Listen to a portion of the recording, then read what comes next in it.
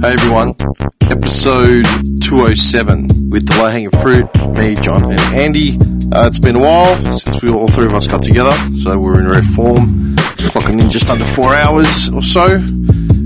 Bear with us, somewhere in the middle, my fat hand hit the keyboard or something and we missed a couple minutes of jibber-jabber, but we got back right into it with some DI conversation, usual shit. What do we talk about? Problematic movies, road rage incident, digital dementia, the escalation of masculinity and de-escalation of, a bit about Trump and Iran, the American Bill of Rights, typical shit. But yeah, I need to get home. Enjoy.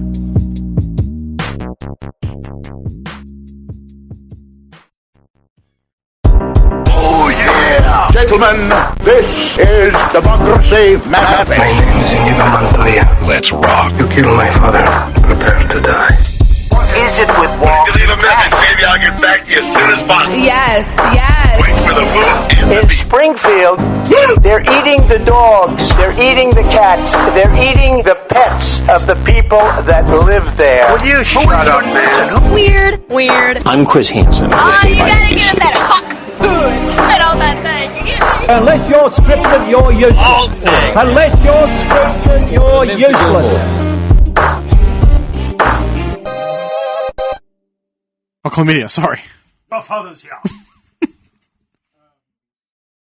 Syphilis. Why is that your go-to? This is the best word. I don't know where he's been.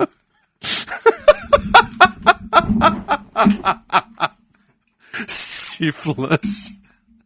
What is syphilis, man? I remember I looked it up a while ago. Bacterial infection. Yeah, I think it's a what's it called? Hang on, Sexually syphilis. transmitted disease. Huh? It's sexually transmitted. That's the one. All right, so syphilis is a treatable, sexually transmitted infection, John. Not a Yes, disease. that's right. That's why I was confused. They changed it. Yeah, Transmitted through direct It's not contact inclusive. yeah. with sores during vaginal, anal, or oral sex. Symptoms progress through stages, starting with a painless sore, followed by rashes, and if untreated, long-term damage to the brain, nerves, or heart. What? So a rash often on the palms of hands and soles of feet, hair loss, swollen lymph The glands. mobster died. What's his name? Al Capone. Capone. Yeah. Died of syphilis. Yeah. Do me a favour. Can you please pull the mic in? You're annoying That's a me. lot of favours you're asking for today already. I didn't ask for anything. I just asked you to pull the mic in. Keep You hang on. I was about to say you asked for what's about to come. Ooh, triple play 96. I can hear the mayo. I can hear the mayo. It's not mayo. yeah, that's on the list. Oh, is it? Yeah, dude, this guy's probably been here maybe 15, 20 minutes before you. Uh-huh. And so far he's already chalked up 2 things on the list. I can hammer him about. So, tell him your little crap about your role. Crap roll. So basically, my immune system's low. I love this role. Yeah. I'm like, It's causing all the problems. no, it's got all the food groups. Marge, I'd like to be done with a sandwich, please. No, I just like, it comes mayo, and I thought, you know what, I haven't eaten garlic, and I don't eat garlic like I used to. Mm-hmm. Sub it out for tzatziki. The local women thank And him has for put it. it on a whole nother level. That's what I was saying to Dim. Okay. And I said, why would you even compare mayo and tzatziki to begin with? And he But I'm said, not comparing it. no, I said, how mayo doesn't hold a candle to tzatziki But across they're the board. two very It different doesn't things. matter. Tell me a dish that you can't substitute mayo out for and put tzatziki in that won't amplify it automatically. Give me one thing. Oh, I don't know about amplify, but Give me one I thing. think I have to be in the mood. I don't always Fuck, in want the mood. I don't always want it. What are you talking like candles, baby oil for tzatziki? Like, See, but with the mayo, you don't need the baby oil. garlic stench. You just rub the mayo on. You can feel the romance in that energy, man. All right, no, honestly, think about it. What would you traditionally put mayo on, right? Everything. Name something. Chips, everything. sandwiches, Cereal. wraps. Cereal. Rolls. Chicken. I mean, in that case, it doesn't amplify the cereal. Subbing that out. I'm telling you cereal. now. Okay, Okay, salad. shut up. Hang on. Is it like a tuna salad with mayo? Can you let me finish? Just all right. Tuna salad with mayo, right? So we're assuming it's a tuna salad sandwich or a salad, like a bowl with tuna. Every time I eat, I'm the Murphy's Law of food. You can sue for that, surely. What, for a bone? Yeah. What are you talking about? People have found rat sacks. He just choked and died. I had to revive him. He's alive. Anyway. He contracted syphilis from I a say sandwich. that, people, because every time I eat, I find something in my food. Always. I'm serious. Why do I picture Naked Gun 1 when, what's his name is eating that hot dog at the ball game and he finds a finger with the ring? Okay. Stop. Tuna salad with mayo. Yeah. Are you talking about a sandwich or are you talking about a salad? Both. Okay. Sandwich, right? That starts easy. You're telling me if you swapped out the mayo and put in tzatziki, it wouldn't amplify it? Yeah. It wouldn't? No. Fuck off, it wouldn't. There's no way. What are you talking about? Tzatziki belongs on some things, but not everything. The cold cucumber garlic automatically goes with tuna, man. Lemon. Tell me what doesn't go with tuna in the thing. The point of the tuna salad, though, is like the tuna does the heavy lifting. The fuck it. It's gone. Yeah, maybe. But mayo is automatically an understudy, man. Sorry. If I know tzatziki is available, it's always going to go first. Do you add oil to your salads? As in what? Do you add any oils to your salads, like olive oil? Oh, if I'm making a salad? Yeah. Typically, yeah. All right, well, there you go. There's your argument. You add oil. Mayo is oil. That's all you're adding. It can't be beat. It can be. A little Tzatziki. bit of cheeky balsamic vinegar too. Because we're talking about something that is reasonably flavorless versus something that is intensely flavored. And you're not in the mood for intensely flavored all the time. It can't be always substituted. Yes, in some cases, for sure. Like, hey, you're not always in the mood for my personality. If I have a burger... Why did I call you here? If I have These last 2 months have been great. I don't know. Why is I doing? blood pressure... Rising. Well, I saw you. When did we have lunch? I think I've had 2 weeks ago? We've had lunch twice since, we broke up here. So, when was that? That was, I think, probably 3 weeks end ago? of Jan and then maybe 2 weeks ago. Yeah. Okay. You I haven't seen it all. Yeah, it is. Just to top it off. I saw it. I didn't want to say anything. I got it specifically. The devil's urine. Oh. The devil's You urine. can't get it anywhere now. Huh? You can't get it anywhere. Really? There's a reason for it, John. It's poisoning people. Apparently something to do with their immune systems. Because Coke bought it and they shut it down. It's what? Coke bought it and they just shut it down. But what? Well, that doesn't make sense. The brand, Bisleri. Biz what? Bisleri? So what does it say, Bravo? No, not this one. I'm just saying Chinotto in general. You can't get it anywhere unless you buy a San Pellegrino bottle, and that costs an arm and a leg. Oh, I mean, that was the only brand I even knew that did it. Nah, there was that other one that was like that plain bottle. There was a Bisleri one that had the line on the front that was around for years and years and years. Then Coke bought it. And Coke bought it, and then they just shut it down straight away. That's a shame. It is, actually. So so there's a market there to start one back up. There's a very big market. No, there isn't. John will turn up on opening day by a slam. All 4 drinkers rock up. Yeah! I'll buy a bottle, $5. Oh, It's like I might go get a Coke. It's like in The Simpsons in that Prohibition episode when it's like, we're not worried. Actually, buy Doubtfire for its robust taste. I actually know someone who was trying to start up their own Chinotto company for here in Australia. Everything was lined up. Mm-hmm. And the person who was the backer Realised that it tasted like shit. I thought this was Coke. Can you imagine just pulled out. It looked Just exactly pulled out, like just it. It's launch day. The guy with the money says, finally get around to trying some of it. Tastes one sip, spits it out. It's just dust left behind. Just hand over their check. He came to his senses and actually tried it.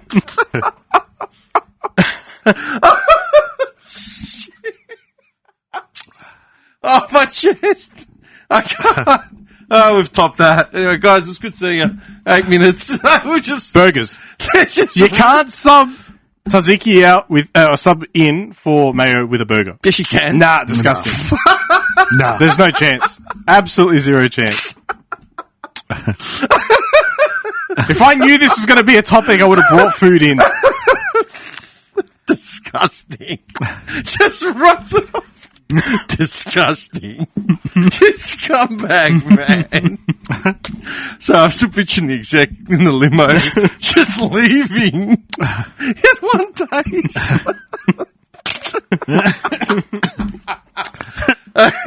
Oh. Okay, stop. I was going to say, that shit that you're drinking, do you know what I've been having? I don't know how I got hooked on it, but I've been having it maybe once a week, every fortnight.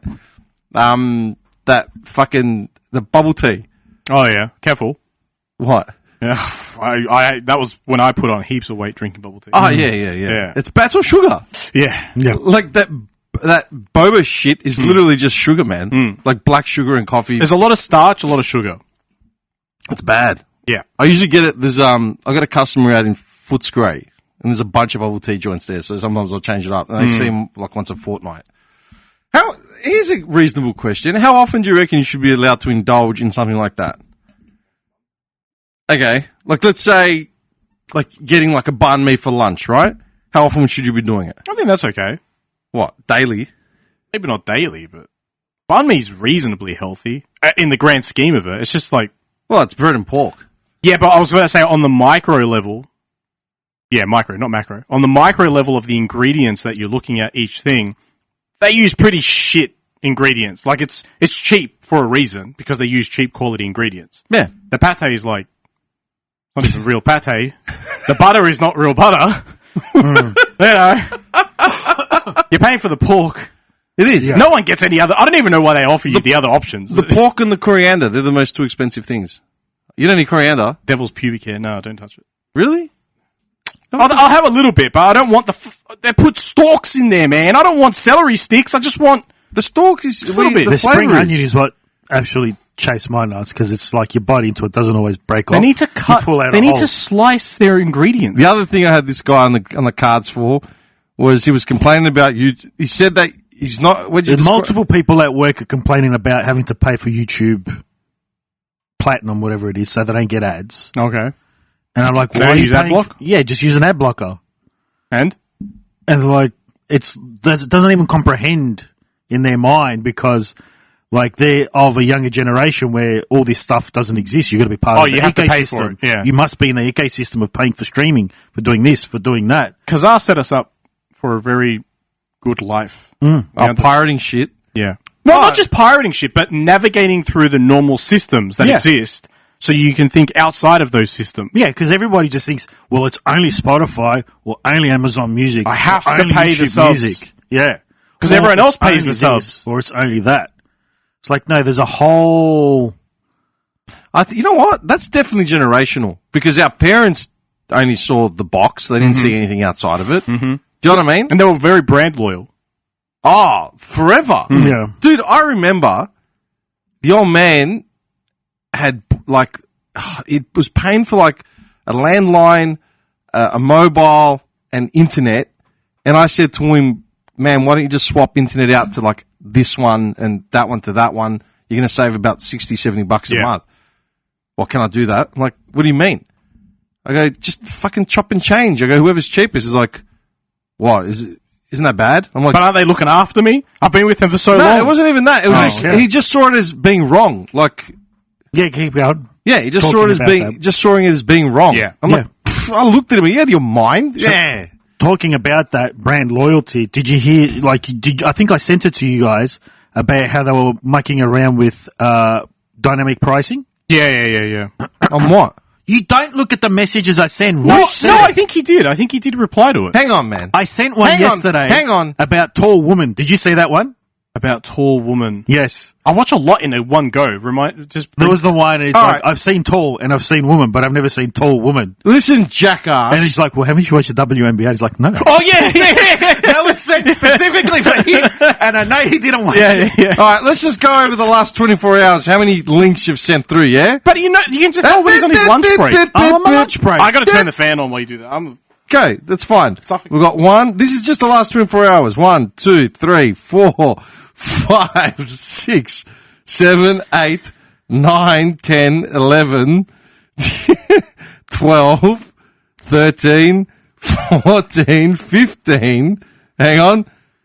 16, 17, 18, 19. Okay.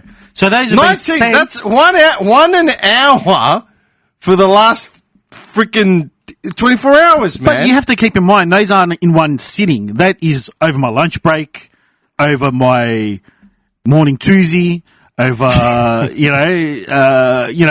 dinner, lying on the bed, just, browsing for 10, 15 minutes. Yes, but you saw the one with DiCaprio as well? The one today? Okay. About, how I have to go hunting for all these things and it's not even appreciated by you guys don't appreciate it. Yeah. Okay. Take my yesterday, for example. Yeah. I started work at 7:30. I finished work at 10 o'clock. Yeah. Yeah, you worked for 3 hours? Yeah, 3 hours. I was waiting for that. It's a good setup. Oh, yeah, I've got to change career. Yes, you see, I have all these nice things. You know what I mean? Dickhead. So in those 30, how many hours is that without a break and you want me to go through 20 links? Well, you text while you drive, so what's a couple... Which company do you work for? Isn't that illegal? What's illegal? Working for 13 hours straight? Yeah, but that's multiple jobs. Oh, well, if you're giving handies, I can't. Regardless. Independent contractor. Actually, there was that guy that popped up on... No, sorry. Okay. No, that's all right. No, it was that guy in the States that's gone viral for confessing he went gay for pay because he had a slip disc and his disabled son had cerebral palsy. Mm. And so what did he do? He went gay.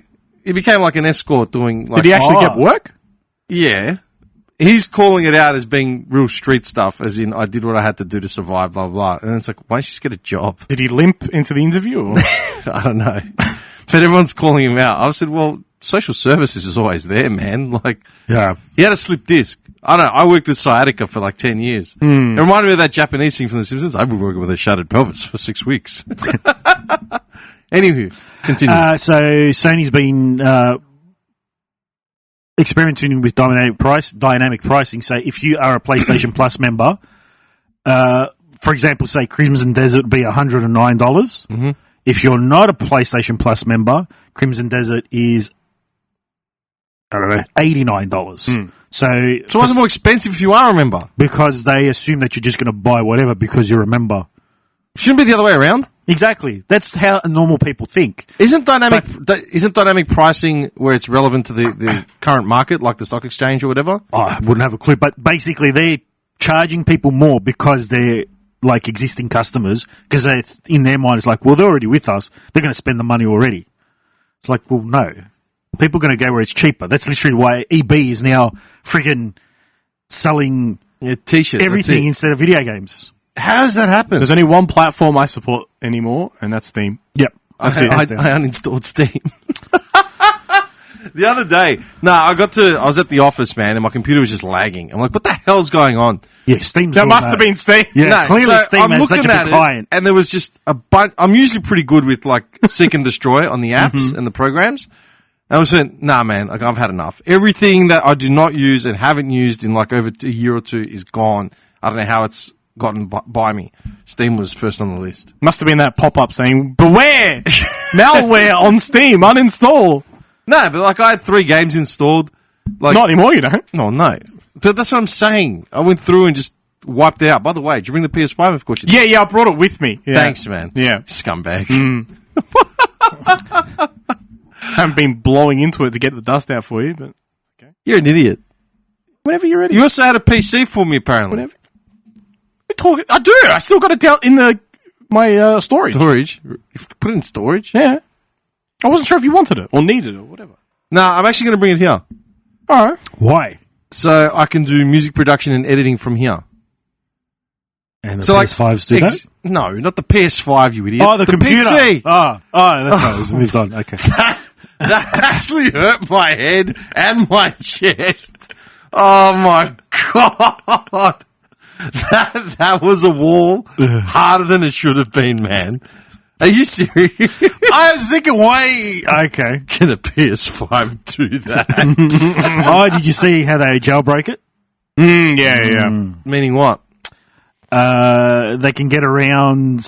I forgot what it was. It was essentially that they can get around the chipping of the games, wasn't it? So you can essentially play any game. Yeah, and I think it was previous games too, wasn't it? Yeah. Like old Oh, as in back catalogue games? Yeah. So you can play like your PS3 games or your PS1 games? I'm pretty sure that's what it was. They've basically just... They've figured out the encryption, I think it was, on the actual chip of the PS5. So no matter what updates they roll out, because they know the actual... I don't know how it works. Yeah, they've figured out whatever the vehicle is, so they can keep updating it all they want, but they've essentially, be able to keep cracking it within 24 hours or whatever. Pretty much, yeah. Do you still buy pirated games? No. Or download them and... But you don't even need to buy them anymore. Like, PCs would just do it for you. I don't know. I haven't had, like... I mean, I had a PS3, I got a PS4, but I haven't chipped anything since, like, the PS1 days. PS2 for me. PS2, yeah, same. They were chipped? Yeah. Really? You chipped a PS2? Did you? Yeah. I don't even remember. Our auntie was like dating this dude back in the day, and he was doing them all from the garage. So we got all the games through him, we got all the chips through him. So That's hilarious. Do people still do that now? Like, of course they do. If you jailbreak a PS5, are you just downloading like torrents or dump files or whatever? Well, how does it work? They'd just be ISOs, I'd assume. Are they Blu-ray discs? They're Blu-ray discs, I'm assuming. They would have to be. These days, probably. I don't know. Who's got a Blu-ray burner? Honestly, I don't know why it's more effort to do that these days, I feel, than just to buy the game. But that's what I'm saying. Like, it's literally more effort, man. Back in the day, you had to spindle a disc. It didn't matter. Like, you were done. Yeah, exactly. 700 meg, that was it. I ended up buying one of those things when I was in Queensland last year that has like the 10,000 games. Oh, yeah. Yeah, I got one as well. And, I mean, I played it for like 2 weeks, and now it's just in my room. Yeah. See, and that was like up to PS2 games, I think. I think mine had PS2 games on it, but I found it slowed down. It used to glitch you out. What is it, the Retro Boy or something? I don't know. Someone gave it to me for like my birthday, like a year or two ago. Yeah. It's actually a good thing. Like, you can play all the old games. But if you're jailbreaking a PS5, wouldn't you just put an emulator on there or something? Could you? Well, you can on the Xboxes, the Series X. You can essentially run emulator. They have a developer mode where you just load up emulators and you can play 64, Game Boy, Switch games, PlayStation games, whatever you want on it. If you had to think of soundtracks from the Mega Drive, Streets of Rage 1, straight away. I was literally listening to it now. I listened to 2 and 3 over the last 2 days. They do not hold a candle. The first opening song, like the intro city title screen, is good. The character select song, yes, because that's classic. Then the first level on every game is always good in 1 and 2. 3 is just arse. I just got a copy of 3 on the cart. The soundtrack? No, the actual game. Oh, okay, yeah. So the reason why I asked is because I saw it online somewhere. Someone said, "Oh, what are the best soundtracks from the old retro games? Not just Mega Drive, but any game." Can you even think of any off the top of your head? Quack Tales. I don't even remember the music. Oh, that was fantastic. Yeah. No, I can't remember. Streets of Rage. Other than Mario. Oh, we're talking the other ones as well. Yeah, there's Mario. What would you remember? Like best soundtracks from games? I can't even remember what yesterday was. Streets of Rage is the first one that comes to mind because it was actually done by like a composer. Yeah, and I mean the other games that they made, like 2 and 3, it was him in them as well. Yeah, that did them, but they're just too bit blocky sounding. I don't know. So a mate of mine for years has always said part 2 is better than part 1. I'm like, he's a fool. You're out of your mind. Yeah. Right? And then he invited me over to his house a couple of weeks ago, whenever it was. He's like, gotta come over, we're gonna play Streets of Rage 2. I'm like, well, I got there. He's got a few arcades in his garage. He collects them and stuff, man. He's got some sick machines. He's got like 2 original Daytonas. He's got like just different machines. And he's like, do you want to play Streets of Rage 2? I'm like, all right, let's do it. So we sat down. Mind you, I've only ever played it like once or twice before. Never sat through the whole thing. Okay. Sat through it. I finished it with him in like 45 minutes or whatever it was. And I said to him, mate, I kept going, I got to my continue well after you did, right? So I outlasted him. I go, let's put it down to me being the best at this game. He's like, yeah, we got to admit now part 2 is better than part 1. I said, no fucking chance. There's no chance. So we brought up part 3. I ended up buying it off eBay for like $180, something like that. It's a good game. Mechanically, it's a very good game. Is it? Yeah. Because I thought they always said the third one was the weakest. The third one is the weakest as far as story goes. And sound is a bit all over the joint. Yeah. But mechanically, they fixed everything that was wrong with 1 and 2. Anyway, I've still got it at home. Okay. Anyway, I was just thinking about game soundtracks for some reason. I don't know why. Does it strike the opening song to that was always good? I only played I've got Does It Strike, but I've only ever played it a couple of times. It just breaks into a metal song. Oh, there was a thing that popped up as well. It said the Dreamcast was ahead of its time and it deserved better. You had a Dreamcast, didn't you? No, I had a friend that had one. I had the memory card for the Dreamcast, which was like a Game Boy. Oh, really? Yeah. It was it's like a little pet thing that was saved onto the memory card. So every time you play games, you'd shove the memory card into the controller, and as you progress in games, like you would like feed the pet and train it and fight with it and all that. Yeah. Really? Yeah, it was pretty sick. Way ahead of its time. Did you ever have one? You had a Saturn. I had a Saturn. I think we got a Dreamcast, but we returned it pretty quickly. For what? Because I think there were no games. There's hardly any games for it. That's what just was Sonic. What was the downfall of the Dreamcast? I don't know. I know they announced that. They announced that it was available on the day when they showed it at the the show, and all the distributors were like, "Well, we don't have anything to sell." Oh yeah, they had no stock. Yeah, like you've announced it right now that it's available to buy. You've announced there's a Sega Dreamcast, and it's available to buy right now. No one has any stock to sell for you, and so it just kind of died. No, there was no people making games for it either. Because no one knew it existed. I know Sega Saturn died because they piss-farted around with the Mega CD for too long. Yeah. So then when the Saturn came out, PlayStation and 64 were already just miles ahead. Yeah. I know that. PlayStation came out because Nintendo burnt them, or was it Sega? No. It was Sony and Nintendo, Super Nintendo were going to make like a Mega CD equivalent. And then Nintendo basically said, nah, we're going to go with the 64 cart. So Sony said, well, we've done all the legwork. Fuck it, let's just release our own machine. Yeah.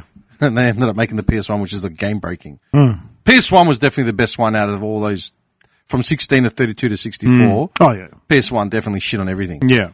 I was actually thinking, before you was talking about quoting The Simpsons with your coworker or whatever, I was quoting some movie the other day, and in a crowd of like 8 people, 2 people knew what I was talking about.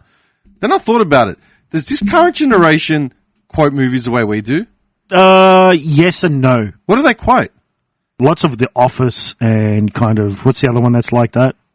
Parks and Rec and all these crappy B-grade shows on Netflix. I don't know. Is it just me? Maybe they don't. I don't know.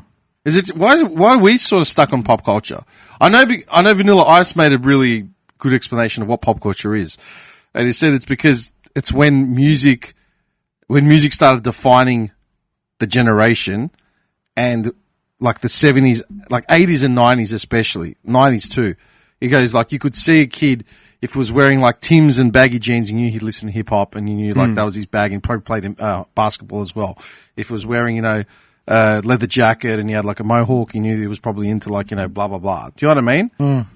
That sort of stopped at some point after Limp Bizkit, basically. Because you're not allowed to now point that out just because of the way people look, because it's offensive. Do you reckon that's why? Yeah, probably. I don't know. I mean, I still see like goth-looking girls usually. I kind of think it's more the fact that before, like the medium of entertainment was more directed to one area, whereas like the cinemas. So you'd go there, it was either TV or cinemas. So everyone was kind of watching the same stuff. On that, when was the last time you watched a movie at the movies? I'm going this week. You're kidding? Yeah. What are you watching? I'm going to watch, what's the movie called? Project Hail Mary. Oh, with Gosling. Yeah. Okay. The last movie I saw was Naked Gun. Same. With all of us, Oh, right? yeah. Oh, yeah. That would be the last time, yeah. Jason Statham released a new movie called Shelter. I legitimately wanted to watch it. I was set to watch it on like a weekend. Something came up that I couldn't avoid. So I'm like, nah, screw it. I hadn't bought my ticket yet. Oh, I know where this is going. I checked the next week. It was gone. It's gone. Yeah. Dude, I hunted high and low. Yeah. It was available at like the Reading Cinema in like Burwood or Bundoora or something, or Broady for like, $17 at like 1 o'clock in the morning or some shit. I had the same problem with Anaconda. Yeah, but I wanted to wait it out. I waited it out. It was gone after 2 weeks. Dude, I missed 1 week. 1 week. Yeah. I actually messaged a mate of mine. A mate of mine messaged me a Statham thing. She goes, oh, this popped up as a Facebook memory from like 15 years ago. It's like, I wish I was the Asian girl tied in the back of your car from a transporter. And I said, man, I was meant to watch the Statham movie 2 nights ago, and I had something on. Now the movie's gone. She goes, Jason Statham doesn't wait for things just because things come up. So yeah, okay, predicament, right? I cannot find that fucking movie to watch it anywhere at any cinema. So what I do? I downloaded it. Yeah. Done. Like a true man. Yeah, but like, what are your options at that point? Wait for it to hit Netflix. Yeah. So you miss your window. Now I've got to pay to watch it on a TV. So you remember that movie? What's his name? Married with Children. Ed O'Neill. Ed O'Neill. Thank you. And what was the movie where he's going to go pick up his stepson? No, it's his Mrs. Kid. Oh, it's Mrs. Kid. Dutch. It was Dutch. Drive Me Crazy. Alternate title, Drive Me Crazy in the Southern Hemisphere, Asia Pacific. So I was trying. Why do I know that? Have you never seen it? Oh, it's such a good film. He actually got me onto it. Yeah. So I was trying to find where I could watch it. Yeah. And no one's got it. So what's it called? Well, it's called Dutch. His character's name is Dutch. It's sort of, how would you describe it? It's a road trip movie. It's a road trip movie. A bonding, but it's like a bonding one as well. Yeah, Ed O'Neill doesn't play like an Al Bundy character. 91. Yeah. He doesn't play like an Al Bundy character. He plays like just like an everyman, but like successful everyman. Yeah. And he's just got to go pick up, he's volunteered to pick up. He's not like a fool type everyman either. No, he's like an exec. Yeah. He owns a construction company or something. Yeah. So basically, his missus has got a kid at a boarding school, and it's like Thanksgiving or Christmas or something. Yeah. And she gets stuck because of work, so he offers to go pick the kid up and bring him home. And they're gone through, the parents have gone through a messy divorce. The father's Chris McDonald. The father's like a rich, pompous prick. So the kid's like a little snot-nosed, typical weasel 90s, as well. Yeah. Kid, yeah. And so like, Ed O'Neill represents like the labourer, working class man, whatever, according to this kid. This kid's like, a fencing moron and drinks espresso or whatever. And Ed O'Neill goes to pick him up and hijinks ensue. It's actually a very good movie. It's very good. It's on Prime Video. Yeah, I'm not paying for that. Apple TV. I'm not paying for Apple subscription. It's on Tubi.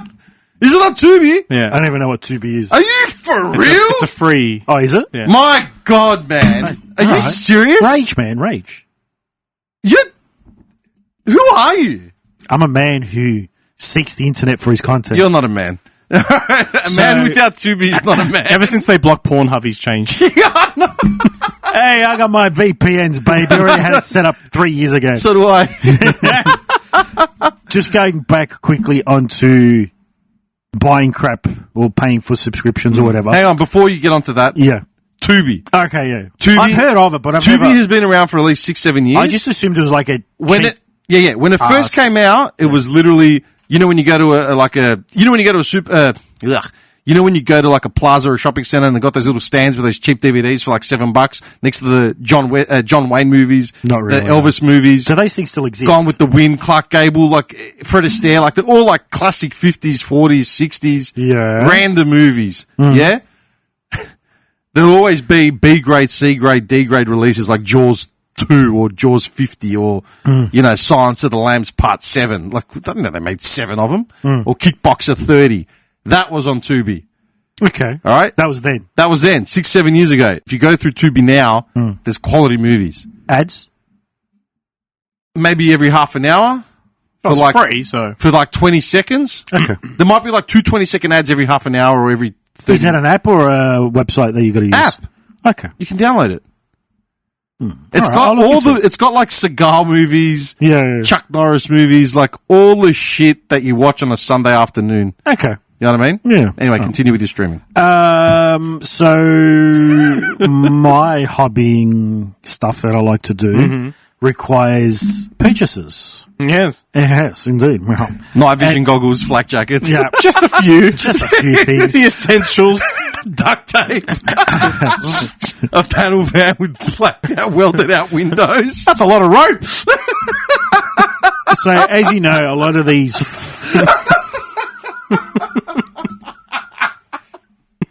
depending on who you...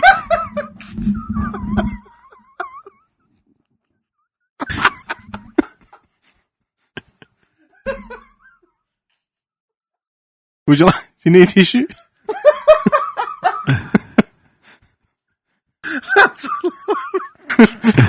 We're losing him. He's gone. He's out. I didn't even hear what you said.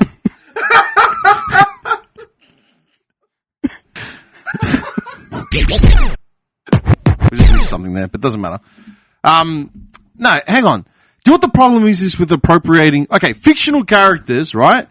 If you're going to gender swap them just to change up the story, change the narrative, okay, I get it, right? Fictional characters. Because then you can play with the timeline, you can play with whatever you like, right? Yeah. It's fictional. But real people, historical figures, how do you gender swap them or race swap them without changing the narrative completely when it's a real character? Because they say it's based on real events. But then they do everything in their power to say it's as realistic and as close as possible. Yeah, and Cleopatra's black. Yeah. I can't wait to see the England, because they've been going on and on and on for years now, like how they've been saying like there were Africans in Britain before the British, British natives. And they've said like they had this skeleton and they're saying, this is unequivocal proof that we've got someone that was British and they're black. And they did the DNA test and this person was 100% British. And it just shut him down. What? How is that something to hang your hat on? Because a lot of these scholars, air quotes, it's a racket for them. A racket? Yeah, it's a racket because it's what pays their bills. To do what? Find nonsense? Yeah.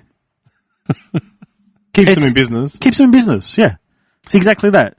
Have you read about John Smith? Like the Pocahontas John Smith? Yes and no. Yeah. Do you know his history? Have you ever looked into it? It came up as a meme the other day, and I wanted to see if it was actually true. I mean, when do memes lie? But anyway. When has a meme ever lied to? No, I'm serious.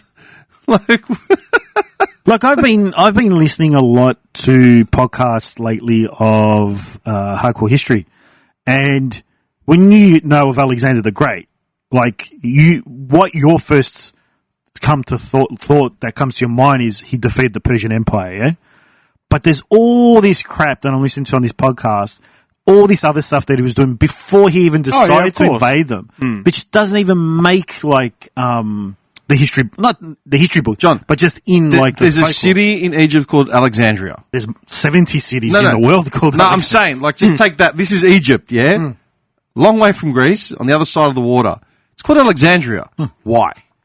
Why is there a village in northern India where they still speak ancient Greek? And isn't there a city called Alexandria as well in Afghanistan? Yeah, northern Afghanistan. They've literally got and there's a version of ancient Greek Buddhists or something. Yeah. It's weird. It's an amalgamation of all this crap that Alexander left and his generals did. There's literally a story of China in I think I want to say it's 500 AD, something like that. And they had to deploy troops to fight. I can't remember the full story, but they deploy these troops to go fight these rebels in a far-flung kind of the very outer territories of China. Yeah. And essentially they're fighting ancestors of the Greeks that had settled nearby. They're fighting in phalanx and they're fighting they got wiped out, but they're fighting in all these formations they'd never even comprehended or seen before. So, Disney John Smith rizzed up Pocahontas, painted with all the colours of the wind. Yeah. Historical John Smith, absolute mad lad. So this is the story of John Smith, apparently. Set off to sea at age 16, served as a mercenary fighting for Dutch independence, then went into trade and piracy, and later fought against the Ottoman Turks in the Long Turkish War, beheaded 3 Ottoman challengers in single combat duels, for which he was knighted by the Prince of Transylvania, wounded in a skirmish, taken to a slave market, then sold to a woman in Constantinople, killed the slave master, travelled back to England. Set sail to Virginia. During the voyage, Smith was charged with mutiny. Orders from the Virginian Company designating Smith as one of the leaders of the new colony spared him from the gallows, led the colony in Virginia, befriended the natives, mapped the Chesapeake Bay, named the region of New England. So isn't that a better story? That's pretty intense. And apparently he didn't even end up with Pocahontas. He ended up with her sister. I don't know. She was like a child, wasn't she? She was 15 or something. Back then, that's... No, I'm serious. I'm dead set serious. Getting old. She was past her prime. How old was Pocahontas when John Smith smashed her? All right, hang on. Pocahontas was approximately 10 to 12 years old when she first met John Smith in 1607. How old was he? Hang on. During the establishment of the Jamestown colony, as the daughter of a paramount chief, Powhatan? I don't know. She was a young girl at the time and their relationship was never romantic, contrary to popular myths. Historical accounts suggest she was born around 1596, met Smith in 1607. John Smith, in his own writings, described her at the time as a child. So they were never romantically involved. She was later kidnapped by the English at age 16 or 17. How old was he? I don't know. God knows. So, hang on, Jamestown, Yorktown. What was the age gap between them? 9 or 10. Oh, no, wait, no. She was 9 or 10. He was about 27. They were never married nor involved. So Disney appropriated the story and took a child and married her off to an English guy, whereas in real life, they were never romantically involved in any way. And he, was a pirate. But I would never... I get, this is like a story, but I'd never assume any of the Disney movies were fictional. They're, factual. What do you mean? What, Pinocchio's not real? No, Tim, it's not. He's not a real boy, Tim. Based on a real boy. Have you seen the new one that's coming out? The horror one? Which one? It's a horror Pinocchio. I think I saw the trailer. I think. Horror Pinocchio? A horror Pinocchio, horror movie. The story of Pinocchio was Geppetto wants a son, so he carves one out of wood. It's just creepy. But even that story is not even close to the real story. Because was there really a kid named Pinocchio? No, but the actual fable that's been created is nothing like the Disney version. Of course it's not. You're the one that pays tribute to Disney. No, I don't. Don't you pay for their streaming? So I can watch Castle. Oh, yeah. That's what I was trying to tell you before. So I can watch Castle, Chip and Dale's Adventures. No. I can watch Hang on. DuckTales. Zip. I can watch Murders in the Building. So I can watch... He said before, I asked him, I go, do you pay for... I can't remember what streaming service... I said, what streaming service do you pay for? Because I don't want to pay for YouTube. He said, Disney. I said, why? So I can watch Castle. But what do you mean? And he said he has them all on a hard drive in his cupboard. So why would you pay for it? Isn't he just going back on his own word? Because the hard drive in the cupboard is a powered one as well. And whenever I've got So why don't you just download them somewhere else and be done with it? Because how many hard drives have I got to have connected? They all fit on a USB now. No, they don't. How often do you watch it? Pretty much every day. It's Move like it you to the with main South hard Park. drive. It's like you with South Park. I don't watch South Park. You have it on in the background every day, don't you? No. Oh, he's moved on. Oh, long time ago. I stopped supporting Disney a long time ago. Oh, I don't support him. Well, I stopped my subscription to Disney a long time ago. I mean, it's not the worst thing out there. It's not? Company-wise, it is. No, I disagree. You reckon? I think there's plenty. There's Nestle. I don't subscribe to Nestle. Okay, so what horrors... But I'm assuming you buy lots of their stuff. No. Have you seen what I drink? I'm not touching Nestle. So what horrors have Disney done? I want all the water. Oh, no, these are movies. What atrocities. How did we go? Wasn't like Walt Disney like a massive racist? How did we go from someone as cool as him to Actually, what they became? Dude, Disneyland Anaheim. Yeah? I went in 2011 with Packard. Fucking, I took a photo. I took a photo of me in front of the statue of Walt Disney with Mickey Mouse. You know what he's doing in the statue? What, Nazi symbol? Yeah. Is he? He's giving a salute. So I stood next to him and did the same thing. Yeah, man. Okay, so Disney, the Walt Disney Company, despite its wholesome image, has faced numerous... I can't say this, man. It's controversies, but I hate hearing controversies. Controversies. I can't stand Controversies. it. I cannot stand Very it. UK of you. Yes. And criticisms over the years regarding its business practices, labour relations, and safety protocols. Sorry. No, that's okay. Talking about UK, do you see that how they break down that guy's door? I sent it as well to Oh, you. yeah. And the thing was, he was Chinese. Yeah. And what was his name? Ding Dong Chinaman or something. Ching Chong Chinaman. Ching Chong Chinaman. And it was actually Chinese. They decided to drop all the charges. Dude, listen to this. What do you mean charge him for a username? Are you serious? What? So in Ching England, Ching Chong Chinaman, they break down his door to arrest him, and because his user ID, I don't know on what platform it was Ching Chong Chinaman. And then when they went to arrest him, he's a Chinese man. Yeah. And they decided to drop the charges. Well, what are you going to do? Prosecute a Chinese guy for being racist against Chinese? But the whole idea of arresting a person for their username is ridiculous. Where was this? The UK? Yeah. Okay. Do you reckon it's going to happen here? Yeah, we're not far Of off. course it is. We're like following one step behind. That extreme. We're following them in step. Yeah, but Aussies are very, very sardonic and like sarcastic and like crude. They're trying to kill that culture. They've got social cohesion laws, Dim. What do you think? The UK or here? Yeah. Have they started that? Of course they have. Yeah. I don't know. I'm They're asking arresting people. For what? For wearing a T-shirt. I mean, you saw what happened in Queensland. What happened in Which Queensland? one? The girl that they arrested. They made it illegal to say, not that I'm saying I agree or disagree, I'm just pointing it out, that they made it illegal to say from the land to the sea, and they'll arrest you now. Ah. Yeah. Yeah. Because it's a call for genocide. Well, it is. Yeah. But do you have... This is where the conversation comes in. The people that say it have got no idea what the context is. Of course That's the thing. So the argument now is, if they can ban a word and arrest you for saying those words that are just normal words put in a sentence, look, what's next? It's like when they take Adolf Hitler's speeches out of context and read them, and they're like, "Hey, man, these are some pretty good points about nationalism."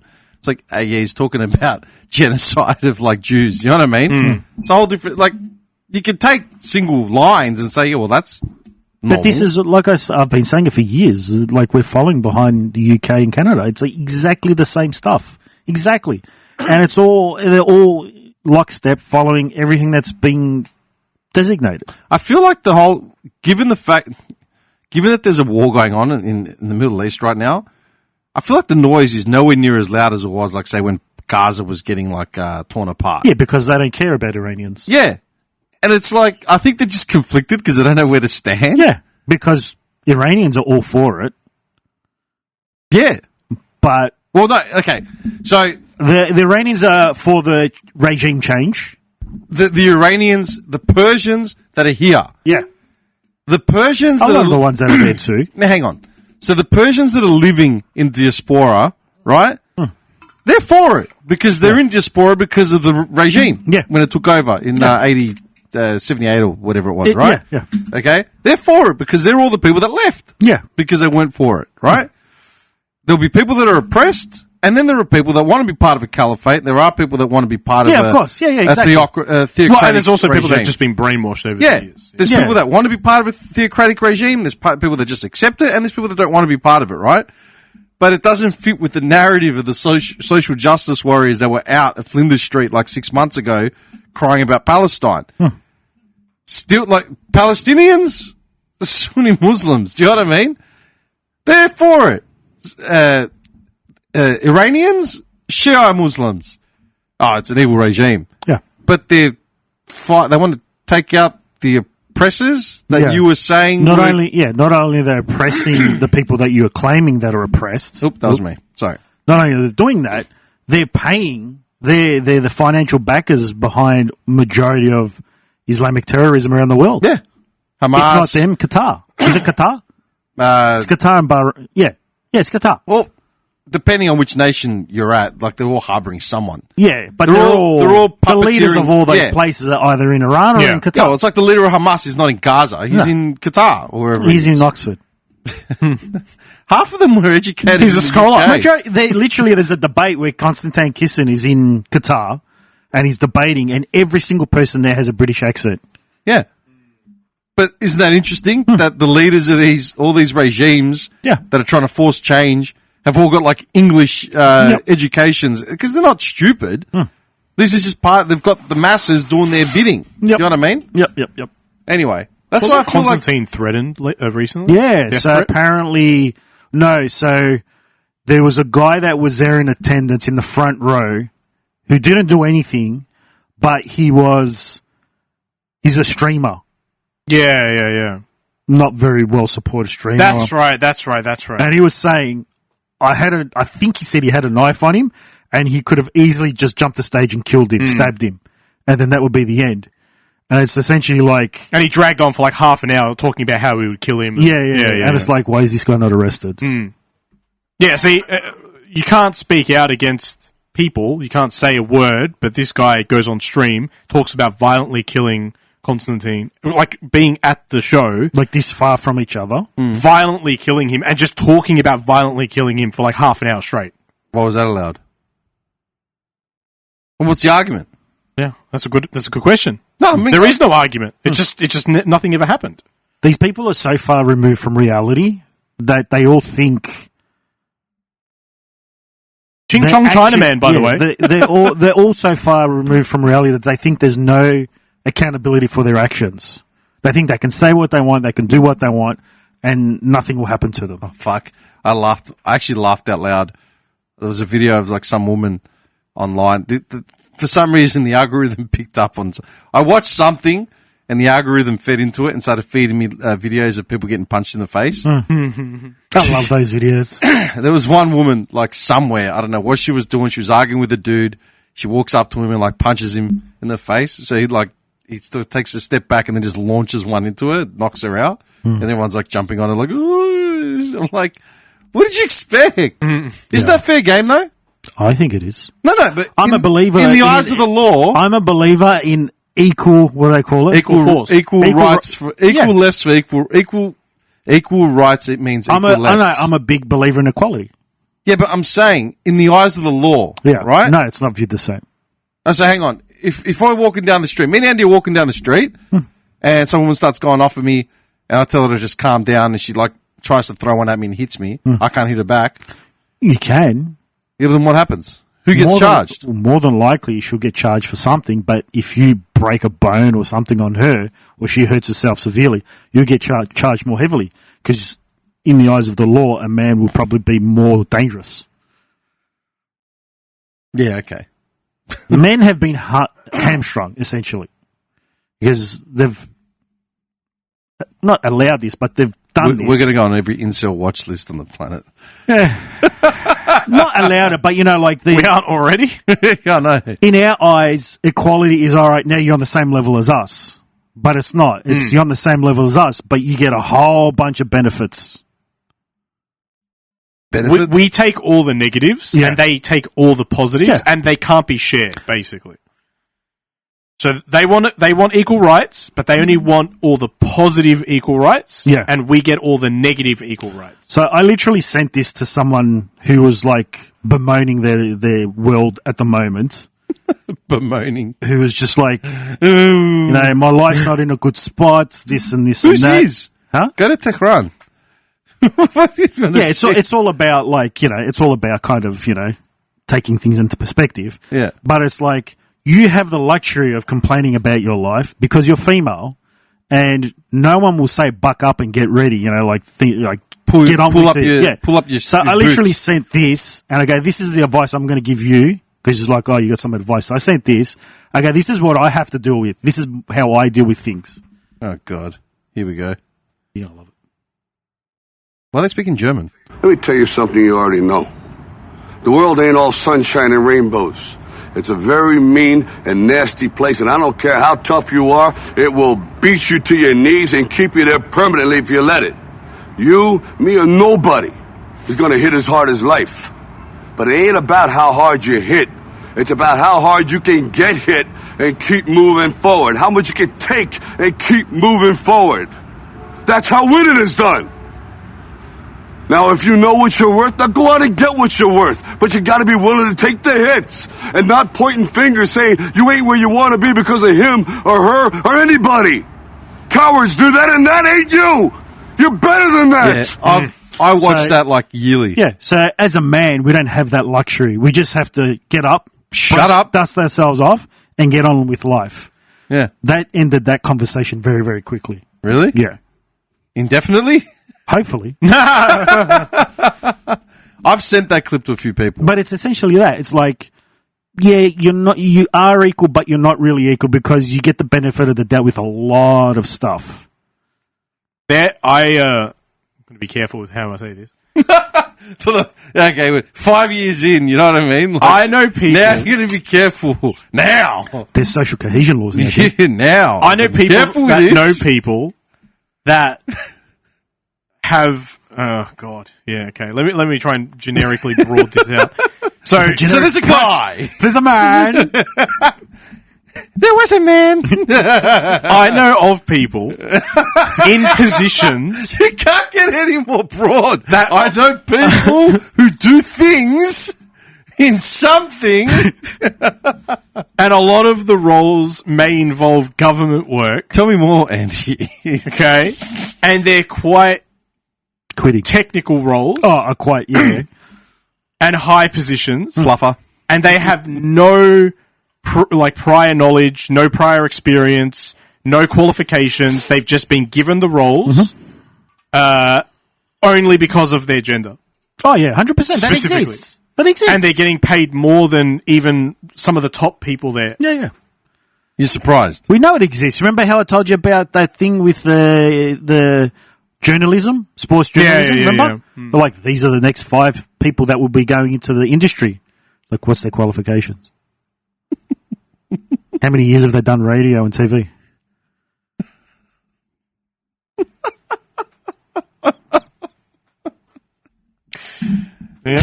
Yeah, how good is that video? Literally, the company I work with is literally like the poster boy for DEI.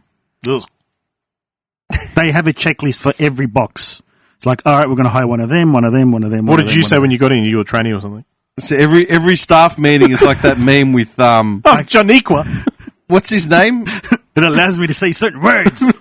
What's You're an idiot. You're gay. You can't say that. I'm trans. Look at the name tag. What's his name from Inglourious Bastards? The main dude. The villain.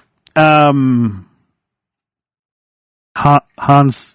Christopher Waltz's character. Hans Landa, is it? Hans Landa. That's Hans Landa, yes. Every staff meeting on Monday morning is like that meme of Hans Landa looking at the Jewish girl. That's John. Every meeting. I love that video. Seriously, man. He's just chewing the strudel because it's not kosher. It's just John just eating his strudel.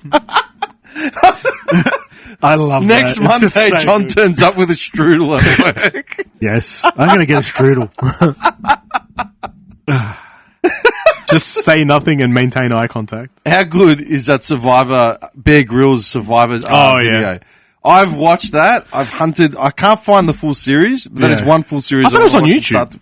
Is it the whole thing? I'm sure I watched it I've seen on YouTube. highlights. I've seen a lot of highlights. Maybe they got rid of it, but I swear when I watched it, it was on YouTube. It's actually hilarious. Yeah. The fact that they revert back to like their standard MOs. The dudes are like having the best night out ever. Like, away from the missus. Yeah, hunting, fishing, like, sea shanties basically. They're upset they had to get wet because they had to jump out of the boat. They didn't want to get out, and then they had no fire, so they had to sit around in wet clothes. Borderline dying. 48 hours, we haven't drank water. We haven't eaten. Made fire! My favorite fact from that is where the producers gave them a pig to kill and eat, and they turned it into a pet, ultimately. And then it ran away or something. And then they made the women go to the men's camp, and then the women tried to start a mutiny and take over. I thought they did. Yeah, I don't know how successful they were. But seriously, man. It's about coexisting. Yeah, like it is. I can't stress that enough. I keep saying it. No one listens to me. Well, unfortunately, we're no longer a meritocracy. It's all about, like... How did we get back to this so quickly? You so brought it up, actually. No, I didn't bring anything up. You know what I want to bring up? Disney. Oh, yes, Disney. No. Again. Yeah, we're talking about evil companies. Yes, I wasn't talking about evil companies. I'd written this down. I've seen a whole bunch of reaction videos on Mrs. Doubtfire. Ah, yes. How if you look at it... It's problematic. Yeah, if you actually look at it from the other side, it's actually... Not that the movie is problematic, but, I mean, the hero of that movie is Daniel, Robin Williams' character. Yeah. But in reality, he's not. So take it look at it broadly, yeah? Think about it. So we were kids, right? We watched that movie, and all we see, Sally Fields, corporate exec, boss bitch before her time sort of thing, blah, blah, blah, blah, blah. Can't have fun, has to stick up her ass, yada, yada, yada. Gina Reinhardt of the world. Robin Williams, Daniel, out of work voice actor, and he's just trying to, have a relationship with his kids and have a good time, and throws that birthday party, which the birthday party is what breaks the camel's back. So it's after the birthday party when she kicks everyone out and then says she wants a divorce, right? Then she takes the kids away from him. He's got to prove his worth. And in order to see his kids, he takes on the persona of a woman, full get up, fools them all for like a year or whatever it is, and then nearly kills her new boyfriend with that chili it was like a chili con carne or something. He saves him though. He saves him because he's like, holy shit, I killed the bastard, and jumps across the table. That's a great scene. Great scene. But like nearly kills the dude. She realizes who he is, takes him back to court. Court reprimands him, and then eventually like he finds his way back into the fold, yeah? Yeah. Look at it like that, right? Picture this. Imagine you're married, you work like a dickhead all day, you come home, your spouse is doing nothing, playing with herself, being like, the good guy to your kids, trashing the joint. You file for divorce, you take the kids, and then your ex changes her outfit, changes her full gender, masquerades as someone else in order to get into your house, learns your deepest secrets because you've now gained trust, and then nearly kills a new bird that you're seeing. Well, that person's unbalanced, man. Kind of hot. I mean, we're only in this situation because you have the money to take the kids. Yes, no, but what I'm saying, if a person goes as far as donning a persona and a costume and infiltrates a house under false pretenses, there's a lot of laws. On the face of it, if we're ignoring it completely, that's a Disney movie for children. Yes, it is pretty. That's what I'm saying. Well, okay, who's looking at it through that lens? Look, let me ask you this then, since you're breaking it down into a very realistic situation. Hang on. I'm not saying the movie's problematic, right? I know. All right, like Eminem's lyrics are now problematic. Dude, they were problematic in the 2000s when they came out. Kids are having heart attacks now. They're holding their blouses. But that's what I mean, dude. I went. Oh my, Mr. Zulu.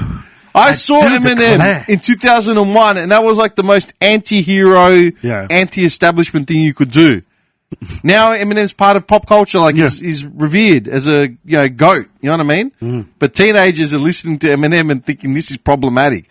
Dude, it's art. Like this was 20 years ago. This was art, man, in like a emerging genre. Yep, totally different. Shock horror, man.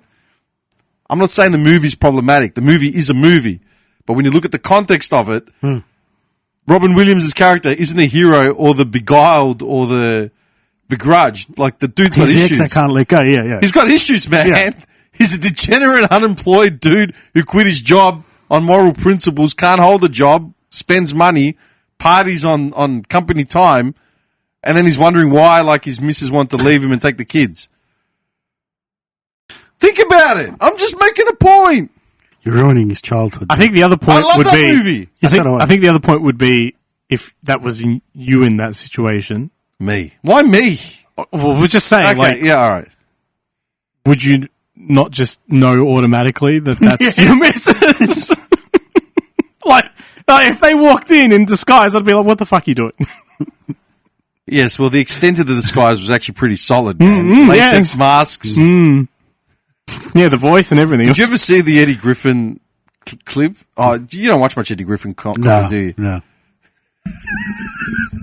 Hang on. All right, I've got to find this clip. This one goes back like a long while. Everybody think a sister's the strongest motherfucking woman on earth. To an extent, that is true, but at least a sister lets you know up front, I will kill you. White women, just the opposite. They play victim. Yeah, white men were like, look at here. Get in line. Okay, dear. Everything's fine, dear. She get on the phone. Hello, officer. But that white man got a line for you white women. See, when that white man get mad, he get mad. You know, brothers, we get mad, we march. We shall overcome. You know, we get a good march in, misspell signs, we gone, you know. That white man get mad, he snap. You know, white women like, I'm taking the kids, I'm taking the house. We're gone, we're out of here, you asshole. That white man be like this. I came from a long line of Brookshires. You're not gonna take my seed from me, Guinevere. Now here's the one sentence that white man got for their ass. Over my dead body. And that motherfucker mean that shit. Over my dead body. I'll kill you, then I'll kill the kids, I'll burn the fucking house to the ground, then I'll do myself. Fucking cold, bro. Brother can't even try that shit. Sister be like, nigga, I'm leaving. I'ma kill you. You killing who? Let the killing begin. Nigga like, I'm just playing, girl. I'm just playing. You know I'm joking with you, girl. You know I'm joking with you. You know I'm joking with you. Fuck, man, I haven't watched this in years. Best fucking stand-up.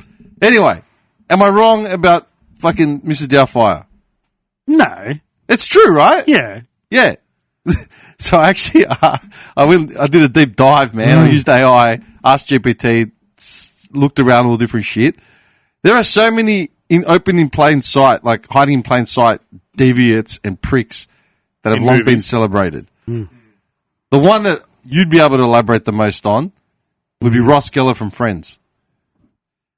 There was a comprehensive list of why he's a toxic prick. Wasn't he manipulative? Dude, there was like a full list, man. You could write an essay. Well, he stalked the sister's girlfriend, the sister's friend. Yeah. Let's go with your list first. Groomed her, essentially, because she was underage and he was an adult. Seriously.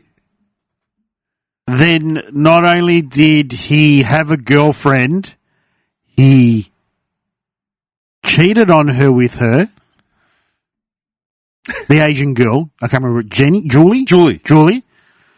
Then hooked up with her, was extremely jealous of any male, what do you call it, rivalry. Any perceived romantic interests. Then the first chance of problems, had an affair. Then he gets engaged. How does he know he's off the top? That's why I said I knew he was well for this, man. Went to marry another person, only knowing her for 2 weeks or 3 weeks. At the wedding, that's English bird. Yeah. At the wedding, he says Rachel's name instead and ruins that marriage. Then gets divorced, goes to Vegas, marries Rachel in a drunken state. So he's like a drunk. This is before his character actually goes off the rails too, by the way. And he becomes a stereotype, like the caricature. So in all comedies, the characters, once they run out of story for them, they become caricatures of themselves. All comedies. So then they get married, tries to hide the annulment from her, so that's toxic as well. Gets her pregnant. No, that's later. That's at the end. Then, they finally, what do you call it, go their own ways and stuff. And then he becomes the character, the toxic person with anger management issues. Moves in opposite his sister, opposite building. Not a codependent, but he wants affection, not affection, he wants attention. So he's always doing the stuff in front of the windows and crap like that. A lot of what GPT has given me, this guy's actually highlighting. He's always at their house, their apartment, having breakfast. So off her food, her money, never buys his own food. And then he gets her pregnant. And then not only does he ruin his friend's chance at finding happiness, who wants to... Oh, no, he does, though, doesn't he? He gives the blessing to Joey. Yeah, but not after, Yeah. After he did the damage. Yeah. And then he ruins that other relationship with the other chick. The black one. Oh, yeah. Yeah. I forgot about her. Yeah. So... But how's that? You're pretty much on the money. Yeah. Right? So he's framed as nice, nerdy, unlucky in love, but in reality he's insecure, controlling, manipulative, and obsessed with ownership. So...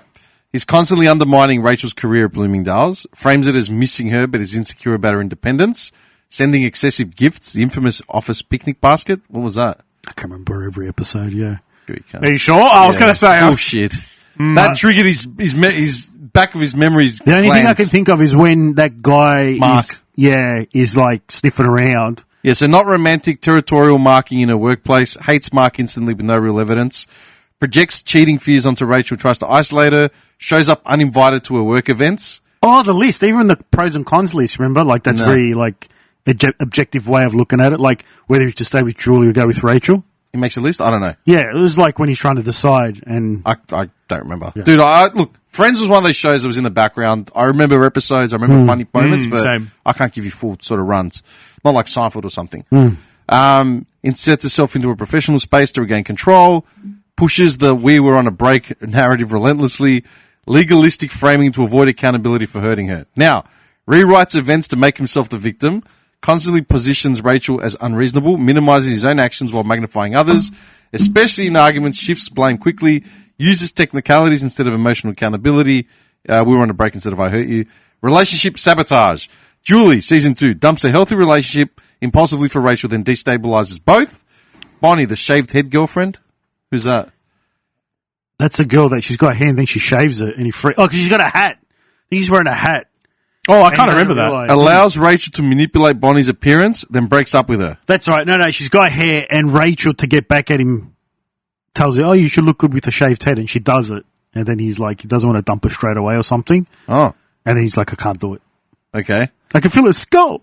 So Emily, that's the English girl, says Rachel's name at the wedding, then tries to control Emily's life to fix it. Yeah. Demands Emily cut Rachel out completely. Extreme control disguises saving the marriage. Friend group manipulation. Tries to control who Rachel dates within the group, especially Joey later on. Judges and belittles others' life choices, career intelligence, relationships. Maintains a subtle superiority complex. Uses the I'm the responsible one identity and moral positioning to win arguments. Family control. Over-involved and possessive with Ben. That's the son, right? Uses parenting to assert control rather than co-parent. Jealous of Susan, Carol's partner. Frames her as an outsider despite her role in Ben's life, and wants influence over Ben's identity, name, upbringing, control masters fatherhood. So he's not unlucky in love. He creates instability because he needs control to feel secure. That's more or less right, yeah? Yeah.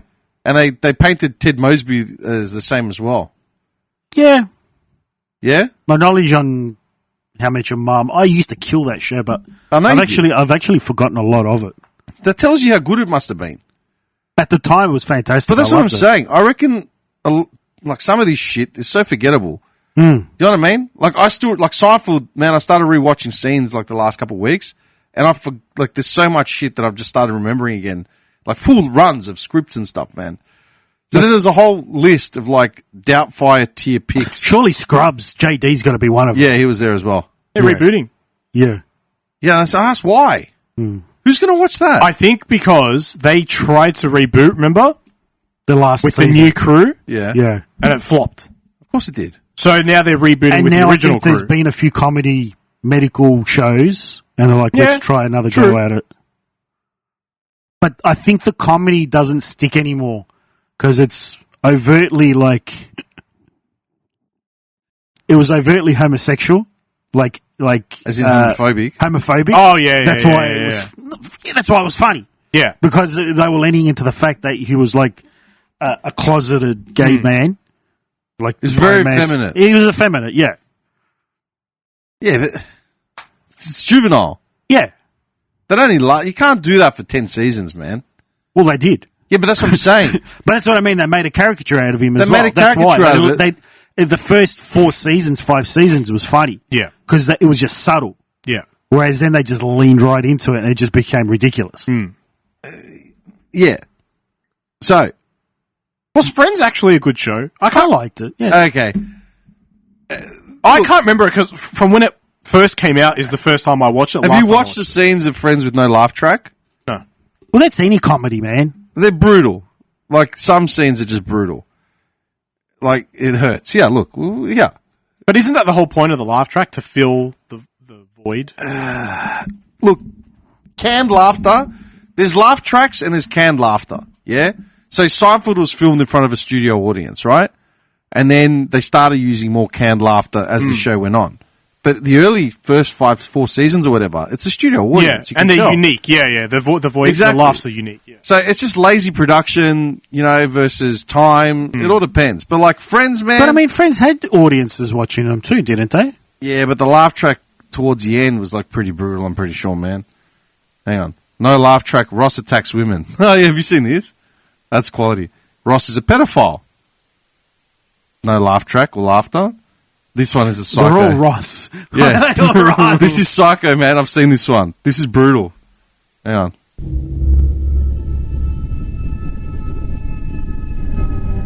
Ross, may I have a word with you?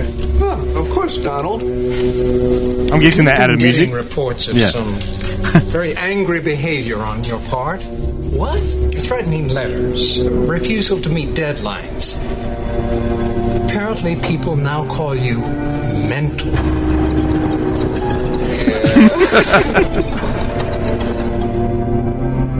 We want you to speak to a psychiatrist. You don't understand. Ugh, this is so silly. This is all just because of a sandwich. A sandwich? Yeah, you see, my sister makes these amazing turkey sandwiches. Her secret is she puts an extra slice of gravy-soaked bread in the middle. I call it the moist maker. I mean, you guys are laughing, and the can's been cut. Yes. I believe I ate that.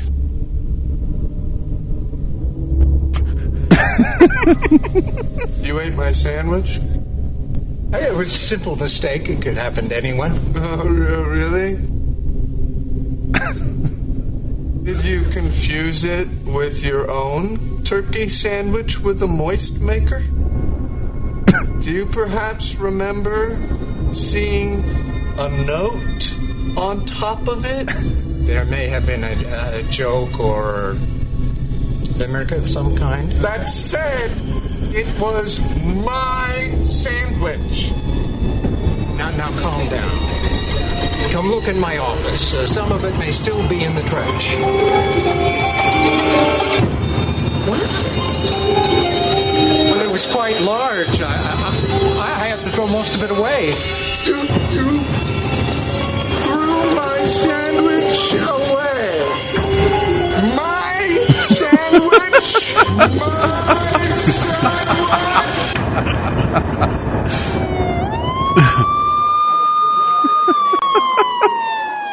Okay. In defense of that, right? In defense of that, Yeah. granted, like, the whole context is changed because of the scary music and all that, right? And the editing. Yeah. But Schwimmer's physical comedy is always good. It is. That was the best part until they made him into this Weasley, like, every episode was But about. I don't think they lean into the physical comedy until after that storyline was kind of finished with Rachel. I thought it was earlier. No, there was hints of it here and there, but not really. It was more so after, because I needed to kind of like find his comedic. Friends becomes a psycho. Because every character had a bit. Chandler was the sarcasm. Joey was the dumb dude. Yeah. Monica was like the clean freak. Phoebe was the ditzy, and Rachel was like the preppy. The preppy, and like Ross didn't suit anything, so they had to create something for him, and they made him the slapstick type physical comedy. He was a nerd. He was just a nerd, but they didn't really lean on the nerd stuff. Okay, so few other characters from movies that, if you think about it, they're just pieces of shit. Ferris Bueller from Ferris Bueller's Day Off. Yeah, of course. Yeah, okay, I see that. Straight off the bat. Yeah. Convinces Cameron to take his father's Ferrari on a fucking joyride, man. Yeah. I honestly don't think he's portrayed as not a piece of shit. No, he's portrayed as like a hero to everyone. They think he's a righteous dude. But I mean, to the audience. Yeah. Do you think... I don't remember him being... Everyone loves him. Everyone in the movie, bar his sister and the principal. You can love a piece of shit. He's still a piece of shit. Isn't that? But he's not even he's not a lovable rogue. Dude, he convinces his friend to steal the Ferrari out of the fucking museum. Mm-hmm. And they go on a joyride and it gets trashed. Yeah. He also pulls his missus out of high school as well. It's not their last day of school, is it? No. It's just a day. It was his last year, I think. Yeah, because she had 1 year left of high school. But do you understand what I'm saying? I never looked at it like that until literally that moment. Its entire day of deception and exploits Cameron's mental state. All right, Dewey Finn, School of Rock. Jack Blake's character. Yeah. Yeah. Guy poses as a teacher to infiltrate a school, man, of kids. Hang on. Lovable teacher but impersonates someone, kidnaps kids into a scheme and lies to parents. What would you imagine if that was real life? It's like we found this guy posing to be a music teacher with your kids at some kids. Did it touch you? Do you know what I mean? Yeah, dude, that's a framing, man. It's right in plain sight. Can you watch those movies again? Yeah. I never watched Patch Adams. I've never seen it. I have. Is it a good movie? I remember it being a good movie. I remember it being dark. Which one is that one? The clown. Patch Adams is a clown doctor. He's like a doctor at the hospital, but he dresses as a clown for the kids. It's for the kids, yeah. But I remember it being dark as hell. Did you do another one with De Niro where he's a doctor? I always get those two mixed up. Yeah. The one with De Niro was called... I know which one you're talking about. You used to see the trailer for it all the time. And they give him like a treatment for something and it brings them out like of a comatose state. But then they revert back into their comatose. Awakenings, yeah. Yeah, so that one's about Dr. Malcolm Sayer is put in charge of several... Based on a true story. Several catatonic patients in a Bronx-based psychiatric hospital. However, he soon tries to test a new drug that would hopefully revive him. And it works. But within a couple months, they revert back to it. Okay. Spoilers. I've never seen it. After 30 years. Thanks for ruining it, man. No worries. I'm not going to watch it now. Well, I was going to watch it tonight, but yeah, okay, cool. Thanks, man. I mean, you know the ending to Ninja Turtles, but you watch that all the time. What? No? Okay. Just me. Ninja Turtles? Yeah, man. The first one. What about it? It's the best. Of course it's the best. Yeah. You know how that ends, but you still watch it. Yes, but when I watched it in the movies for the first time, I didn't know what happened. What do you mean? You knew the Turtles would be triumphant. Even that's problematic, man. You got turtles. Talking turtles. You got talking turtles that are going to crush. They just don't mix. With a grown rat. And they crash a woman's house and they got the hots for it, even though they're different species altogether. Yeah. How's it meant to work? Into species. You watch too much shit. Relations. I'm glad. We live in a crazy world. I've never seen this. But I know it's an anime that exists. And I'm assuming you've seen it. Of course you have. It's called Interspecies Reviewers. I have.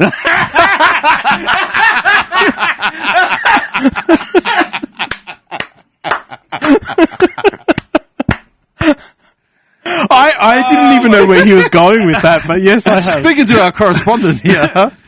Live on the street. I actually have my own review of that show's reviews. What is it? Okay, well, to put it simply. Oh my god. Here we go. Basically, a guy. Things happen. There's a guy in a place that does things. So, for That starters, sums it up pretty well, actually. there's a lot of shows on anime. There's a lot of animes that shouldn't be made as animes. A guy in a place with things. Does things was the key there. Okay. Yeah. There's a lot of animes, FYI people, that exist that somehow get made where you're just like, how is this not porn? Is it not? No, apparently. They block out all the stuff. sex scenes. Yeah. But basically, it's about a guy that goes around just jamming all types of species, like fantasy species. I would do like intergalactic species. Like harpies, fairies, like wooden people, you know. Wasn't that Eddie Murphy's line from Delirious about Captain Kirk? Yeah. Because you gotta be pretty horny motherfucker to fuck a green bitch. Let's Spark handle it. The peak about the show is that it actually aired on TV during like children time. How? As an anime. How? Because they blocked out all the sex scenes, but you still heard all the moaning and groaning. Yeah. But they just they showed it from like here. A lot of these shows do that. When you say block, you mean physically allow the footage, but they've got a black strip. Yeah. Sometimes they'll do a black strip. Sometimes they'll do like a light strip, so it's white. Or they'll blur it, or like they'll the put whole scene. But why would you air that? It's still the context of it's still there. Well, it's not visible. So what? It's not lost on anyone. I don't know what's going on. You got to get the Blu-ray versions if you want that stuff. Peen Health. Subscribe to Disney Plus. Got to pay that premium. Are you serious? Why would they air that? Because That's they could. insane. When did they do this? A few years back. On what? What did it play? Like, what was it on? Japanese TV. Okay. Saturday morning shows. Yeah. After the Samurai Pizza Cats. Oh, yeah. That was the best, that show. Samurai Pizza Cats. Yeah, I've got to say, game, aren't they? Do it in your car when you want some pepperoni. Oh, yeah. I think they're making a game. Yes. A game would actually be awesome. It would, actually. I've seen the content. It looks pretty good. Would it be a platformer or like a hack and slash? It looks like a platformer. I can see it as a platformer. Yeah, it looks Even like though I don't like platformers, I can still see it. I reckon It looked cool. good. If it is a hack and slash, it'd be pretty cool too. Would. Like, just roll it. It Like suits a platformer, though. It does. But I'm picturing like, I don't even play the game, but like Crash Bandicoot or something. Yeah, it's not like that.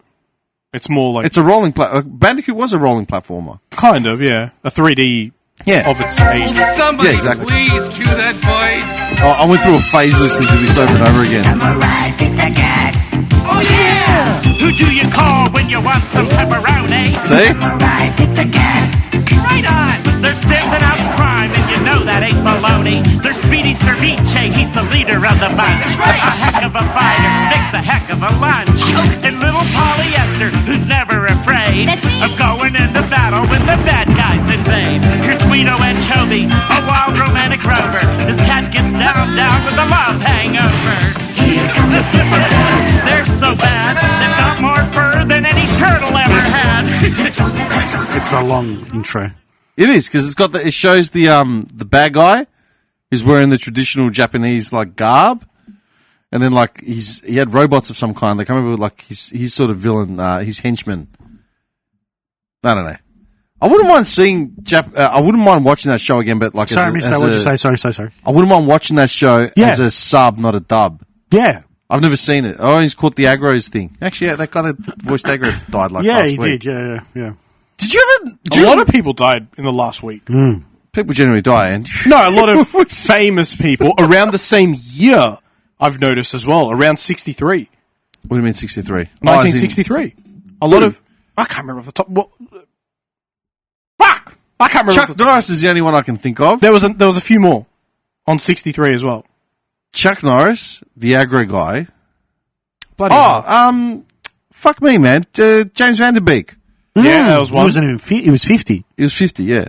He had cancer for like a year or something, didn't he? Colon cancer? Yeah. Went through him. There was a couple more. I can't remember off the top of my head. Really? Yeah, there's a few of them. Did you ever watch Dawson's Creek? Yeah. First maybe 3 seasons? I think it was on after school. Do you remember it? No, it was at night. Once it kind of lost popularity and it just became a background show. Oh, yeah, it was like 8:30, wasn't it? Yeah, it used to be on at night. And there was something after it, or before it. Another show like Friends. Party of Five. Was it? Yeah, maybe. It could have been, actually. The OC, Party of Five. I remember Party of Five and Dawson's... No, I think Party of Five was well before OC and that. Party OC of Five was like, later. Yeah, OC was like early 2000s. I just remember there was a period of like late 90s to like early 2000s of like preppy white kids, basically. Mm-hmm. And they all just had different shit. Yeah. All the same haircut. That fringe. That Aaron Carter fringe, man.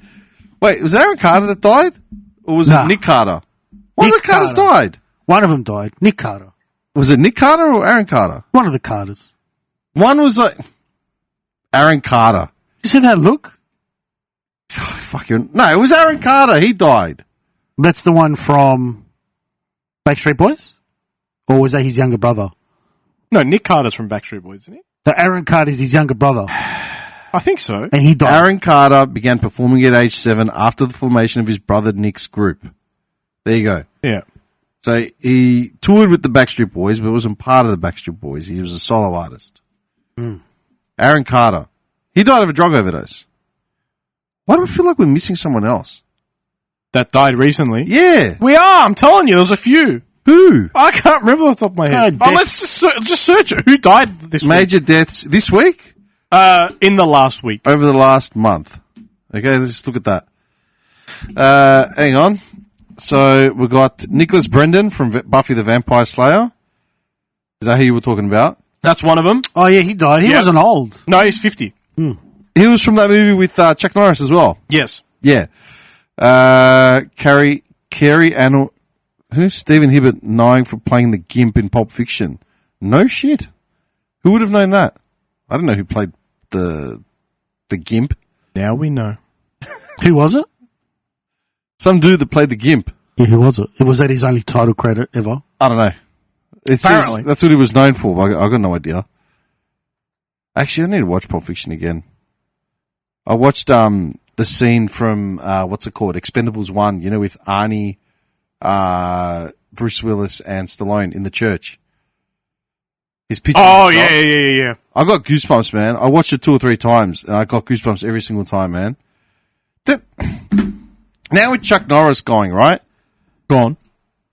Tired and gone. No, this is Chuck Norris. He'll live forever. Yeah. Okay. He's just gone to take care of another job somewhere else because he got bored. Oh, he's gone to deliver death to the, the river. Yeah. Sticks. He'll be back. It's just, dude, I've never seen more memes, ever. Yeah. They just keep coming out. They're the best. The sad thing is, the dude was, iconic in his own way, in his way, and yet they still found a way to bring it down. Well, of course, it was a MAGA conservative. Yeah, apparently he was friends with Trump. Yeah, pretty close. Look, majority of Americans were. You got to think of it like this, right? This is the way I see it. Yeah, I don't agree with Chuck Norris's views, politics, whatever. Right? Friends with Trump in the way that Trump reached out to whatever celebrities he could find to broker his web. Do you know what I mean?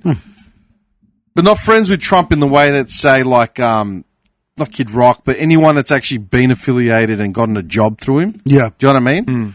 Chuck Norris has his views, and it's not like he became, okay, so look at Kid Rock, yeah? Okay. They had that MAGA, halftime show, right? Which was ridiculous, yeah? And they're pushing Kid Rock as this pro-MAGA movement guy, but it's like, dude, he's got songs about statutory rape, seriously. He had the album, dude, he had Devil Without a Cause. His third album, I think, was called Pimp of the Nation. Bro, are you serious? You've been talking about pimps and hoes for the last 20 years, and now you're God-fearing conservative. It makes no sense. It's the ultimate grifter act. The way I see it with Chuck Norris is that he was a conservative, but he was a conservative for 80 years. It's not like he didn't become a conservative overnight. Yeah. He already had his ab flex machines. He did his movies, won his tournaments. Do you know what I mean? So I feel like his affiliation with the MAGA movement was purely just because he was a conservative, and MAGA is a faux conservative movement. Does that make sense? Yeah. Do you understand what I'm saying? Yes. I don't know, but I get it. Yeah. At the same time, I'm not trying to dig up dirt on the dude now. Yeah, but I mean, I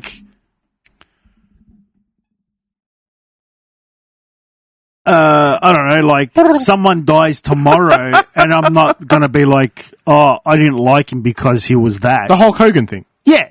Yeah. I didn't like Hulk Hogan because... No, not even that. Someone I don't even know, You got to be able to disconnect the art from the politics. But it's not even that. It's yeah, exactly, you do. It's that's just who that person is. Yeah.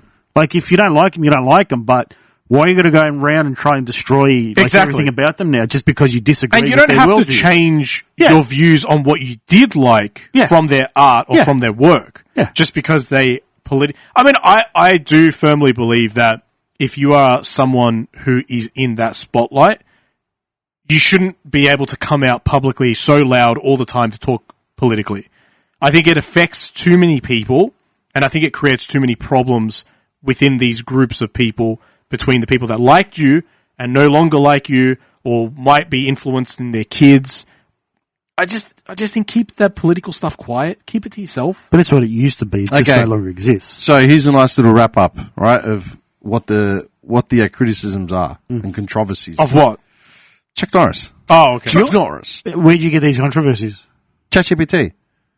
I asked He's the reason why Rand cost $9,000. I can't buy a new PC because of you. But you know that, Tim, yeah? Here's the straight neutral I had to choose between a graphics card or the RAM. And I'm getting neither. That's a shame.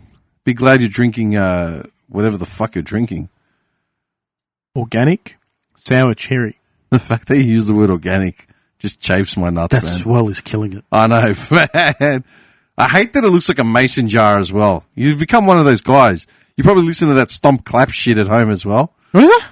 You don't remember the music, the stomp clap music? Okay, what's that guy's name? Kyle. And Jackie O? No. Dabrowski? No. The Sandy Lance? No, that's the same person. Kyle. What's Kyle's name? What? Sutherland's? We are young. Dude. This guy, the comedian, like he does all the reels and all the mock-up songs and shit. Oh, yeah. This is stomp clap music. Yeah, you don't know what this is? No. Doesn't ring a bell. This is pure. You ever have one of those nights? Those nights you know you'll live forever? Where everything is to the positive and not to the negative. Well, if you have, I want you to stay quiet. Don't dance and definitely don't sing along. Said no one ever. We are young. There's a fire in our soul. We go big or go home together. We are young. That's right. We're black and we're white, but we all will be tonight forever. 'Cause we will never die. This is stomp clap music. I hate it. Yeah, this is a piss take, you idiot. Oh, it's a parody. This guy does like parodies of everything. Look, Crawl to Me featuring Stool Sample. That's meant to be like a corn sort of thing. I've been listening to a lot of African music. You have? Yeah. As in traditional African music? Yeah, like... That's a click language, man. Yeah, it was it's good. not music. It sounds good. Very calming. Can you stop? Anyway, that's stomp clap music. I'm saying... The memes that go around about stomp clap music is it's always like a burger joint that opens up where they charge you $90 a burger, the black stools, the mason jars, all the drinks. Sounds like Five Guys. Yeah. Fries with oregano and sea flakes, salted sea flakes for another $1,000. Actually, speaking of music, have you listened to As I Lay Dying's last album that came out last year? Mm-hmm. How good is it? Yeah, it's great. I'm losing it. I can't stop listening to it. You know they broke up again. Yeah, I know. I love it, man. He's such. I know. He's a bad person and he's trying to do better, but man, he's so good. Oh, as an artist, yeah, 100%. So good. Man. All right, hang on. So, wait, before we get off topic, right? Chuck Norris, right? Neutral breakdown of why some people push the narrative around Chuck Norris. He's been publicly conservative for years. He wrote columns for outlets like World Net Daily, a very right-leaning site, supported Republican candidates and causes, spoke about topics like gun rights, religion in public life, opposition to same-sex marriage, la la la. For some people, that alone equals problematic. For others, it's just political alignment. A few things that fuel criticism. 2012, he wrote a column warning of the thousands of years of darkness if Obama was re-elected. Widely mocked as extreme rhetoric. Comments supporting creationism and anti-evolution views pushed him at odds with mainstream science. Strong emphasis on Christian values in government. Debated mixing religion, blah, blah, blah. And then his political positions like against immigration, nationalism, far-right platforms, all that sort of shit. He gets targeted because he represents traditional masculinity, religion, patriotism. That combo gets idolized by one group, criticized heavily by the other. That's it. Doesn't seem that bad. The way I see it is he was... a normal person? Well, it was a normal person who was politically right-aligned. Yeah. That's it. Yeah. Okay. Like, you're going to cancel him for that? Do you know what I mean? It's a conversation to have, but it doesn't mean you cancel him. I don't even think it's a conversation to have. It's just... He's an icon that helped a lot of people become better people. Yeah. And that's it. That should be the end of it. No, what I mean about a conversation to have, I don't mean about him specifically. Oh. I'm saying he can hold those views. Like, all three of us hold totally different views regarding morality, politics, whatever, right? Social stance, yada, yada. It's a conversation we can have in regards to our views, but it's not a conversation you have to have about Chuck Norris, the man himself. Yeah, of course not. It's like, dude, that's where he's at. Who gives a shit? Yeah. You know what I mean? Like, I don't know. I don't see the big deal agree. of it. And he was the first one with the infomercials, man. The fucking, that ab machine. No shit. Yeah. And he was 86 years old? He put a video up like 2 weeks ago. He was doing like a spinning kick or some shit. I lost my mind. Yeah. I sent a message to one of my mates. I'm like, dude, this guy's like in a bit of shape than me. And it's like, his response was, are you seriously comparing yourself to Chuck Norris right now? And I said, no. I go, that's the concussion from watching the video. I had to save it somehow, man. I don't know. That's just me. Nevertheless, I feel like you've been quiet. You've been flooding the chat with like links every fucking 5 minutes. Where have you been? I'm back now, baby. I've felt the algo, from you. I was just so close, man. You have no idea how close I was to sending you midget videos.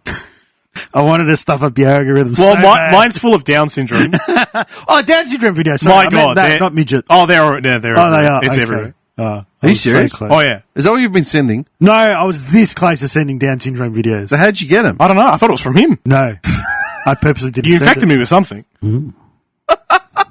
Maybe we do have the same algorithm. Every time I open one of your links, You're worried. I get the wrong video, for one. It always gives me it the always wrong... loads something else up. You got to go out and then back in. I don't know why. And every time I click your specific links, Yeah. it's a Down syndrome video. Nah. Every single But I'm not time. sending any. I get them too. And the thing is, I watch it and I laugh, and I'm like, oh, that's great. And then I go back, and then I realize that's not even the video. No. Yeah, same. Are you for real? I've got a mate who exclusively sends me Warhammer videos. That's all he sends me. And I'll open it up and it's always something else. It's because it's, for whatever reason, it loads doesn't- the next video. It loads something else up. I don't know. For whatever reason, yeah. Just Instagram. Yeah. I'm guessing maybe because he's at the end of the video when he sends it to you, so you get the video link. Yeah, it's sent to you. it shouldn't matter because it's just the link. I don't It's know. not like YouTube where you can select the timestamp. Yeah, not sure. Hey, I got a question. No. This happened to me about 2 weeks ago, and I don't know, I haven't followed it up any further yet.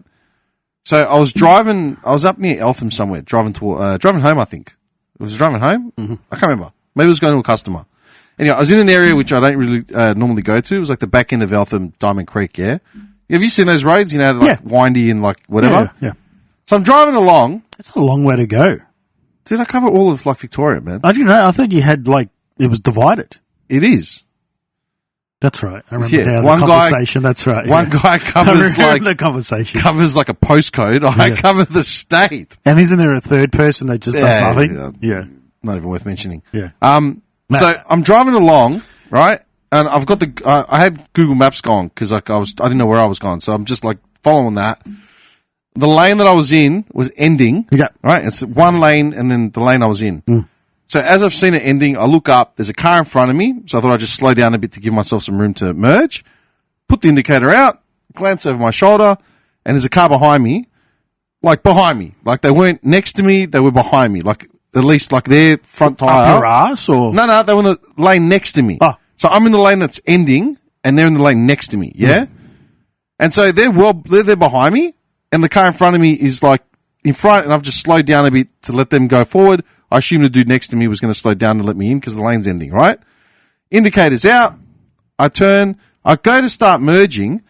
Idiot behind me has floored it and cut me off, right? So I've looked up. My lane's almost ended, so I've had to like pretty much slam my brakes.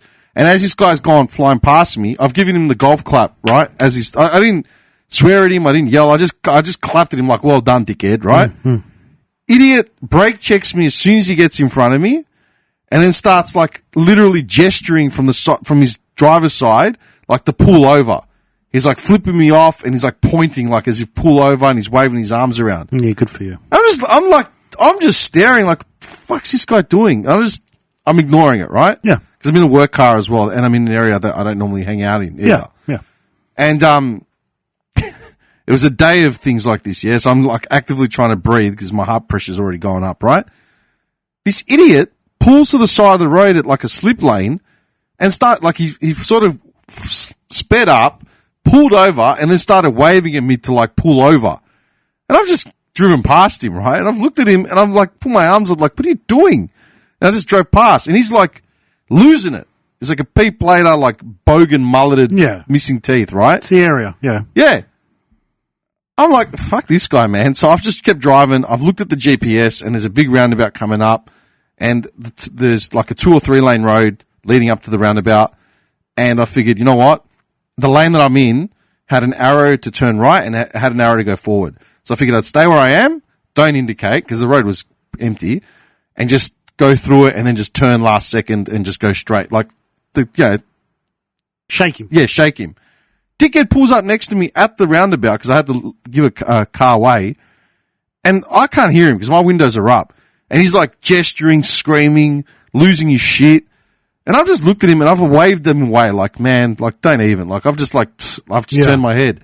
Then I just hear this. And I've turned and I've just seen his arm pull back as if he's thrown like a bottle at the car and hit a dent.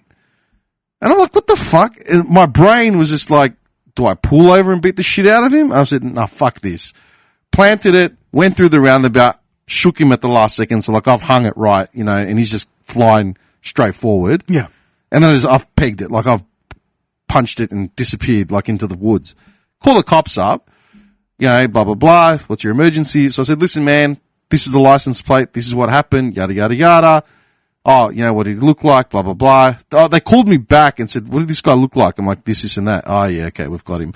I'm like, all right, cool. Yeah, look, cops are going to be around. Like, do you need assistance? Is there much damage to your car? I go, well, I'm not pulling over now. I go, fuck this. I go, I don't know where I am. Don't know where he is. And they're like, yeah, all good. You know, we'll have a cop call you, like, leave your number. We'll have a cop call you and follow up, check the damage on your car, yada, yada. I pull over eventually. There's a little dent. Like, it's not bad, but there's a little dent. Call the cops the next day or like a couple of days later because I never heard back from them. And like, oh, they haven't called you? I go, no. What happened? And like, so I quickly explained it to the guys. Like, oh, okay, you need to call Eltham Police Station. You've hit Heidelberg because they're not open, blah, blah, blah. You know, follow it up. I forgot about it until like this very second now. I'm talking about rage. Do I follow it up? What can actually happen? Because there's a bit of damage to the car. Nothing, essentially. What would have happened to him? If he's a P-plater, do you have footage of it on your dash? Nah. Get a dash cam. Now it's more important now more than ever than to have a dash cam. Really? Oh, yeah, especially if you're on the road for work. I've never thought about it. Front and rear. Have all sides covered. Yeah.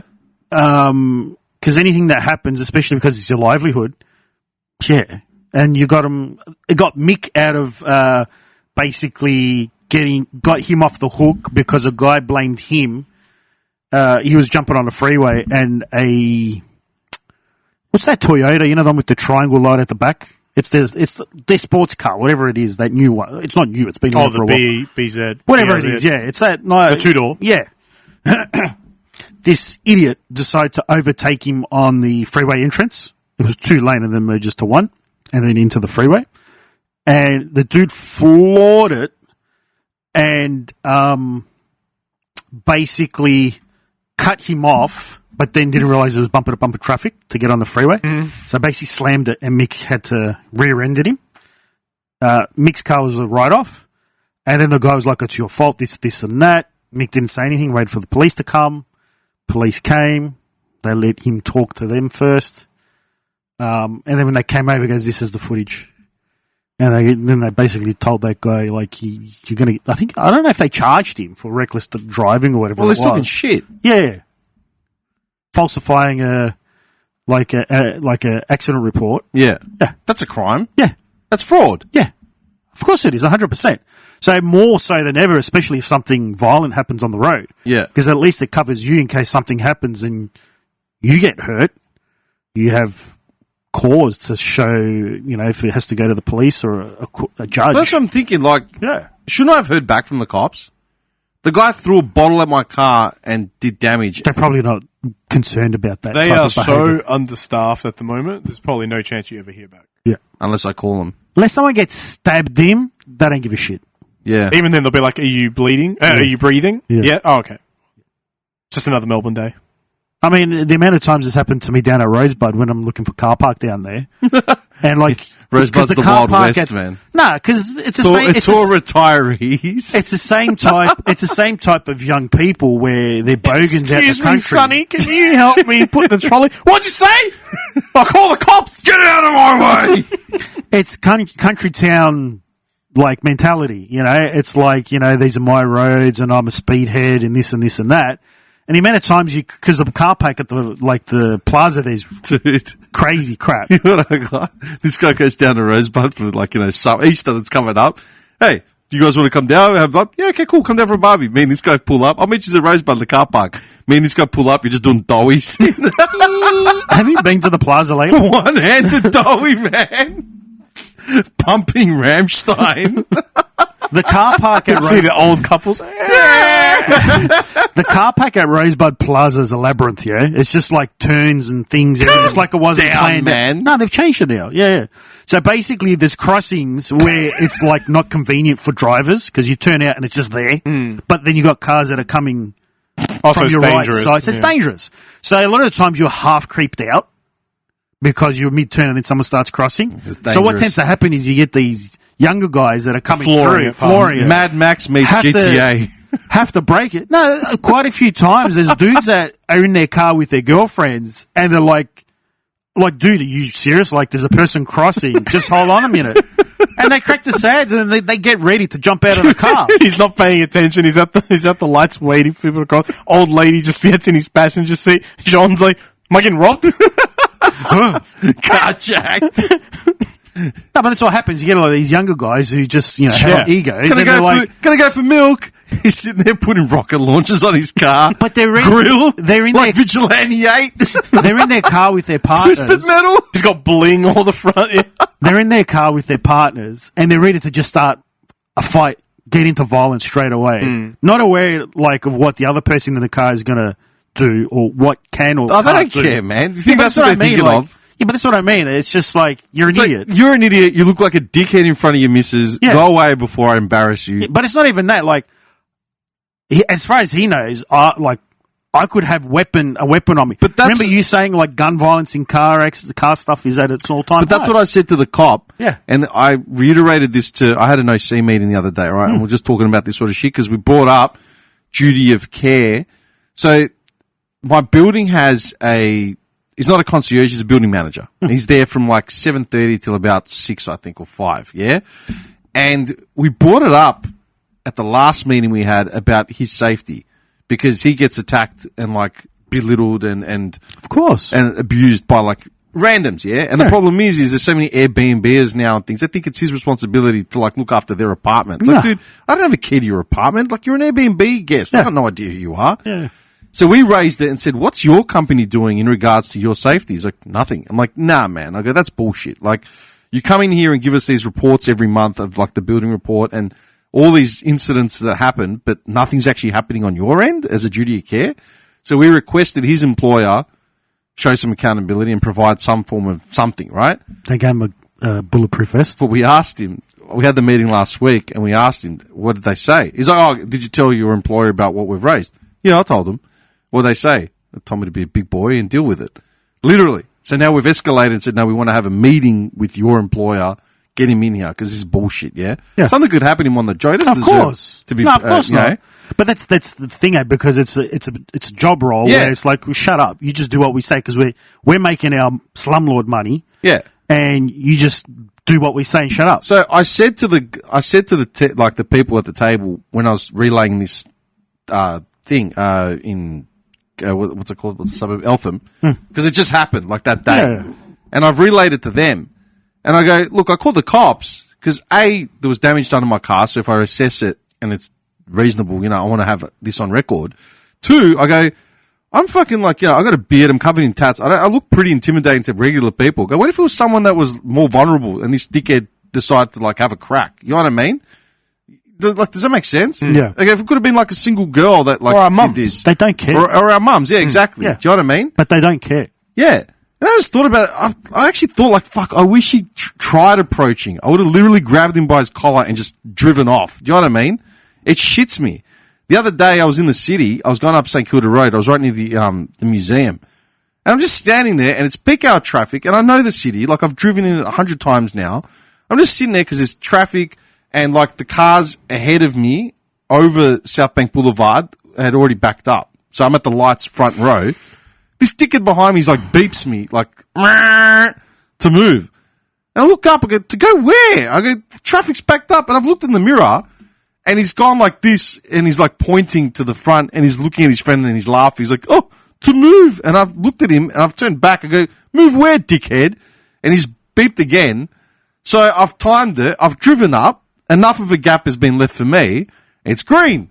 So then I've turned and I've beeped hey, what are you doing, man? And I'm waving at him come on down, man. And he's just sort of sitting there and hunched in his seat.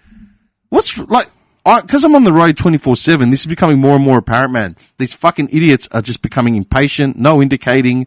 It's lawless now, man. I called this years ago and that's exactly why I've stopped driving. Why? What's changed? I don't know. Indicator's a big one. I'm more cautious now, man. More than ever. Yeah.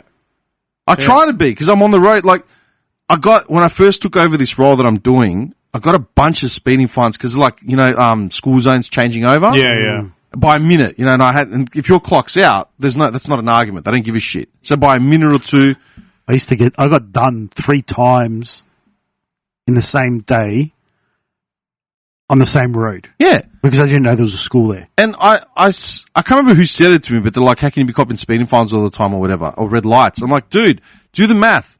I drive a full tank of fuel every week on diesel, man. I see 100 customers or whatever. Do you know what I mean? Yeah. Do the odds. If you cop a speeding fine once every 2 years because you do 20,000 Ks, if I'm doing 20,000 Ks every 3 months, what does that add up to, man? Yeah, exactly. You're rolling the dice. So I'm trying to be more cautious. Yeah. But then why are people losing patience, beeping at you to move? It's like, dude, the light isn't even green yet. You're beeping.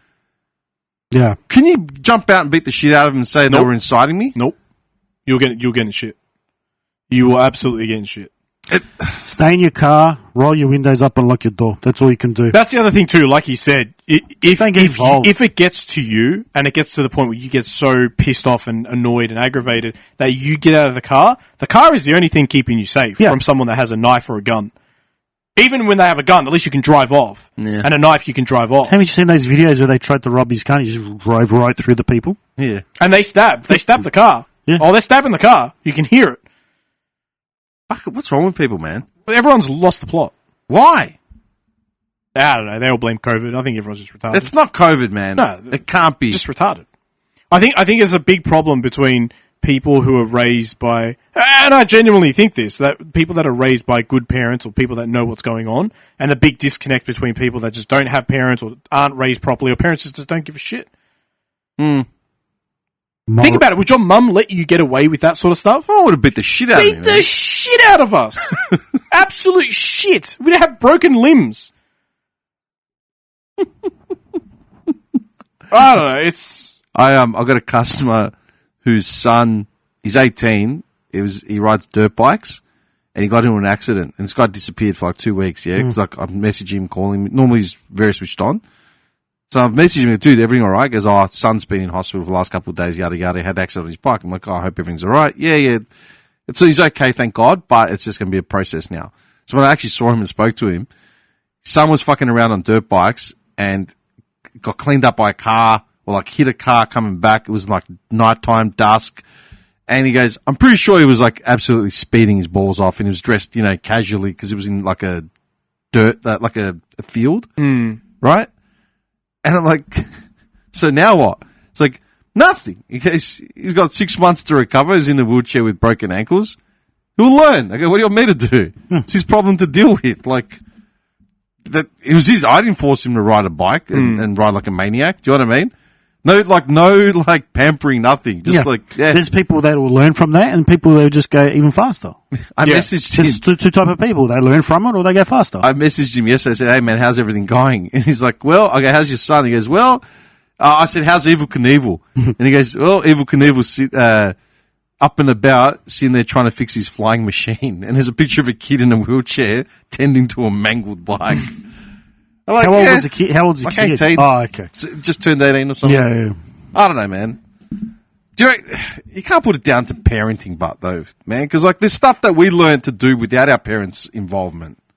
I mean, like I definitely had my fair share of beatings, speedings, and car-related activities. And the moment I had my first real accident, that was it. Like, I gave it up. That was it. I called it quits at that point. But I definitely know people. Is this why you hate Vin Diesel? Why? Because of family.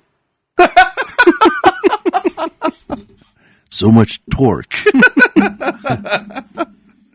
No, like, I think when I had my first accident, I was like, okay, this is shit. Like, I could have killed my mate. I could have killed me. Yeah. I learned from that, and that was it. Like, I'm on cruise control everywhere I go now. That's it. But I have a mate or a few mates that got into like high powered cars. Then they moved onto bikes. And the moment they moved into bikes, they had accidents where they got thrown into trees, broke multiple bones, on the verge of death, got back on the bike months later and did the exact same thing again. They just don't learn. Yeah. If I had a near death accident, like I just crashed the car, if I had a near-death accident, that would be it. Like, I'd be terrified to even get back in the car for months. I told you that story about my mate who was in the car accident. He was the only survivor. No. I thought I told you this one. I don't listen to most of the stuff you say, John. Of course. Something about Crusader Kings. unless it's about charcoal chicken. They were in a wagon, and the wagon flipped. Unless it's the horses ran. Yeah. I'm pretty sure I've said it. Hey everyone, interrupting this episode just to remind everyone to check out our social media. We're currently trying to crowdfund a single solid gold brick to use as a doorstop for the studio. We have $4 in the kitty. Every follow counts towards a future where the door stays open. Or shut. Now back to the episode. He was a passenger in the back seat in a car. They were driving, I can't remember, I think it was Narry or some back dirt road or something. But it wasn't dirt because they managed to go like 180, 170, I want to say. You can do that on dirt. Maybe, I don't know. But there was 4 of them in the car. 3. Remember when Clayton was, not Clayton, Senator Dandenong, oh no, Dingley bypass, sorry. Remember when that was all just dirt? Yeah. What was the point of that? Just reminiscing. You could go 180 on dirt. He was in the back seat. The only one with his... You're going to hell!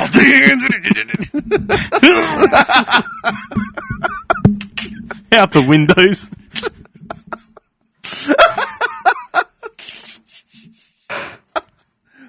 Driving. Why do we do this, man? He's trying to say a very serious story. Yeah. No, but why? Now, he was in the back seat behind the driver, I think it was. And basically... they were, how long ago was this? 20 years ago. Oh, okay. Was he getting handy in the back or something? No, he was just in the back seat. Was it a family? Him and his mates. No! Oh. And he was... Little boy, you're going to hell!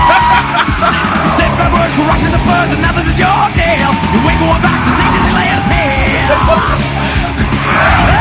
Little boy, time for you. You know, golf up at work used to walk around just going, little boy, you're going to hell!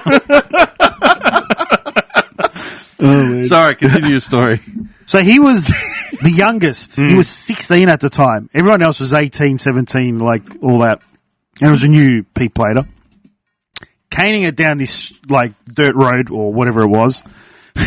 Bitumen road. And what happened was, I think it was a truck or a tractor, ute, something like that. So me trucked it was at night, and the dude literally went, looked right, saw the light of them approaching, looked left. When you see the light, it's usually over, man. No, but he's like, they're far away. They're like, distance away. I do remember this story. Not knowing they're doing 180 Ks. So he just sees a light. You mean a guy coming out saw a light turning out of his driveway, and it was them coming. Okay, I thought you meant they saw a light. So he made the decision of distance. Yeah, he's judging and assumed they're just doing 50 Ks. Because you just see this light. So he turns like that, starts to accelerate forward. He's like, whatever. Turns again, bang, cleans him up. Driver got sliced in half from the seatbelt. The other passenger died instantly. I can't remember if there was 4 people in the accident or 3. The driver was seriously hurt from the truck as well. He survived only because he had his seatbelt on, but the seatbelt started to cut him in half as well. And it got stuck in his bowel. So they had to like take him to hospital, and he was in intensive care for a long time. And they had to operate and remove a very large portion of his bowel to get the seatbelt out. And that's to say, every car since that accident has always been like an old man car, like a ute or like for him. Yeah, right. So he wasn't even driving, and he definitely learned his lesson. Yeah. How many people in the car? 3? I can't remember if it was 3 or 4. When was this? When he was 16, and he's like 7 years younger than me, so a while ago. Fuck. Would have been probably like mid-2000s, like 2006. I would have had therapy and shit for ages. Yeah. Night terrors every night, everything. Yeah, how did he come back from that? Yeah, you don't. Yeah, all your mates have died right in front of you. Were they just hooning? Like there was no other. Well, I think so. Yeah, because he was just he was like I was saying, he was the youngest, but that's not to say he's like innocent from. Like I don't know the conversation was taking place. Like go fast or whatever, but like to an extent, everyone knew what was going on. I don't know. I see people our age that like drive like lunatics. And yeah. Like, what are you actually doing, man? The times where you see like on the news, like drug dealers or criminals, and they're like in their mid-50s or something. I'm like, what have you been doing? What's happening? Are we getting dumber as a society, as a people? Are we getting dumber? What's happening? Actually, that's true. The stats show we are getting dumber. I'm not even kidding. It's like you came up with your own conclusion. I did. Actually, that's true. It's true. There is statistics ChatGPT showing. Says, No. Government statistics have shown. We don't trust the government. I got people in the government. Okay, cool.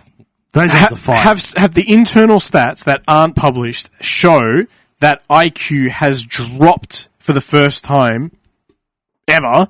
It's usually gone up. Slowly, but it's gone up. Yeah, because generationally people got more educated. Because more people had access to education. Well, what do you do when you're at the top of education? There's only one way down. One way. Do you reckon down? You want to hear? You want to hear? What is that from? Are you serious? Yeah, is it South Park? What? No. What's it from?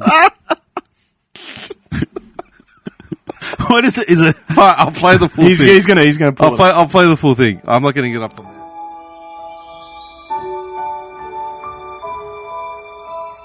Little boy at peace.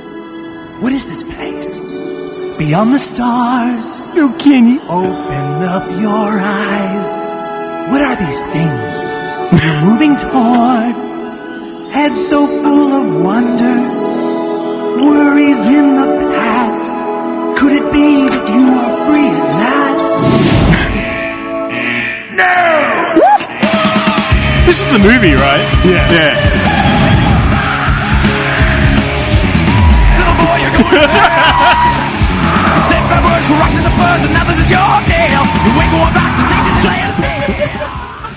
Man, I miss when South Park used to be fun. I've only seen that movie once. I don't think I've ever sat through the whole thing. Yeah. I'm telling you, Golf 5 used to quote that all the time, man. Sounds sick. I'm going to send it to him right now, see what he says. What were you saying, sorry? People are stupider. Yeah. So there was something interesting on the other night. I wasn't watching it, but someone was like, oh, check it out. There's some psychologists pushing for a new condition. It's on 60 Minutes, so you can take that with a grain of salt. It must be true. Well, I mean, they're known child kidnappers. Oh, yeah. Was it that Iranian kid? Lebanese. I remember it was Middle East or something. Yeah, they travelled to Lebanon to steal a child. And also convicted pedophile that worked there. That guy. Yeah, I remember him. Yeah, so there's, how, like, scientists and people of the academic kind are always trying to make a name. Scholars. Yes. So they're saying it's called digital dementia. What the hell's that? So people, they're attributing it more to kids and teens, that such excessive screen time of 4 to 6 hours per day during development stages is basically not allowing the brain to grow naturally how it normally does. Hang on. Yeah. Did we not play video games for longer than that when we were kids? I'm pretty sure we did. Yeah, I can guarantee you we did. But that's video games. That's where you're learning from stuff. You think they're using social media. Brain rot versus as opposed to learning from mistakes and trying to get Yeah, that's true. The old video games weren't forgiving. No. There was no save points. There were no restarts. Start from that start. You get 3 lives. You go back to the start. 3 lives. You die halfway through level 5. Ah! You just start. Yeah. Soundtracks. Ninja Gaiden. Best soundtrack ever. You want to keep going House of the Dead? Sorry. So it's fairly new. What about it? Ninja Gaiden had the best soundtrack ever. Oh, yeah. Did you play the new one? No, you haven't played the new one. Streets of Rage 1 has the best soundtrack ever. Ever. Anyway. Anyway, keep going. So it's fairly new, this thing that they're coming Digital up dementia. with. Digital dementia. This goes as far back as 2012, I think, from when I was... Because then I did my own research, which I quickly John's forgot. research. Yeah. Google. They're not linking it to actual dementia. I swear I didn't type Pornhub. I swear. Why do I get distracted? It's like I have dementia digitally. D-E... It's P-O. It's like P-O-A-M-A. M-E. It's not me. It's this condition. It's this condition. Psychos. It's not who I am. I swear it's not me. It makes me do things. It's a disease. Oh, there's no music. Of course not. That's why it's Continue. It's subpar. Yeah, so they're saying, so they're saying there's no links to actual dementia. Mm-hmm. It's just a term that they've coined because kids aren't developing. And I'm like, well, how is that any different to an adult then? Why can't you attribute that to adults as well? Mm-hmm. I think a lot of stuff in general is just moral decay. People aren't being raised properly anymore. Yeah, I agree. There's no kind of, you're not held accountable because parents don't do anything about it. But then there's no there's no morality anymore. It just doesn't exist. I actually was talking the concept of to morality. people about this lately, which is funny we're bringing this up. But I was saying that I think, in a way, bear with me while I explain this. Oh, God. In a way, organized crime gangs were the best thing to happen to society. Like, I'm talking mafia-level crime because, one, they protected businesses. Fair enough, you had to pay them, but they offered protection. As long as you paid the subscription fee. There's the illusion of safety. Yeah. The illusion of safety. Okay? But they didn't go out and trash your business unless you paid the fee. You pay the fee, everyone's happy. We're protecting you. Exactly. From us. Nice place you got here. Be a shame if something happened to it. So what were some of the lines from gangsters? Do you remember? Like when Nobody move. This is a raid. No, but when they'd actually go and say that, you got a nice place here. When you get them to go get protection. Yeah. Okay. But think about it. Like, if you had low-level criminals that just wanted to cause problems, they would then have to deal with organized crime gangs who are like, no, this is our town. We run shit. We kill you or get out, whatever. There was consequences. There was a respect that people had to show to each other back then. As we sort of moved further and further away from that respect part, it feels like the organized crime doesn't quite exist these days. What are you playing?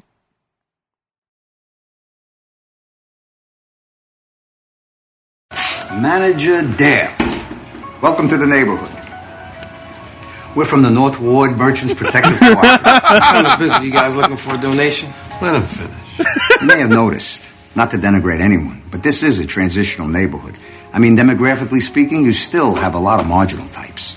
And we merchants have found you really should have some round-the-clock security here. Isn't that what the police are for? They do their best, but they got their hands full.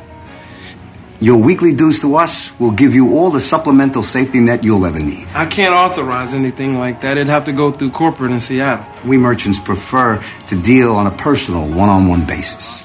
I don't have any discretionary funds. It's got to go through corporate. But how do you think corporate would feel if, for the sake of argument, someone threw a brick through your window? They've got like 10,000 stores in North America. I don't think they feel anything. What if, God forbid, it wasn't just vandalism? What if an employee, even the managers say, was assaulted?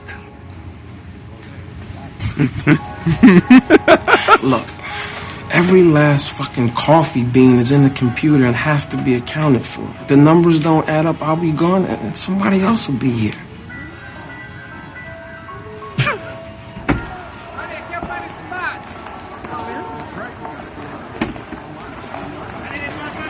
It's over for the little guy. Fucking best scene, man. Really good throwback, by the way. Yeah. I love that scene. But basically, big business was the death of organized crime. They run the country. The big businesses just took over where the organized crime units left off, man. Yeah. So hang on, just to summarize your moral compass here. So you're saying organised crime kept people in line? It's a sense of community. I'm saying that God forbid what it represented and what it brought with it outside of the crime: drugs, extortion, violent racketeering, kidnapping, murder. But that's for specific type of people. Back alley games. The daily person didn't get involved. Some of that workers just started watching Sopranos and like, I don't know what to think about this this Ralphie character. And I just pull out, whores. She was a whore. She was a whore.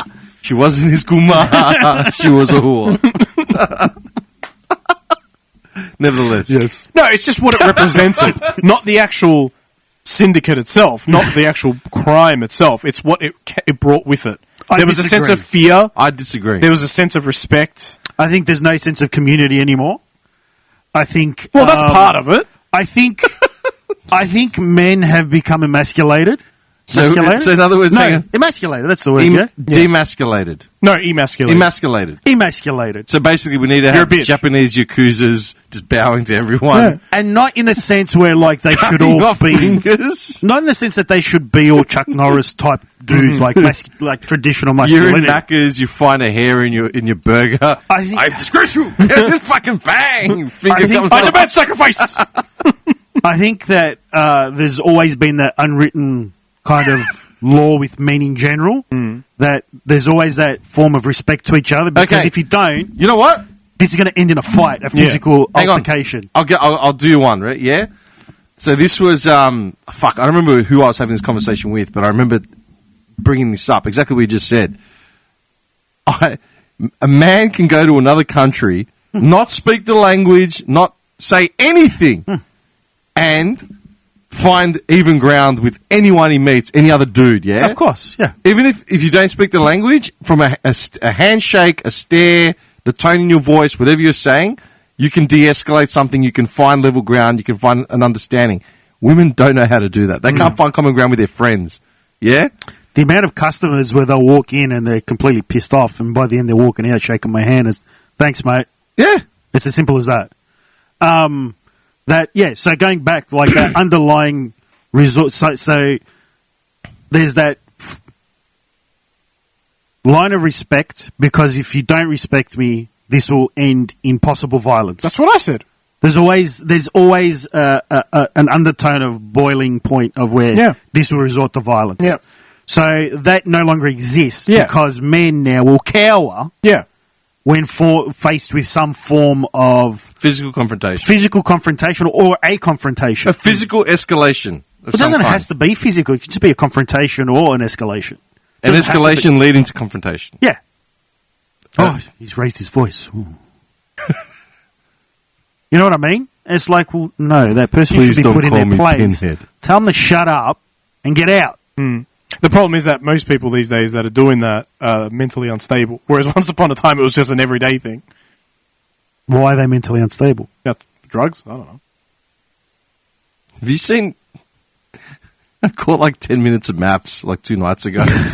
And look, what is this? Yeah. Like I'm just trying to find... I was trying to get what's it called? A USB to... Oh, Jason Statham. I said I downloaded it. Yeah. So I was trying to get the TV to recognize the damn thing, so maps was on.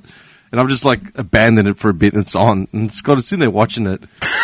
And dude, there's this dude who like...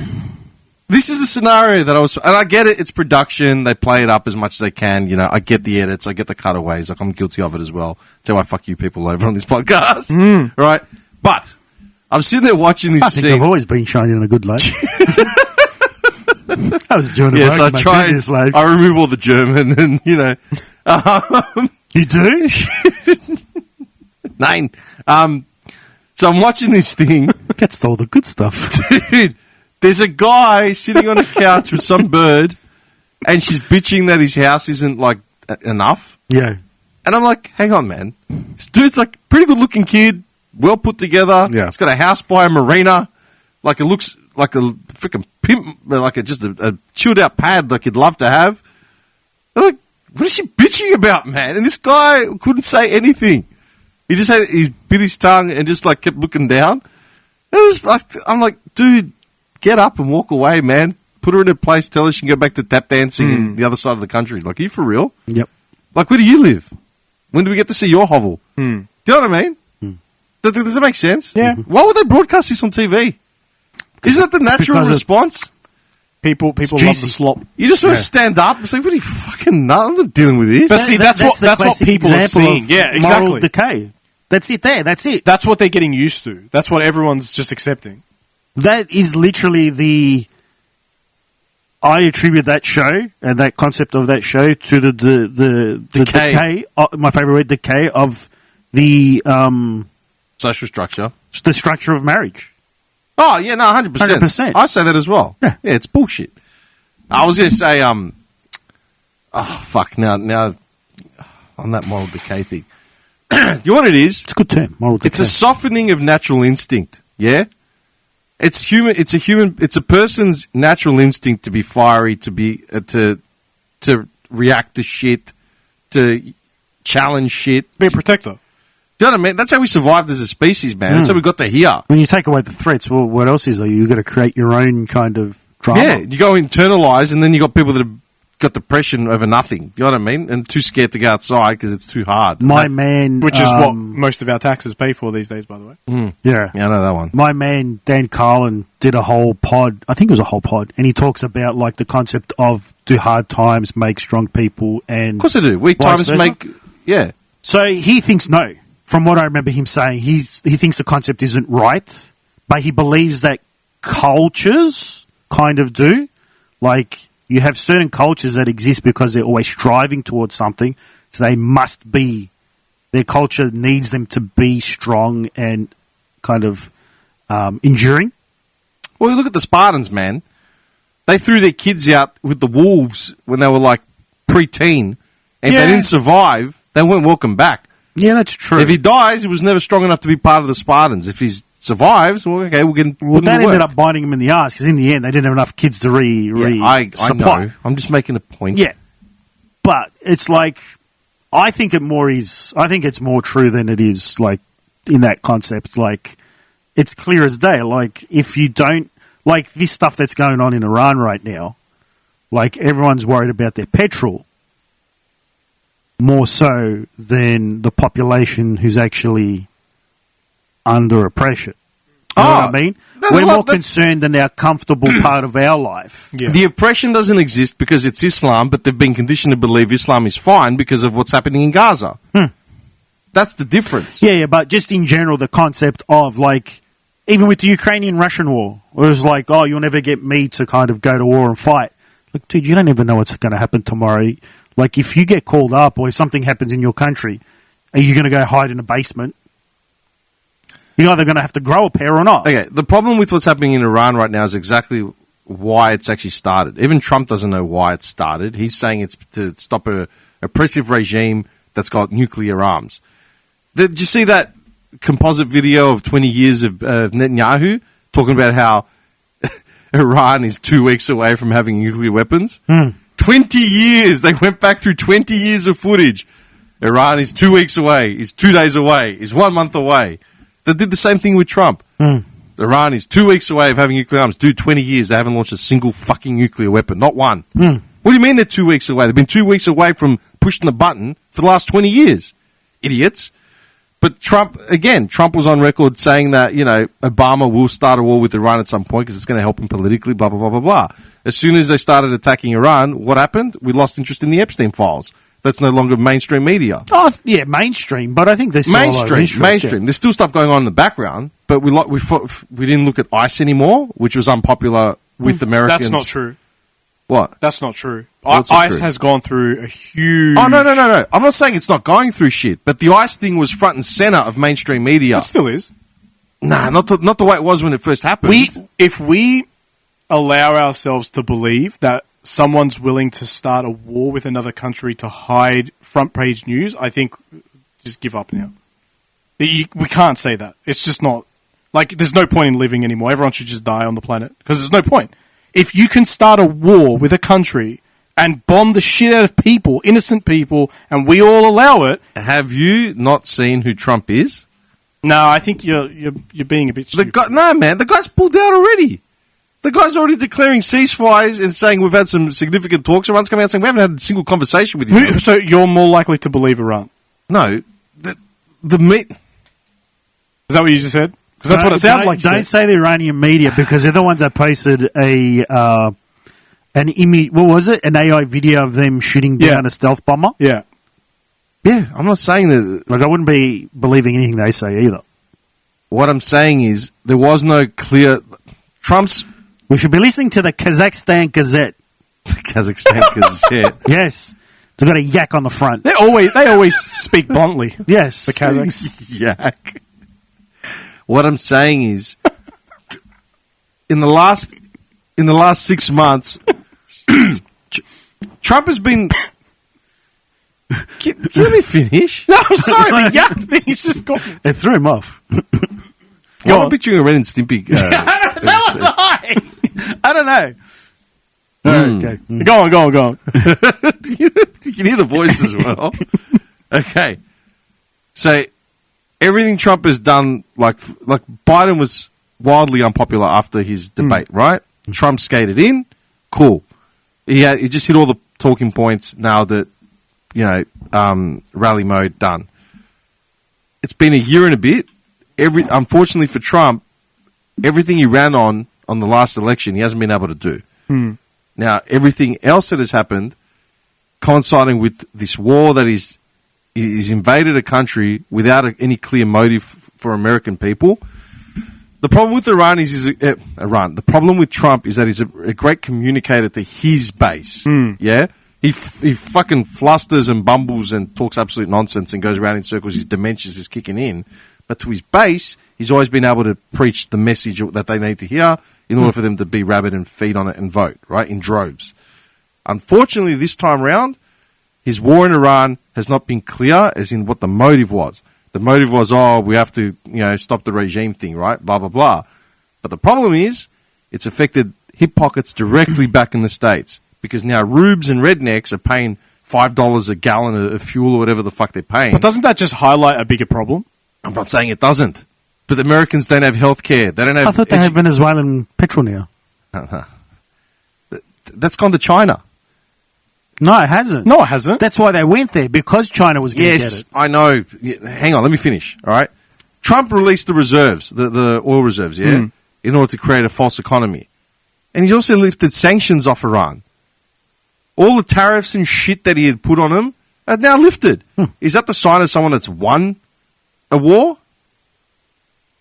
That doesn't make any sense. Could be part of a deal. It's not. There is no deal, right? This is the problem. So what do you do? Why do you lift sanctions? Let me because he lifted sanctions to ease the flow of fuel in to try and lower the prices of fuel, right?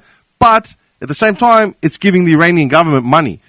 That's why Trump isn't a negotiator or a businessman. He's a fucking idiot, right?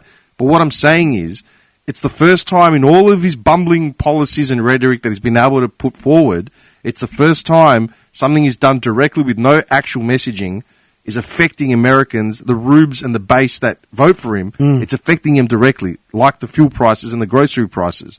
So the rubes are saying, hey, we're spending more billions on a war. We don't actually know why we're over there. We don't understand. Yeah, I mean, that's what I'm trying to say. I mean, if they wanted to give him a reason, just release all the footage of all the dead people on the street. Yeah, I know, but he hasn't, because he's bitten off more than he can chew. He didn't realise it. But he says it like every interview. More than he can chew. They're not committing troops because they don't want to commit to a ground war. Yeah. Yes, because he keeps saying it's an excursion, it's not a war. Yeah. But he ran on being a president that was going to start no wars. It wasn't going to get involved in any wars. Well, it's not a war. It's an excursion, like you said. Yes, but you can't keep painting it as that when you start seeing dead bodies. Do you understand what I'm saying? It's an excursion. When Americans see the bus bodies, goes off the road. When Una just rocked up now after 28 seasons. When Americans see coffins coming back draped with flags, and they see the groceries prices going up, fuel prices going up, these are direct.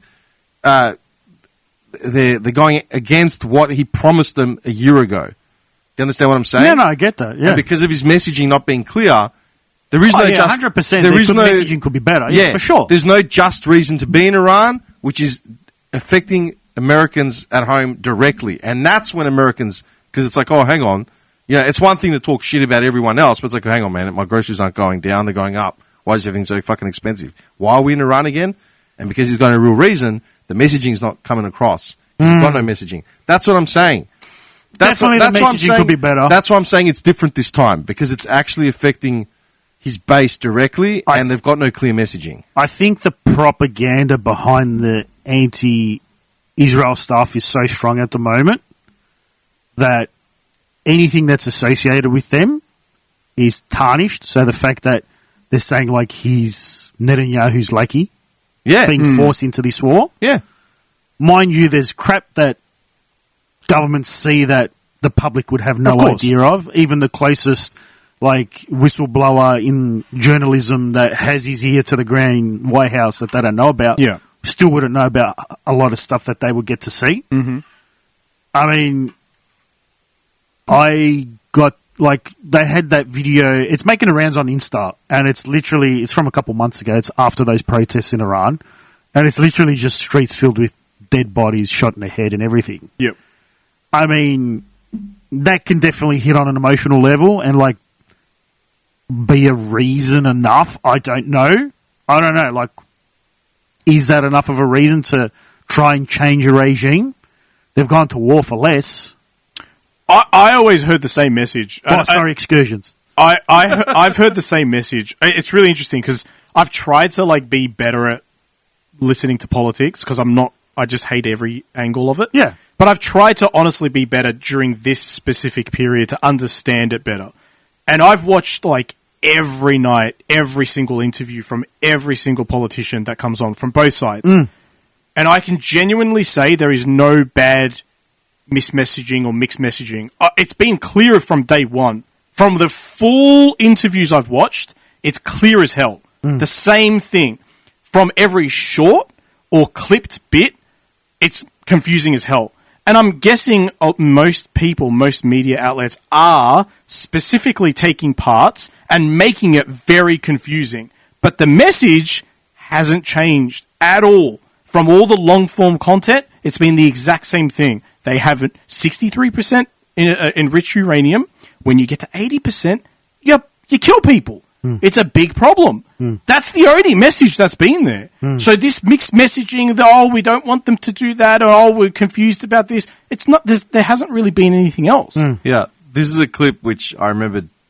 It's basically all of hypocrisy. This is what Trump's messaging has been. Not anyone else's, but this is Trump's message. When Trump's Energy Secretary Chris Wright tweeted out that the U.S. Navy was escorting ships through the Strait of Hormuz, when in fact we weren't, did he think they were? Did somebody tell him that we were? Did he have a good reason to believe it?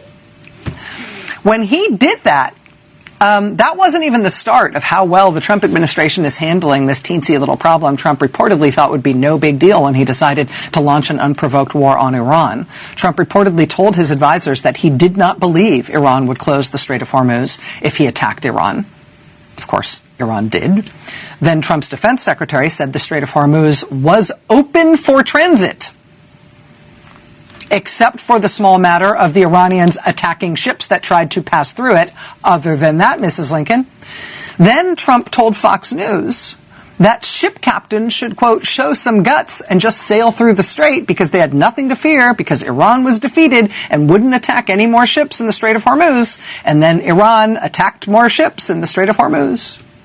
And then Trump said that the U.S. Navy would be happy soon, very soon, to start escorting ships through the Strait of Hormuz. And then the Navy was like, no, my lord, no, we cannot do that. The memorable phrase there was that it would be a, quote, kill box for the United States Navy if they even tried to do that. Then, in advance of a presidential press conference today, Trump administration sources apparently told reporters that very soon, the U.S. government would be announcing a coalition of allies who would be working together to escort ships through the Strait of Hormuz. We were about to announce who our allies were going to be in this joint collective effort. And everybody printed it like that meant it was going to happen. When will you learn? Watch what they do, not what they say. Because then the president held that presidential press conference and he announced, quote, we don't need anybody to help us in the Strait of Hormuz. We don't need anybody. We can do it ourselves. Then he said that he'd be announcing very soon who, nevertheless, was going to be helping us in the Strait of Hormuz. Then he berated and insulted our allies for not doing anything to help us in the Strait of Hormuz. And then reporters all over the world started checking with their own governments, and indeed, whatever he thought he was announcing about other countries coming to help us in the Strait of Hormuz, nobody is coming to help. And in fact, he can't do it alone. And so, what do we got? I mean, maybe we'll get a ballroom? And that's the problem. Does that seem like someone who is mentally all there? It's Rachel Maddow, man. Yeah, isn't she like one of the most... Her unprofessional stance. Hang on, wait. If you want to talk about unprofessional, you look at Trump for the last fucking 20 years. But what she just said was pick and choosing what he said in long-form It wasn't pick and choosing. That's literally what he said. And even now... It's not. And I'm telling you, because I've watched all the content. Trump has literally said, we don't need the straight, we don't rely on it. Before and after what sentences did he say it? Okay, so... No, tell me. I'm genuinely curious to know if you know. I'm trying to tell you. Go. Relax. Go. The order of all the shit that he said has literally contradicted the last sentence that he said. He said that Americans don't rely on the Strait of Hormuz, so we're not going to be affected by it, which is bullshit, because all the fucking, half the fuel goes through there. It's 20% of the world's fuel, so how is it all their fuel? Yes, 20%, but I'm saying he didn't think it was going to affect the Americans back home, but it did. That's the problem. Well, and he's just gone round and round and round and round trying to put out these spot fires of the last thing that he said. If you don't even need to go over days, you can go 20 minutes into a presser, and he literally contradicts himself 4 or 5 times. He'll say, "We don't need help. We do need help. We've got all the help. Everyone's helping." I'm not a fan. Don't get me wrong, because it sounds like I am, but I'm not. I'm not a fan. But I am a fan of getting proper information out and getting the right information out. What she's doing, she's picking a sentence out of like 20, 30 minutes of content, and he'll say, for example, that specific part about how the coalition of allies is going to help, okay? That he was being interviewed in the office, I think. Everyone said no. He was being interviewed, and everything was chatty. They were playing out the plans. Yeah. One of the reporters said, well, Australia's not going to help you, so what are you going to do about that? And he goes, you know what? Fine, that's fine. If they don't want to help, we don't need Australia. That's fine. Dude, no one's helping. That's what they're picking out of the whole context of what's going on. Dude, no one is helping. But the point is... Trump has come down on NATO saying... The irony of it. Countries have sent battleships. I know Italy has sent a ship. Yeah, a ship. But he's flip-flopped on his stance on it. Trump came down on NATO saying they've been very bad to us, they've never helped us, we give too much money, blah, blah, blah. Well, they do. They give billions. The last time NATO did anything on a global reaction was September 11. America's the only country that's ever enacted NATO's fucking agreement. Literally. Fucking literally. That's not fucking hearsay. And who was behind September 11th? Okay, we're not here for that today, man. It's already been long enough, yeah? Seriously, we can't unravel that. I just want you to be careful because you already don't like him, and I get that. I'm not trying people to, do. dude. But that content there, that's just as bad as what he does. I don't consume any of that stuff, but I even know that Rachel Maddow is one of the most toxic and disingenuous reporters out there. Dude, I used to catch Rachel Maddow like 10 years ago. Yeah. Slowly it worked out of my algorithm. Yeah. It's only the last couple of weeks that it started coming back in because I started letting myself watch his shit again. But what she's saying isn't unique, man. Everyone's fucking parroting it because you watch his fucking presses every day. And it's like, dude, you said the opposite yesterday. I've told you from the start, like, same thing. I'm like, I honestly do not care. I do not care about this man whatsoever, okay? I've told you from the start, I think it was not the start, but where was it, like 2 or 3 pods ago? They all loved him when he ran because they didn't think he was going to win. The second he won, they all turned on him because they didn't want him. It's as simple as that. He's lost. Wait, who are you talking about specifically here? Trump. No, the people around. Who is that? Like just everybody in those circles, the social circles. Within the political circles? Yeah. Oh, okay. Of like Democrats and everything. They all loved him because he was their friend. But the second he ran on a Republican ticket, they hated him because they didn't think he was going to win. He won. They were screwed over. Yeah. So he's lost that interest from them. So he doesn't care anymore. He tried to make nice in the first term. Didn't get anywhere. Make nice? Well, in his own way, he tried to make nice and try and work with them to get rid of the swamp and all that bullcrap. It's bullshit. Yeah, I know. He's achieved nothing. No, of course not, because you can't get rid of it. Dude. Politics are toxic. Yes. So I just quickly had a look. So countries publicly supporting the Hormuz Security Coalition statement. A group of 22 countries has, including United Kingdoms, France, Germany, Italy, Netherlands, Japan, South Korea.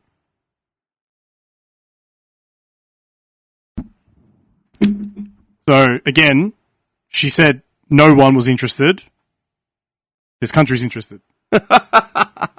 I'm just saying. You know what the irony is? I'm just saying. He was awarded the FIFA Peace Prize, but can't have the Iranian soccer team come to the FIFA fucking games because he can't, what's it called? Can't, promise their fucking, their welfare. How much does it suck that they had to go back? And I assume it's only because of threats or whatever, but. To family and stuff, yeah. Oh, yeah, 100%. Yeah. I didn't actually catch what happened with that. He basically tweeted out saying Australia give the girls asylum from the soccer team. Yeah. And if you don't, we will. And apparently Albo called him at like 4:00 in the morning and was like, yeah, I'm doing it. Like, we're doing it. And then we did. We gave them asylum. And they were like all loving it. Everyone was happy. Days later, they're like, we got to go back. We got to go back. What's happened? No, we got to go back. And we can only assume that. Yeah, they got something on the other end. You got to be like the North Koreans, man. Unfortunately, they have to sacrifice their family when they run away. Their family willingly says. So when you flee North Korea and they find out, they kill all the lines. They kill the entire family line. Or put them into, the families willingly accept that as long as a child or two can get away. Get out, yeah. They willingly do that. Yeah, but it tells you about the deplorable state of North Korea. And that's where we're at. It's fucking, I don't know. The whole situation's fucked, man. Like, dude, Putin's actively helping the Iranians. Yeah. But Putin is apparently Trump's best friend. You know what I mean? We figured out a deal. Trump's all about. That's what I'm saying, man. It's all these empty fucking bullshit. So all these people are friends. Haven't you learned anything from World War One? They were all related, and they went to war with each other to measure whose dick was the biggest. Literally, they were all cousins and brothers. Let's be fair. Putin does fucking what's the bear thing? He rides a bear. So, yeah, clearly shirtless, mind you. I can't believe. It's amazing how it hasn't that hasn't changed in the last 20 years. Like, Putin's still like there. Do you know what I mean? Like, nothing. That landscape has not fucking changed. It's been the same people for that long. What do you think will happen with us next election? Ooh, when is the next election? I think it's October. Is it? Is that a federal election? I believe so. There's two coming up, but I think I'll probably get a fine in the mail. That's how I know there was an election. You failed to vote. What do you mean, man? I'll give you the right answer, Dim. Oh. No, it's not. Wait, maybe it's state election. With the federal election's 2028. They're talking about good old Jacinta at the moment. Yeah, that they're ready to replace her. She's November. November this year. Was that federal or state? That's state. Federal is 28. I'll be honest, after Albo, I just fell out of local shit altogether, man. I couldn't be fucked. I'm like, look, what's going to change? Is it a lemon if you've ever seen one? Am I right or am I wrong? Yeah. I'm happy for anyone else to have a crack. I don't even care who it is. Just let someone else have a crack.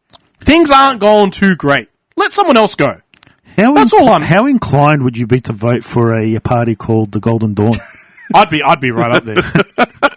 I'd be an advocate. Start the goose step in the car park, you know. Get the speakers out, the microphone. Everything sounds like it's distorted. Look at me, man. We're really close to have you heard of the Golden Dawn? We need and then suddenly it's like down here. We need and what? Yeah, we need to get on the street wearing like a suit and tie, like just interviewing people just randomly. So, have you heard about the Golden Dawn? I don't know what's going to happen in like. It's, you know what? Actually, do you know why I stopped listening to local shit?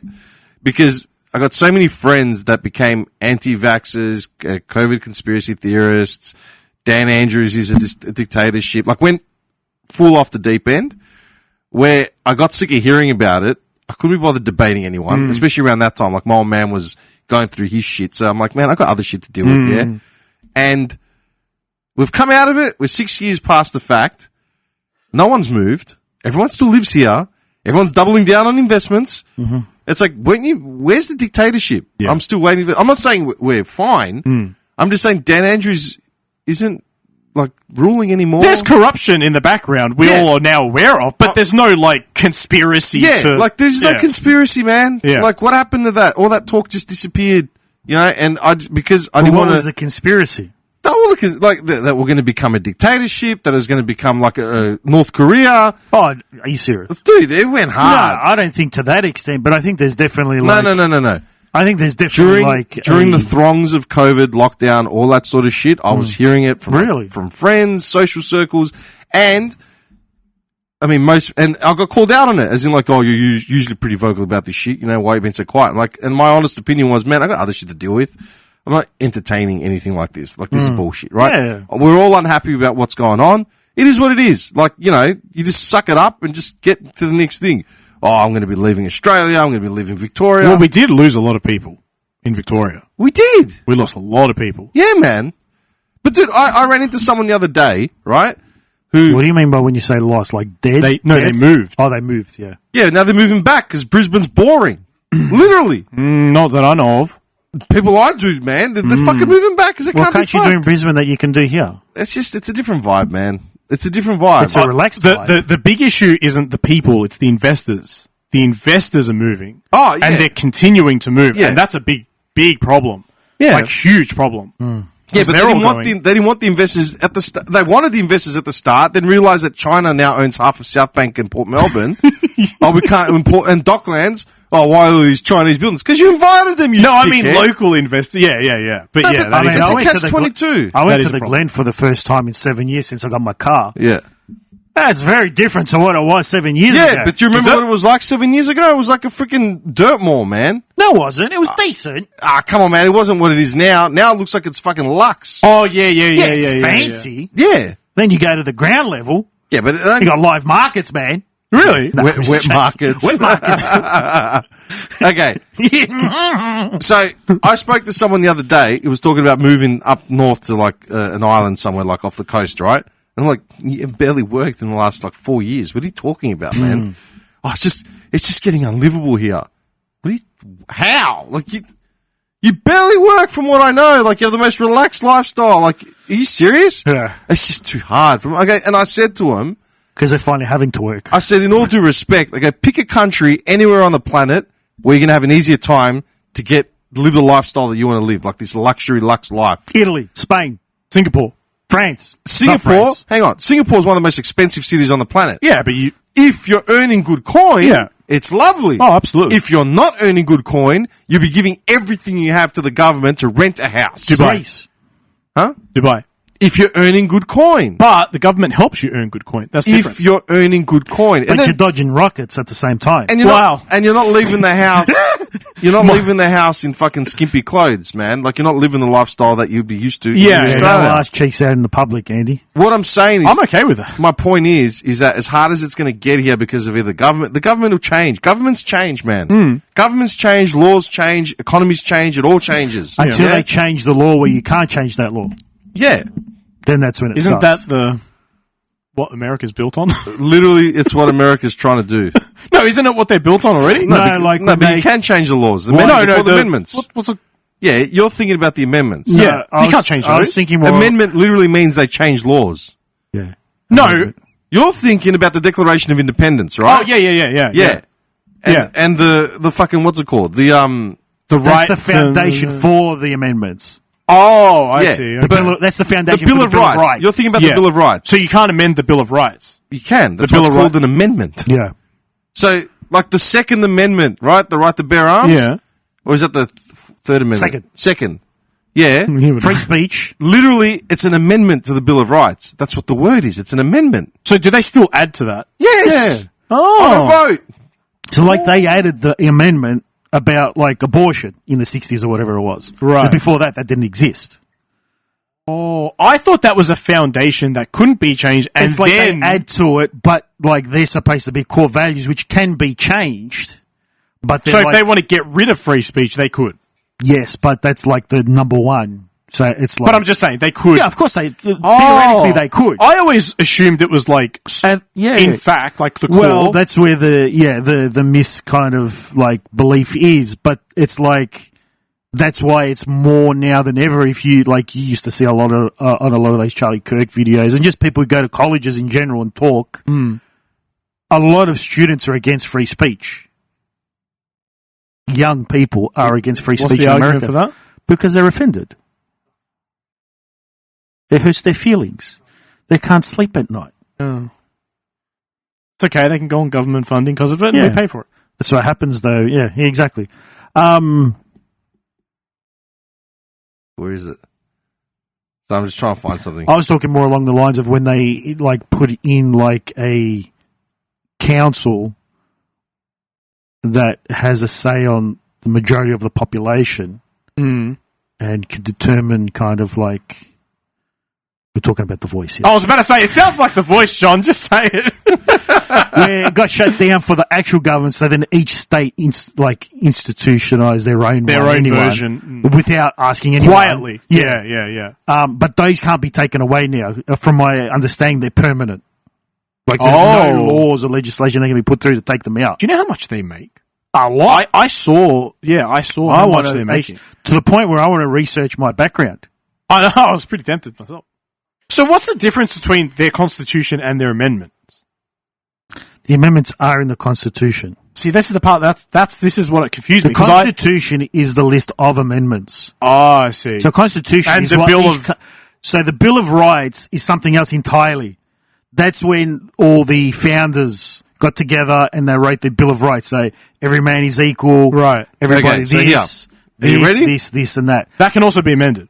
No, that's not a laws. They're just this is what we believe every man and woman is their, how we see them. Okay. It's like a charter. The Constitution of the United States is the supreme law of the USA, adopted in 1789 to establish the federal government structure, powers, and limitations. It defines the three branches of government: legislative, executive, and judicial. And with its 27 amendments, including the Bill of Rights, protects fundamental citizen rights. Okay. All right. Yeah, so the key aspects of the U.S. Constitution is the supreme law, so it's the highest legal authority in the United States, replacing the Articles of Confederation. Structure, so it originally consisted of 7 articles, which set up the framework for the government. And the Constitution has been amended 27 times to adapt changing times, with the first 10 known as the Bill of Rights, guaranteeing fundamental liberties. That's not that many times. Freedom and justice for all. But that many years, that's not a lot of times to be amended. Because you can't just change it just because. What's that, 300 years? Even, how we've done referendums, yeah? Yeah. How we've done 13, 20 of them. I'm not sure. And apparently out of all of them, one has ever gotten through. Oh, okay. Yeah, they're not actually knocked back. They get knocked back a lot. All right, so here are let's go over some of the 27 ratified amendments, right? So, the biggest ones would be... Start from one. How many is there? 27. Start from one. You're such a dipstick, man. All right, let's have a list of amendments. Yeah, how's that? 1. List of American in no particular order. List of American amendments in order. Okay, you happy? You happy, Pappy? All right. So the first amendment in 1791, which was a couple of years later after it was ratified, freedoms of speech, religion, press, assembly, and petition. Trump's buying all the media companies or convincing his friends to buy the media companies so they can just have a fucking, what's it called? Well, they sure do shit on him. We're talking about that and he brings up Trump. Just do those. See? This is why I said. Too fixated. He's too fixated. I agree. He's got number 2. In your brain. Second amendment, right to bear arms. Okay. Third, quartering of soldiers. Oh, see, this is where I get lost. I only know the first 2. Because this is part of John's constitution. Quartering of soldiers was basically during... What is it, quartering? Quarter, like a quarter. Okay. They cut every guy in 1/4. You leave the ankles. Quarters. Quarters is an English word for... Ankles. Like barracks. Oh, like whole quartering someone. Like, they're called ankle biters. Gotcha. So, what is a quartering of soldiers? So, giving them living quarters. Yeah, because what would happen? I think this is from the Revolution. Would you like the actual? The British meaning? were forcing the civilians to house their soldiers, and they were evicting them out so they could live in their farmhouses. Oh, is that where that while came the peasants were out? So it's this like is you can't be John's. forced This to do is it. John's. That's my understanding. Am I roundabout right? it. Let me read it to you. Am I right? Drop a beat. All right. Number 3.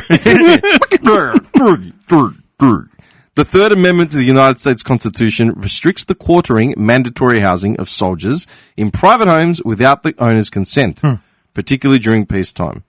So part of the Bill of Rights that was ratified in 1791 as a direct response to British quartering acts before the Revolutionary War. So it prevents the government from forcing citizens to house soldiers in their homes during times of peace. In wartime, quartering is only allowed but in a manner to be prescribed by law. So, as an example, during the summer protests of 2018, 19, during the Black Lives Matter riots. Clearly, they don't matter to you, John. You can't even get it right the first time. So, you remember how they kept trying to, all those riots, yeah? Yeah. And they wanted to send a National Guard in. Right. All those states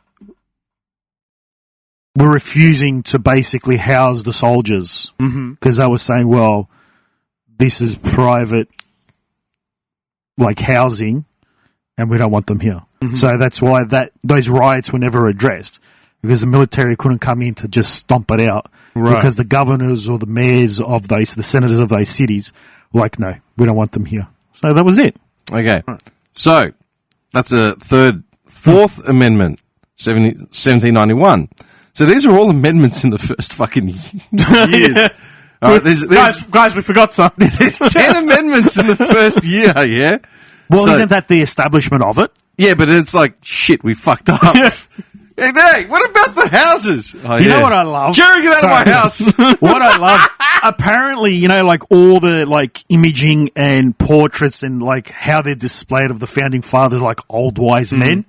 Apparently, they were in their 20s when they came up with it. Yeah, old wise men. They were old dudes. Yeah. And all these, no, he was 22. No, they wore wigs and shit. Yeah. Okay. So, Fourth Amendment, protection against unreasonable search and seizure. Okay. Fifth, due process. What does unreasonable is a vague...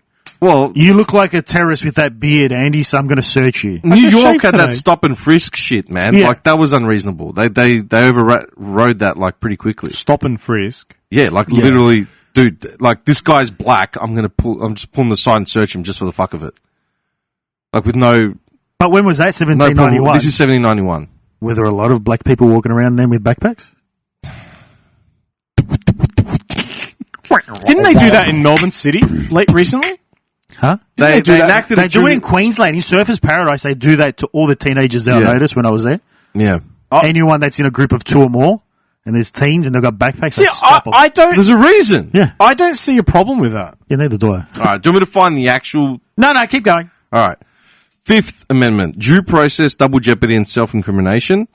Sixth, right... Double jeopardy is where you can't be charged for the same crime. Yeah. Sixth, rights of the accused, speedy trial and counsel. So, they were literally just stringing dudes up. It's like, I accuse him of murder. Done. Hanging. Yeah, literally. To the gallows. Yeah, literally, man. It was fucked up. Wait. So say that one again. Rights of the accused. So, speedy trial and counsel. There's no, you can't just... You have to... Everyone's guaranteed a lawyer. Everyone's guaranteed their... So they have rights, Rights, too. yeah. Just because you're accused doesn't mean you're automatically guilty, Yeah. which goes back into due process from the one before. Yeah. So civil trial rights. Eighth, prohibition of excessive bail and cruel, unusual punishment. Ninth, protection of rights not specifically listed in the Constitution. 10th, powers reserved to the states or people. 11th, limits on suits against states. 12th, election, and now we've actually moved out of the 1700s, so we're into 1804. 12th, election of president and vice president. Fuck. It was 30 years later. The 13th Amendment in 1865, the abolition of slavery.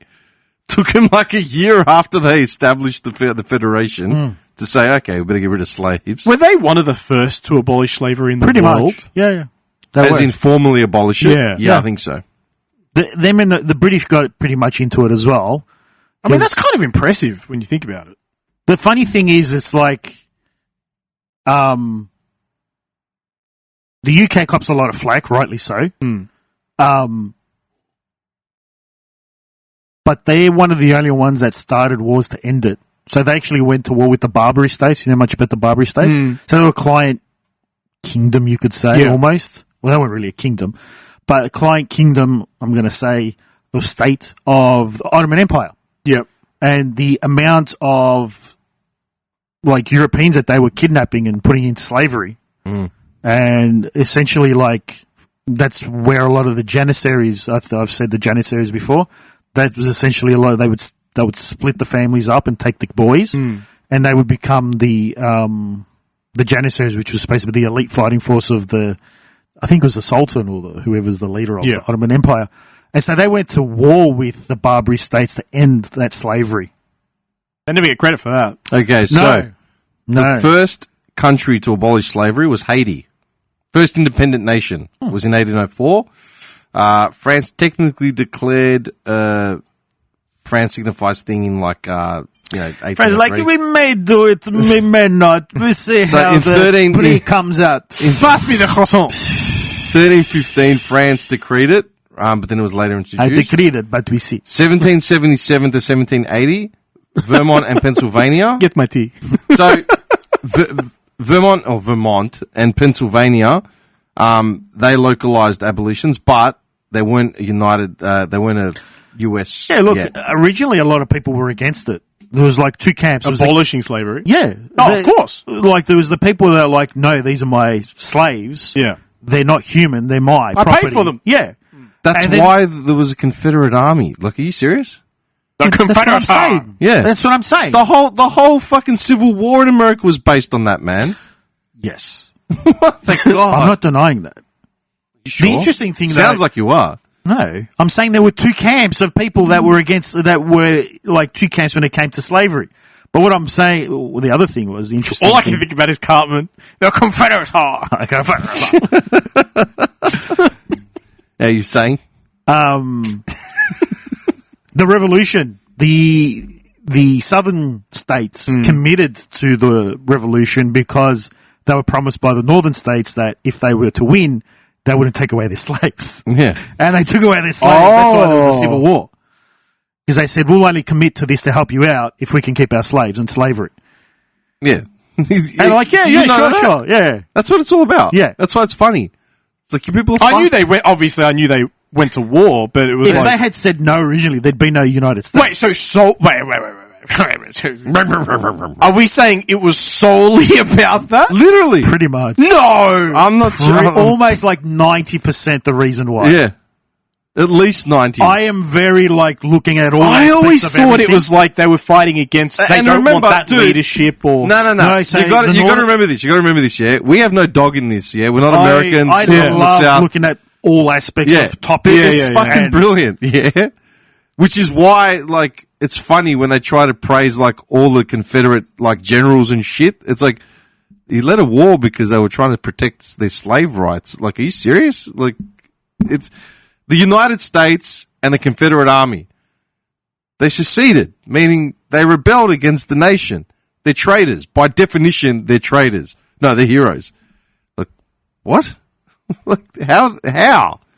They were part of the United States, then they seceded. Like, man, that's crazy. Haven't you seen that clip of that good old boy? Oh, you've got to see it. It's fucking hilarious.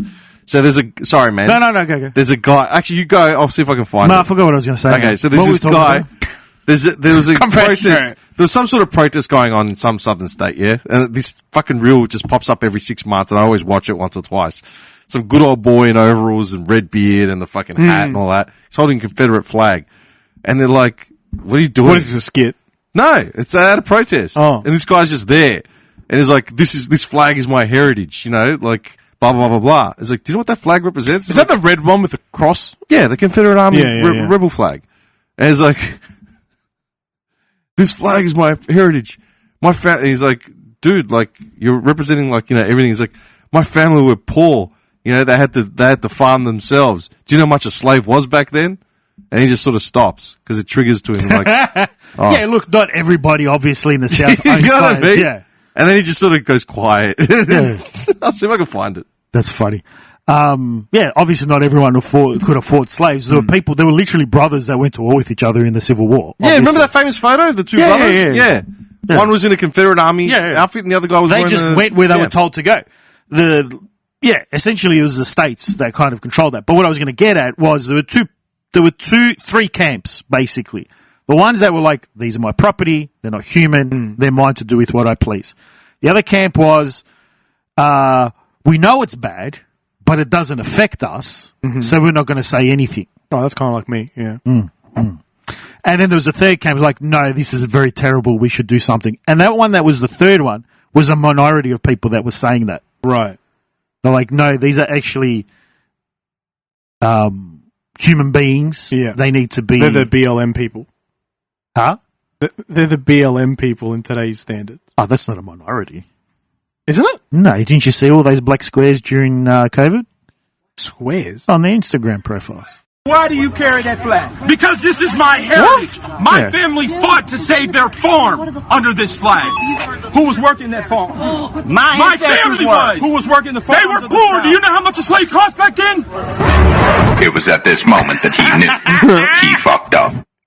Yeah, but that... Oh, I wish I was in the land of Look away. Jeez. I love that clip, man. To a degree, he has a point. Rich people were the ones that had slaves. The ones that didn't have slaves got dragged into the war. Haven't you watched Django? Oh, you know what I mean? Because they lived under them. They lived in that state. So they had to go to war. Because they lived in those states. They were conscripted. Oh, that's kind of fucked up. Yeah, of course. To a degree, he has a point, but the way it was voiced out made it sound like his parents should have had slaves. Right. Okay, so... obviously, anything that's said about slaves is automatically you're in favour of slavery. You know what I mean? Yeah. The 14th Amendment was the citizenship rights, equal protection and due process. 15th Amendment, right to vote regardless of race. 16th Amendment, federal income tax. That's about 100, it was 1913. Well, they fucked up there. Yeah. 17th Amendment, direct election of senators. The 18th Amendment was a prohibition of alcohol, which obviously was removed after how many years? What's 18 now? I don't know, it just goes from 18 to 19. What is... Okay. Yeah. These are the amendments as they happened. Oh. Yeah? So the 19th Amendment was the women's suffrage, so they could, vote and all that shit. 20th... fuck up there. Commencement of presidential and congressional terms of lame duck. 21st... I'm sorry, what was lame duck? You can't just skip over that. That's what it is. That's all it says. What does that mean? Is it a description? Commencement of presidential and congressional terms. Lame duck. So I'm guessing no more than 2 terms. A president can have no more than 2 terms. They didn't elaborate on lame duck? No, I can Google it if you like. So I was seeing something on I think it was the Ryan...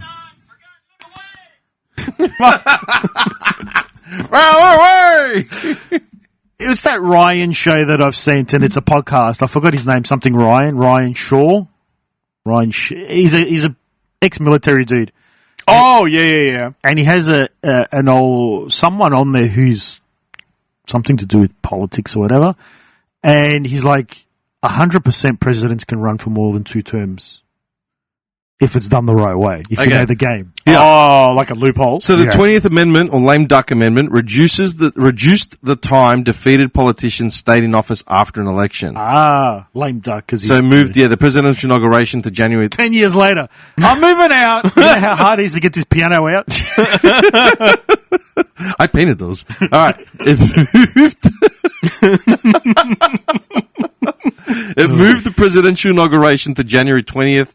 And Congress to January 3rd, shortening the wait from March. Oh, wow. They actually waited that long? Shit. It also finalized procedures for presidential death or failure to qualify before taking office. So that makes sense.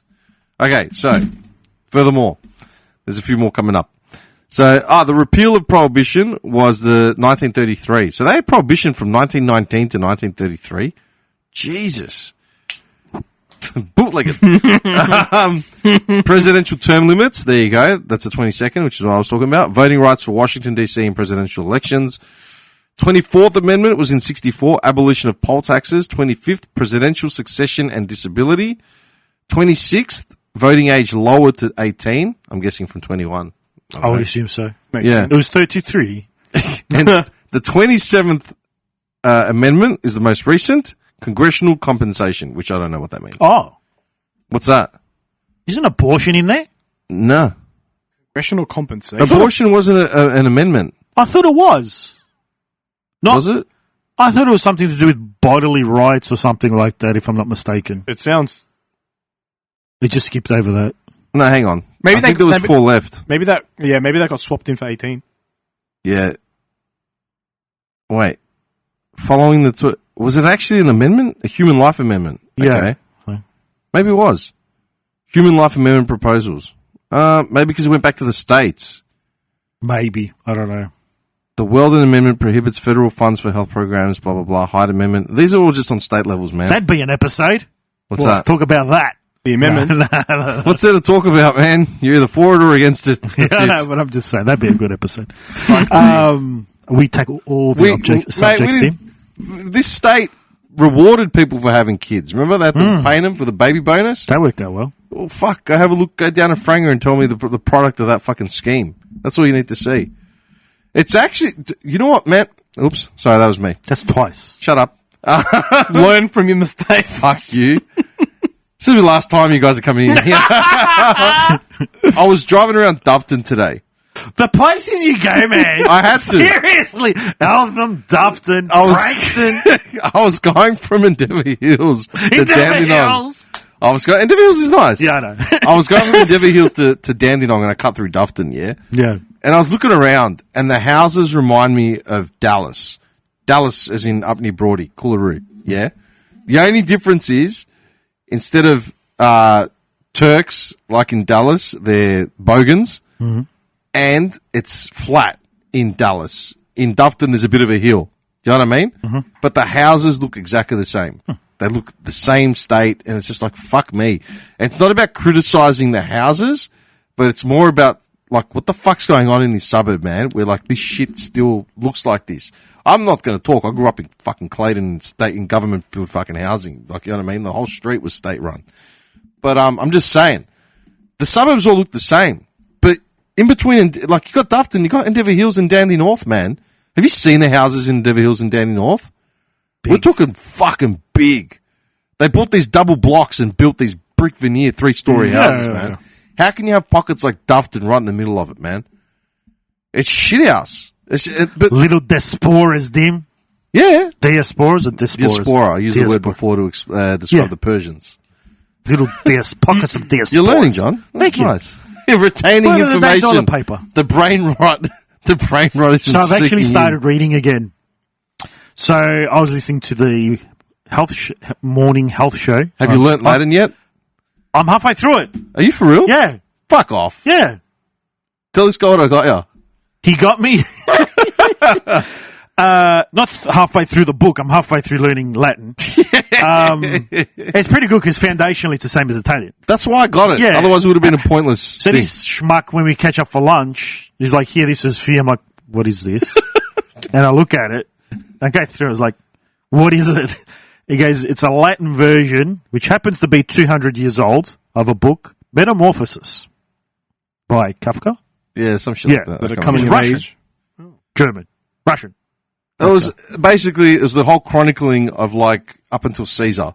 But it's in Latin and it was like a 200-something-year-old book. Yeah, but Kafka, who wrote it, isn't it Kafka that writes it? I can't remember. Yeah. I really can't remember off the top of my head. How are you reading it?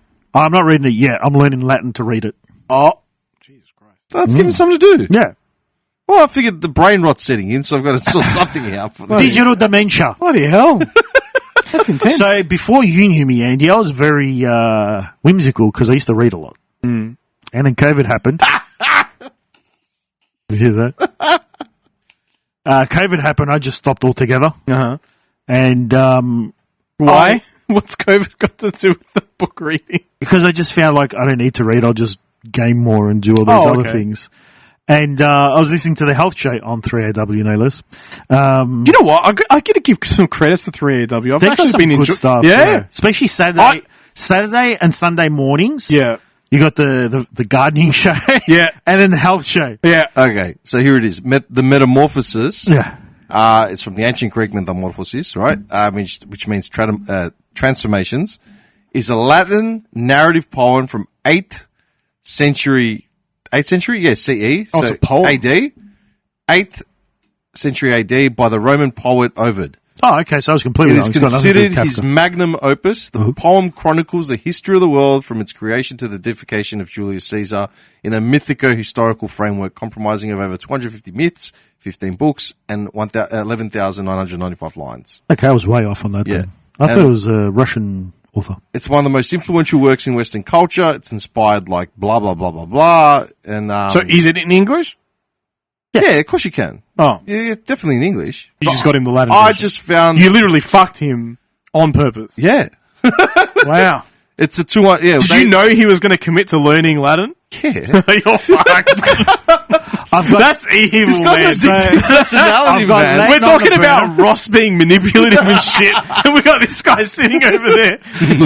He will learn. But he knows me. It's good for me. I need to get back to what I was. Yeah. Dude, this dickhead has got like fucking I 80... found my copy of Art of War too. He's by got the way. like... Dude, I remember messaging him one day. I'm like, what are you doing? Oh, I'm in Rosebud buying a book or whatever. Oh, what'd you get? Oh, I got a fresh copy of The Art of War. What? What do you mean a fresh copy of The Art? Like, he had like notes of like, how many copies have you bought? You can never have too many. How many copies of The Romance of the Three Kingdoms do you have? Currently, 2. I used to have It's a cycle. It's a cycle. I used to have 3, but Yeah. one of them I read it to tatters. Do you understand what I'm saying? And he's got an addictive personality. Look at the miniatures, for fuck's sakes. We were in this room when he bought his first miniatures. He's got a freaking legion of shit now. Yeah. Oh, by the way, I'll talk about it later. Anyway, I thought it was I know he likes his books. I found a 200-year-old book, which you're not going to just find. And it happened to be on... Don't worry about me, man. And then, Don't worry about me. And then... No, but did you go out of your way to source it? Like, did you think about it, or did it just...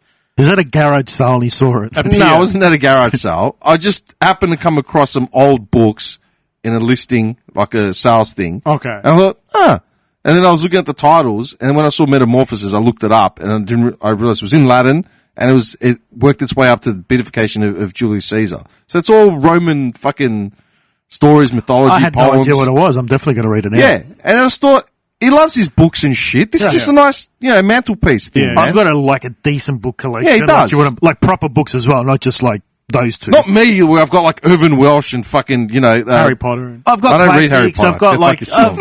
You people watch Harry Potter. I don't. I've never seen Harry Potter in my life. I only watched Harry Potter for the first time this year. Never. You're a no. Liar. You're a liar. You gotta emphasize the heaviness on the tongue. Nevertheless. Yes, so nevertheless. Yes. What's the health show? Every Sunday, without fail, they always talk about dementia because it's so prevalent at the moment. Yeah. And basically, they were saying, I just realized. Sorry to cut in. I just realized what you were talking about must have been what I was saying with the rate of IQs dropping. Yeah, it probably I is, think was linked to dementia. Yeah. Sorry, it could be. But they were saying, look, you can't kind of like stop yourself from not getting it, but like kind of like just keeping your memory. Like people are finding pockets of, like I find that I constantly can't think of words. And I was like, why is that? That was never a thing. It's just now, it's maybe the last 5-6 years. And then essentially he was saying like, start reading. Because that keeps the brain active. Yeah, it's like the Sudoku games. And the second I thought about that, I was like, that is true, because it never used to be a thing until I stopped reading. So now I'm getting back into it, trying to get the brain back active. Your brain is a muscle. Yeah, of course. The more you use it, the more you work it out, the more energy, like the more things it retains, the bigger it expands. Exactly.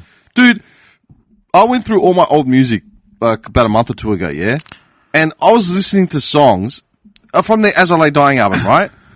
I have not listened to metal in a while, like a long time. I was at the gym last night. I'm like, you know what? Fuck, I'm going to listen to this album. Oh, you are looking good. I'm glad you said that. I wasn't going to say anything to be, I didn't want to come across as gay. Yeah. Yeah, but you look good. Nah, dude, I've gained because of my cortisol levels. My weight gain just keeps going up. Can you stand up? I know it sounds gay again. I'm not getting up now. I'll stand up at the end of this. Okay. Anyway, take your top off. No. Damn! Look at them titties. Are you going regularly again? I was for a bit. The last week's blown out because of work. Okay. But again, like I went last night. I'll probably go tonight. If we get out of here in time, I'll probably end up in a session. Well, I had started as well. Like I was really doing really well. Probably what gym? Nah, just dieting and shit. Dieting. Oh yeah, yeah. Because when I saw dieting you and home gym. When I saw you in January, you were talking about it because I said it. Yeah. And I just within the span of 2 weeks, 3 weeks, like I was hitting really hard. 7 kilos, lost 7 kilos. Just doing kettlebell stuff, just more so because I didn't really have the time to go. Kettlebell's like, yeah, it's perfect. Perfect. I was cherry picking what I wanted out of everything, putting them together. I had a really good workout going. Dieting was on fire, everything. 7 donuts a day. I'm down from 10. He buys the full pack, but there's some left over for the next morning. I buy a dozen. Let's be clear. But I don't eat the dozen. I actually had my first donut today at work. Donuts. I get donuts. Since like... Hey, I know you.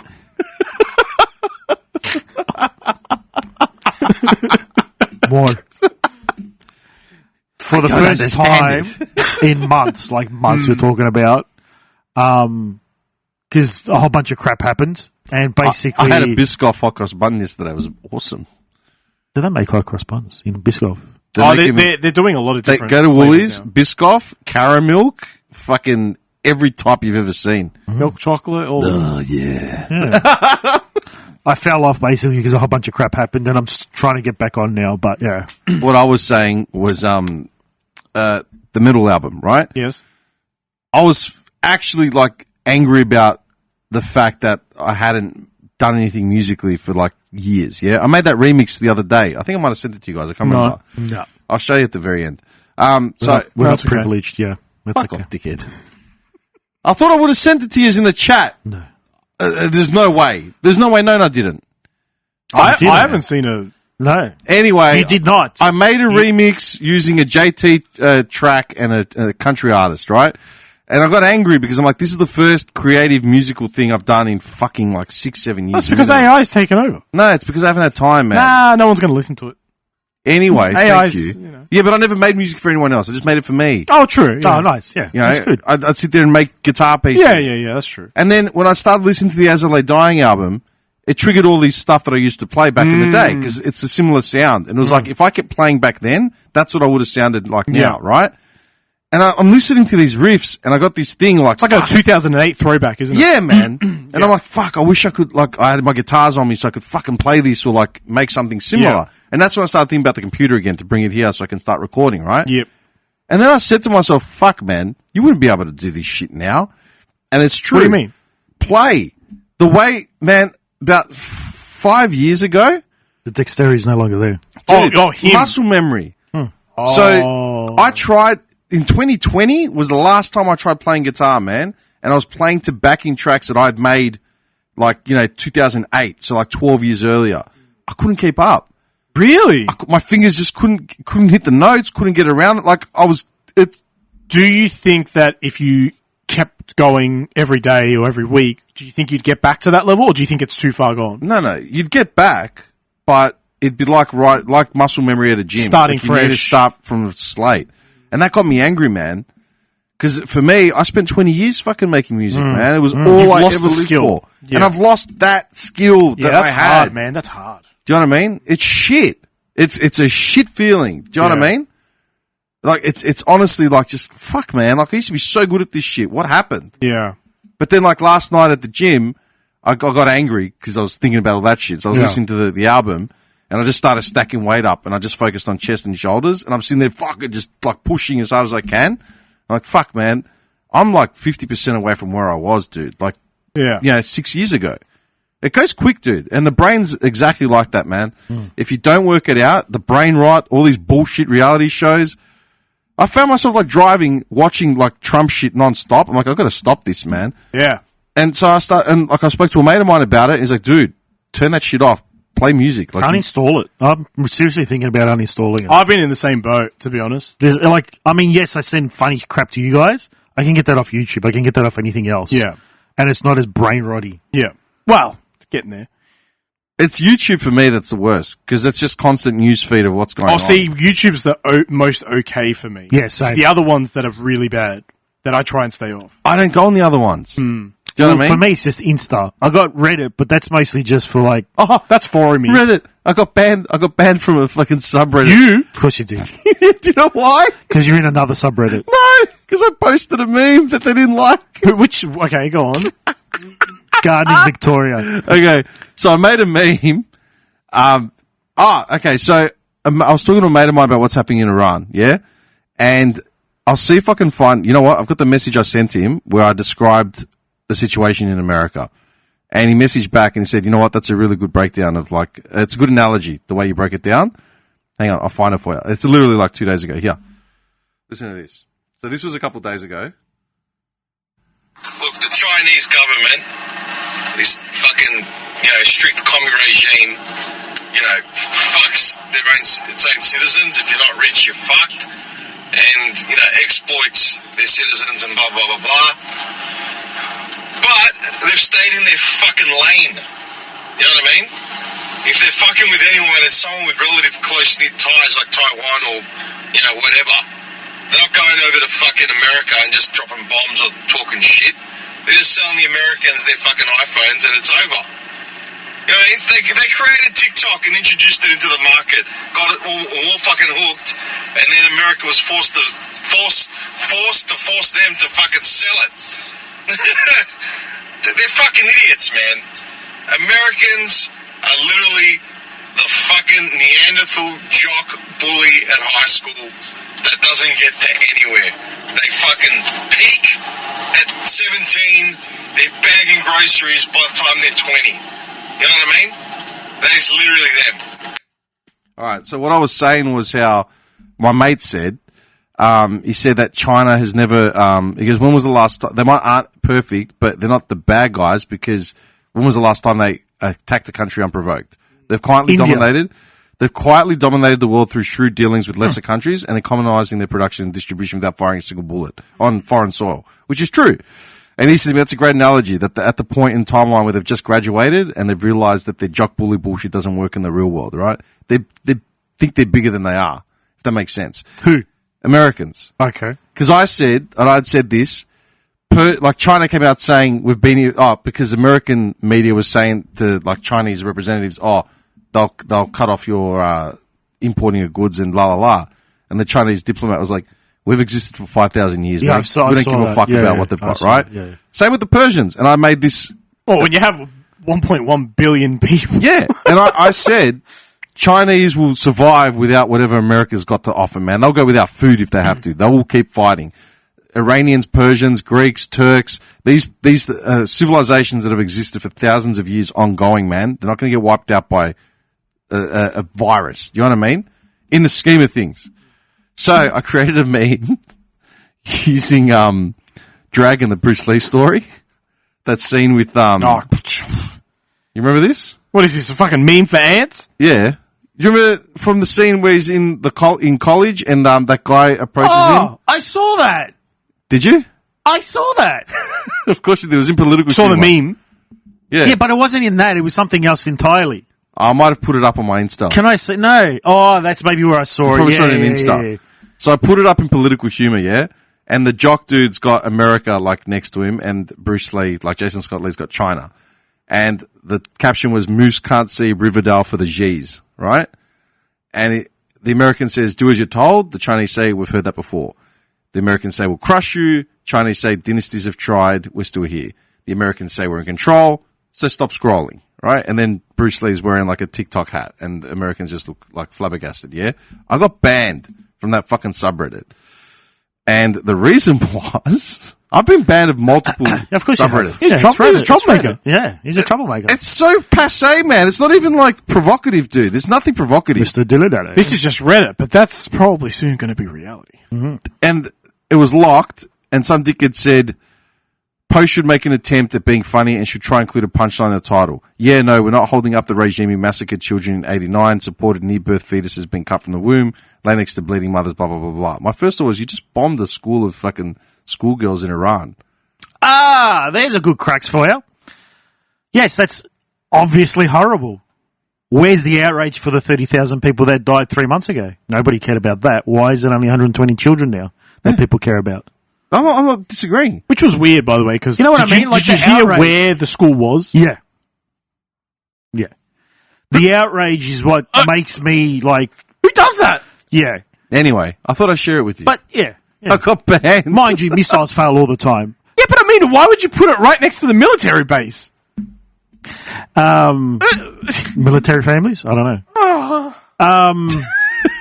An interesting thing was basically all the defensive, like Iran's version of defensive, like ballistic, their SAM sites basically, all their technology that was invested.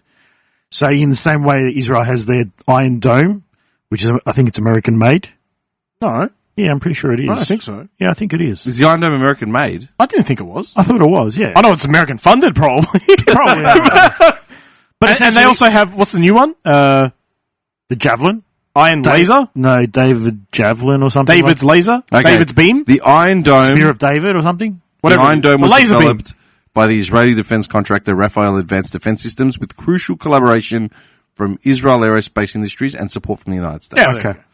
So basically Iran's version or whatever their SAM, all their tech that they were hyping up and everything was Chinese made, which essentially just failed instantly because they just got around and bombed the crap out of everything.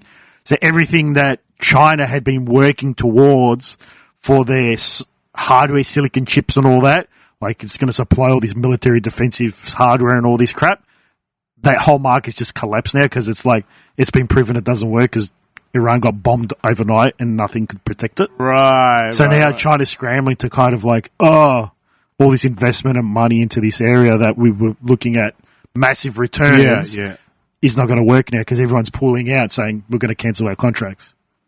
I mean, a lot of this Iron Dome stuff that you're seeing that's like getting through and all this, a lot of it's AI generated. A lot of it is the stuff they're showing on Media State TV. Yes, ballistic missiles occasionally getting through. Well, I think the clusters are slightly, right? Yeah, because they're a bit faster and they kind of, I don't know if they scatter. They can move away, stuff like that.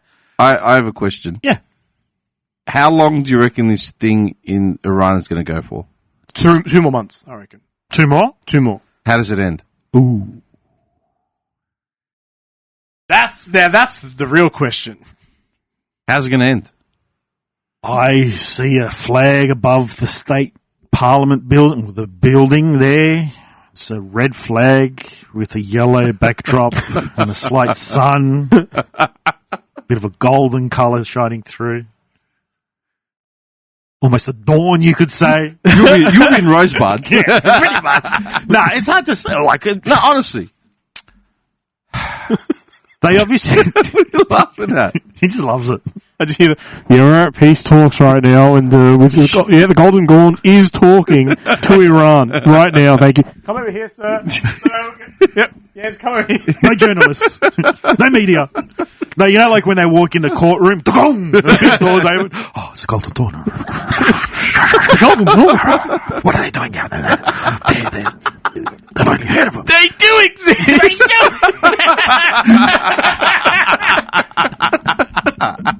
That still hits, man. I watch it. It still hits. It does. It does. Hang on. I love how you said the Golden Dawn will be negotiating with Iran. What? Oh, yeah. Mediators. No, it'll be Golden Dawn. Mediators, sorry. Talking to Iran, not America. Not India. We'd like to present the next Ayatollah. John. The Golden Dawn. He gets up there. John, that's the wrong... Oh, sorry. Little beard with an elastic thing over the ears. It just doesn't fit on my head. Does this thing come with a fan? You're fucked. Honestly, how does it end? Well, they can't pull out. They can't stop. Ideally, I don't think they want to commit troops. They want to just bomb the crap out of everything. Like I said, and like I know I'm circumnavigating again, but what I said was, right or wrong, Trump's fucked up because his messaging hasn't gotten this thing over the line. Yeah. You can bullshit all you want to your voters. That's fine, right? Political messaging, I get it. but he hasn't been able to sell this. Look, if all right, let's just say he sells it properly tomorrow and everyone's on board with it, I think ideally they still don't want to commit troops. Yeah. They don't want to, they need something to happen. Someone was saying on that Ryan show, whatever, the guy on there is like, don't be surprised for a false flag happening soon within America. Okay. Or another, probably America in general. Where some sort of terroristic attack will happen and they'll blame it on Iran. And then that'll give them cause to kind of then go I mean, they've already had a couple of small. Well, you see that? The best was Erica that Kirk goes on Dancing with the Stars. The best was that dude that was like at that protest. Was it in New York or Boston? Oh, or that whatever? tried to throw the. And he's like, don't, or whatever the guy was saying, the protesters are like, everybody's welcome here. And as he says that, there's a dude just like, hoofs a Hail Mary bomb. Fucking hell, man. And then it fails to go off. The second one also fails Yeah, to go off. like seriously, yeah. Like, all right. Look, I don't know. Hey, like, I think all governments around the world are buckling if they don't have their own source of fuel. But they do have their own fuel. They just don't want to use it. No. We have fuel. Well, Here in Australia, we have fuel. Not enough. We have fuel here. No, we have our own supply of fuel that we can tap into. But we don't process fuel here. But don't we have all the stuff that we can do that, though? I don't know if they have that in place. Like countries I know they charge... So the petrol we pay for, I think 40% goes on tax, 40% goes on the cost of the fuel. I think 9 or 10% goes on the processing of the fuel. Yeah. To add up to the 100% cost. And it's interesting because, like, China's fuel at the moment is like half the price of what ours is. Yeah. So, and they get all their fuel almost from one location. So I don't think we can actually process it here.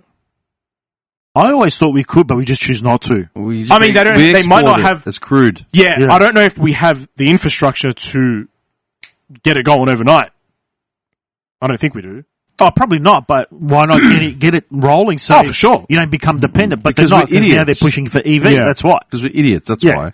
why. So I asked ChatGPT, when and how will the Iranian conflict end? Oh. No one can say with confidence when it will end. Right now, the most honest answer is not soon and probably not with a clean victory.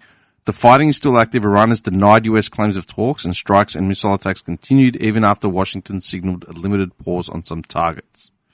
So the most likely ending is a messy, externally mediated ceasefire or de-escalation deal, not a decisive military conclusion. I reckon that's probably true. That seems about right. Yeah. Because the last I heard was India Finally, Chuck Norris agreed to mediate, and apparently Iran See what happens when he okayed it. dies?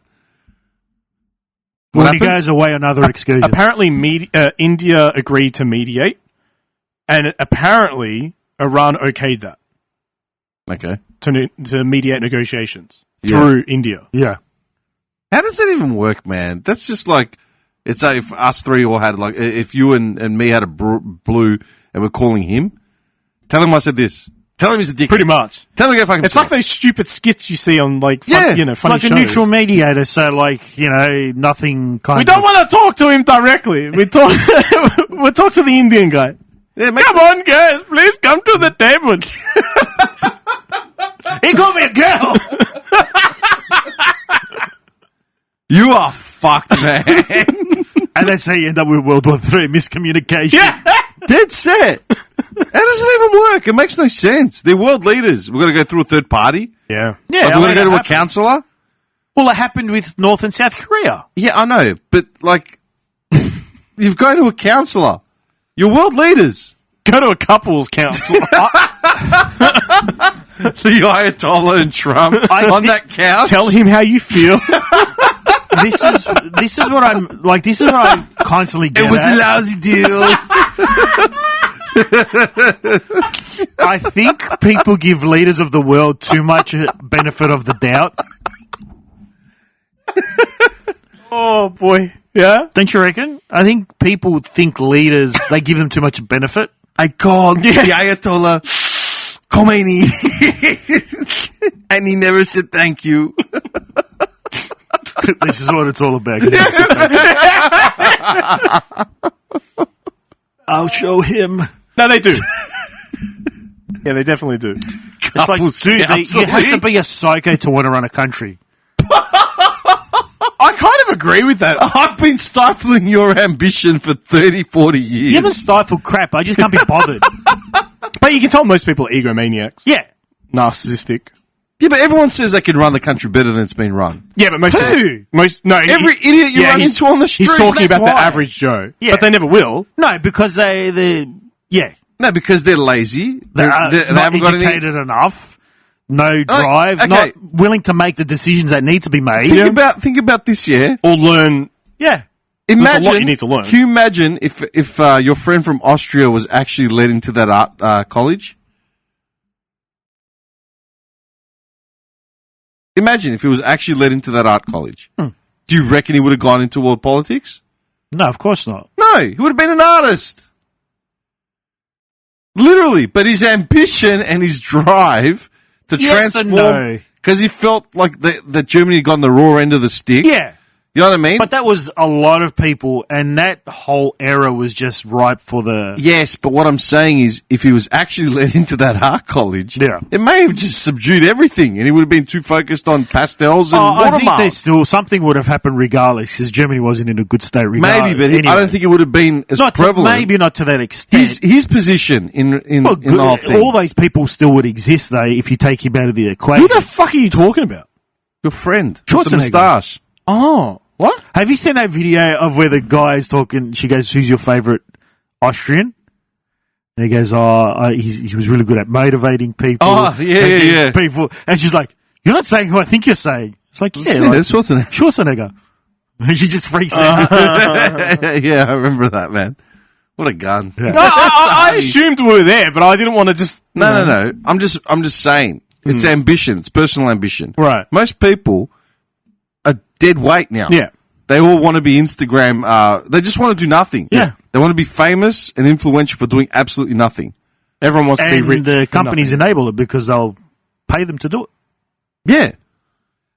So, you know... Like the mukbangs. When it comes to, like, you know... Mukbangs. Why is that familiar? That's the food when they Where they just eat on camera. Yeah. Oh, yeah. And they get like 1 million subscribers. I sent you that one with the South Korean guy. Yeah, I couldn't sit through that. Oh, it's the best. Do you know why I remember that? Because it reminded. I used to bag a friend of mine about it. We used to say that she looked like him. Oh. That she doesn't. She's a normal girl. But I used to watch that video 24/7. He sent us a picture of her. She looks exactly like him. Same hair. She looks nothing like him. Get the photo. Damn. Little like bum fluff stash going. You know, she's literally laughing. The people who like end up having to run in government, there's compromises. No matter what you end up choosing to do, you want to do something over here. You got to compromise something over there because you're not going to make anybody happy. I wanted a grilled cheese sandwich, so I compromised. Fucking shut up and ran. Sorry, man. Sopranos making their way back again. I need to watch it. You're missing out, bro. I've started watching videos again. I can't believe I've never seen it, to be honest. You suck. I've been doing Sopranos and Seinfeld, just like clips again. It's bad. It's actually bad. I started Castle again. What is Castle? You never stopped. What is Castle? Nathan Fillion. Uh-huh. I always forget her name. It's not important. Doesn't matter. Nathan Fillion. Nathan Fillion is a writer. He's a novelist, and he writes a book series. That's generally what writers do. Yes, they do. Oh, and he's really out of left field. This one. He finishes R-rated. So basically, his series runs its course, 12, 13 books, whatever it is. And he's sick of the main character because he's like, I've explored everything I can with this character, and the character's a spy. He's the main character. No. Oh. So he kills him off in the last book. Okay. So and like Misery. Goose. Misery. It's like, I was just getting sick of that. Misery. In what way? He kills off the main character of the book that he's writing. Oh, James okay. Caan. Yeah, right. Don't you remember? Yeah. And that's why he gets kidnapped, because she discovers his script and then says, no, you can't kill her off. That's You got to true. make her live. So automatically, this is plagiarism. Okay, continue. It's his favourite series. At the same time, totally shit canning it. At the Not same what you time, made the link. Misery. I've never seen Misery, actually. Oh, Yeah, I've never seen it. I watched Misery for the first time, and his old house, the house he grew up in. Fuck, that would have been like 2005 or something, man. Probably earlier. When did you guys move? I don't know. To moved from the family home to the next house? I think you're No right. idea. I think you're right. It had to have been 2005, 2006. No, it would have been earlier than that. Because I'm thinking of school when I started. Yeah. I was in the zone. Were you? Yeah. Well, you were definitely there. It was Yeah. like you guys were at that house. I definitely know you were at that house. I still remember sitting in the living room and watching it. Mm. There's So a it must have bunch been of us. like maybe 02, 03. 03 possibly. Mm. 03 no more than 04, man. I'm telling you. Fucking hell. How can you never seen Misery? I've just never seen it. Wasn't that like such a big... Yeah. It's huge, man. Yeah, I know, it's James huge, yeah. Caan and fucking I've what's your just name? never seen it. Kathy Bates. We always remember the guy's name. You know, who else? You know, what's her name? What's her name? What's her face? I swear she's looked the same like for the last 40 years. She's in that new version of Matlock. Yeah. Matlock? Matlock. There's got a new show. Why? What? We love you, Matlock. Yes, we do. So basically, at the same There was a time, stale at the time. Hey, sorry to cut you off. Yeah. Hank Azaria. Yeah. Oh, no, Dan Castellaneta, who does Homer and Abraham Simpson. Yeah. Have you heard them now? No. So a clip went viral for a bit. Is it AI? Dan Castellaneta has aged, like his voice has aged that much and is like destroyed. Homer now sounds like Grandpa. Oh, really? Yeah. Because like there's they relate, like the two voices are linked. Yeah. But it literally sounds, I've got to find the clip for you. But yeah, anyway. Continue. dude, please look for it. I'll find it. So at the same time, there's a serial killer, and they've killed two people. In the book or in the real world? In the real world. Okay. And basically... Which is still fake. Yeah. The detective who's on the case reads his books, and she's noticed that the deaths are staged the same way as in his books. Uh-huh. So naturally she suspects him as a killer. I don't know why. Mm-hmm. And he tags along when they rule him out as a suspect. And he tags along and he annoys her. And he's like a plucky sidekick, basically. Nathan Fillion. Yeah. He plays himself, doesn't he? Pretty much. Yeah. Okay. He's a gun. And he just annoys her like anything. And at the end, they solve it. And basically... Well, don't spoil it. The first episode. Oh. They solve the killer. Well, this is a terrible series if it ends in the first episode. Wait, is this a movie? But this is what It's an 8-season show. Okay. Yeah. At the end of the first episode, they discover he wasn't the killer, and he helps them track down the murderer. Okay. So he likes what he's doing, so he decides to ask if he can follow her. She says no. He's Who is she? She's just a female detective. Oh, okay. And he asked the mayor to overrule her. So the mayor says, all right, you can follow her. And so he decides to create a new book series based on her. And that's him. Like this, the murders are like, basically, what do you call it? Like stuff for him to basically write the books. Yeah, it's a good show. And he essentially like helps solve the murders as well. But it's not a murder show like CSI where it's murder, not CSI, CSI. Or was it that FBI show that's like murder porn?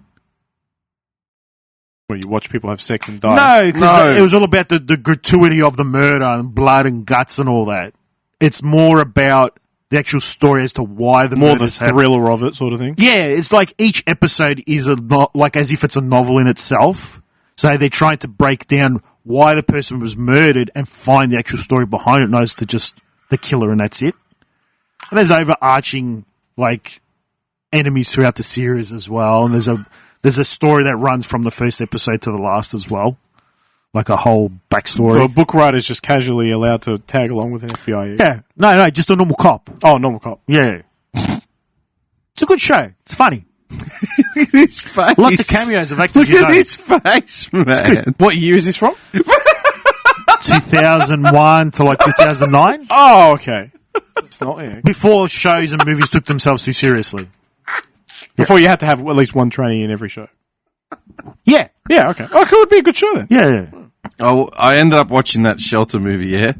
And We've referred back to this thing No, four times. He wants to talk about it because he wants to do the line. There is no line. Sure just as you said. Shelterer. Just as it's actually different. I'll give him that. Ooh. His role is exactly the same. Oh, I was about to say, tell me his role. No, his role is exactly the same, but the movie itself is actually pretty good. He's a graveyard keeper. He's a bird watcher. I'm a mailman. Something to do with a shelter. So what would a shelter be like? Oh my God. No. Nah, it'd be, two countries are at war and he's the only one left on the Oh, world. is that what with a it's shelter. about? And he has to shelter people. Ah. nah. A lone survivor. No, the shelter. Ah. I'm a shelter. Shelterer is what they were actually going to go with. Shelterer, but it was a bad title name, so they just went with shelter. I'm a shelter. I run a soup kitchen. That's what I do. No, listen. No. And they've got MI6, like, some form of MI6, British intelligence. How is it whatever. that if he's the last person in the world? He's not the last person in the world. He said he was the last person. No, don't listen to me. His nonsense. I got no idea. Why would you listen to anything he has to say? No. Have you not learned? No, clearly not. There's like an MI6, like, base, whatever the fuck they are, counterintelligence. Is this in the shelter? No. Oh, okay. Okay. Jesus Christ. So the concept, I'm not taking anything away from the story. It's literally in the trailer. Some girl, a young girl turns up, and he's got to protect her from whatever. Yeah. That's shelter. But the MI6 is after it. Oh, so he's the shelter. Yeah, the whole theme of the movie is shelter. Like, So he is the shelterer. Yeah, I'm the shelter. I told you, it's just a bad title name. But that was it. Should have been like, I'm your protector. keeper? Keeper? No. Yeah. I think he's there's already a protector, isn't there? What's another word for shelterer? Guardian. No, I'm your sentinel. The guardian. The sentinel. There you go, the sentinel. Sentinel's the guardian. I'm a guardian. I'm your guardian. I'm here to guard. It's what I do. Ian.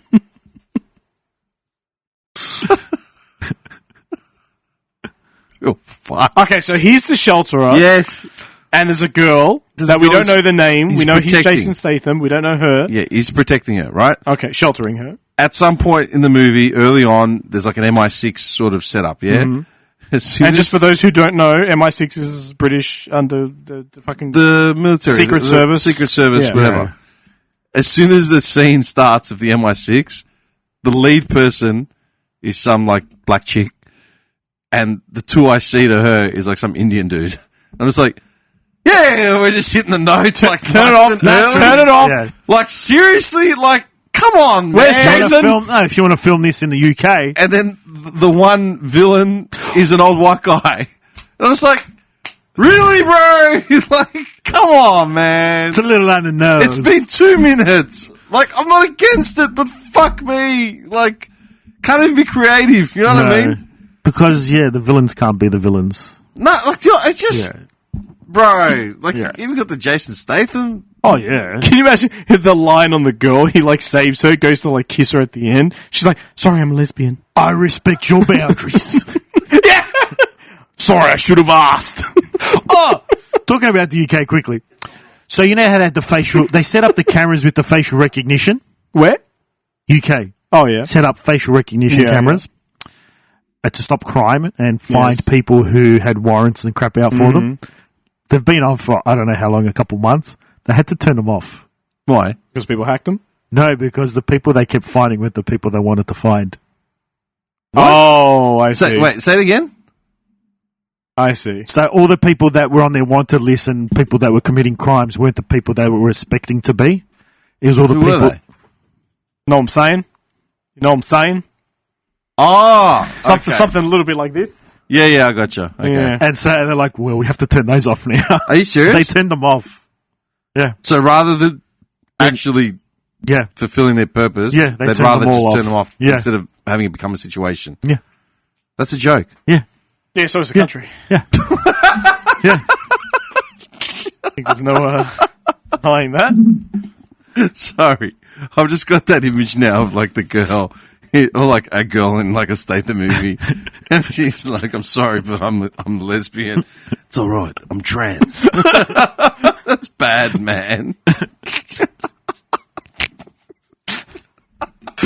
The question is, would he have the wig on? Statham? Yeah. Hold up.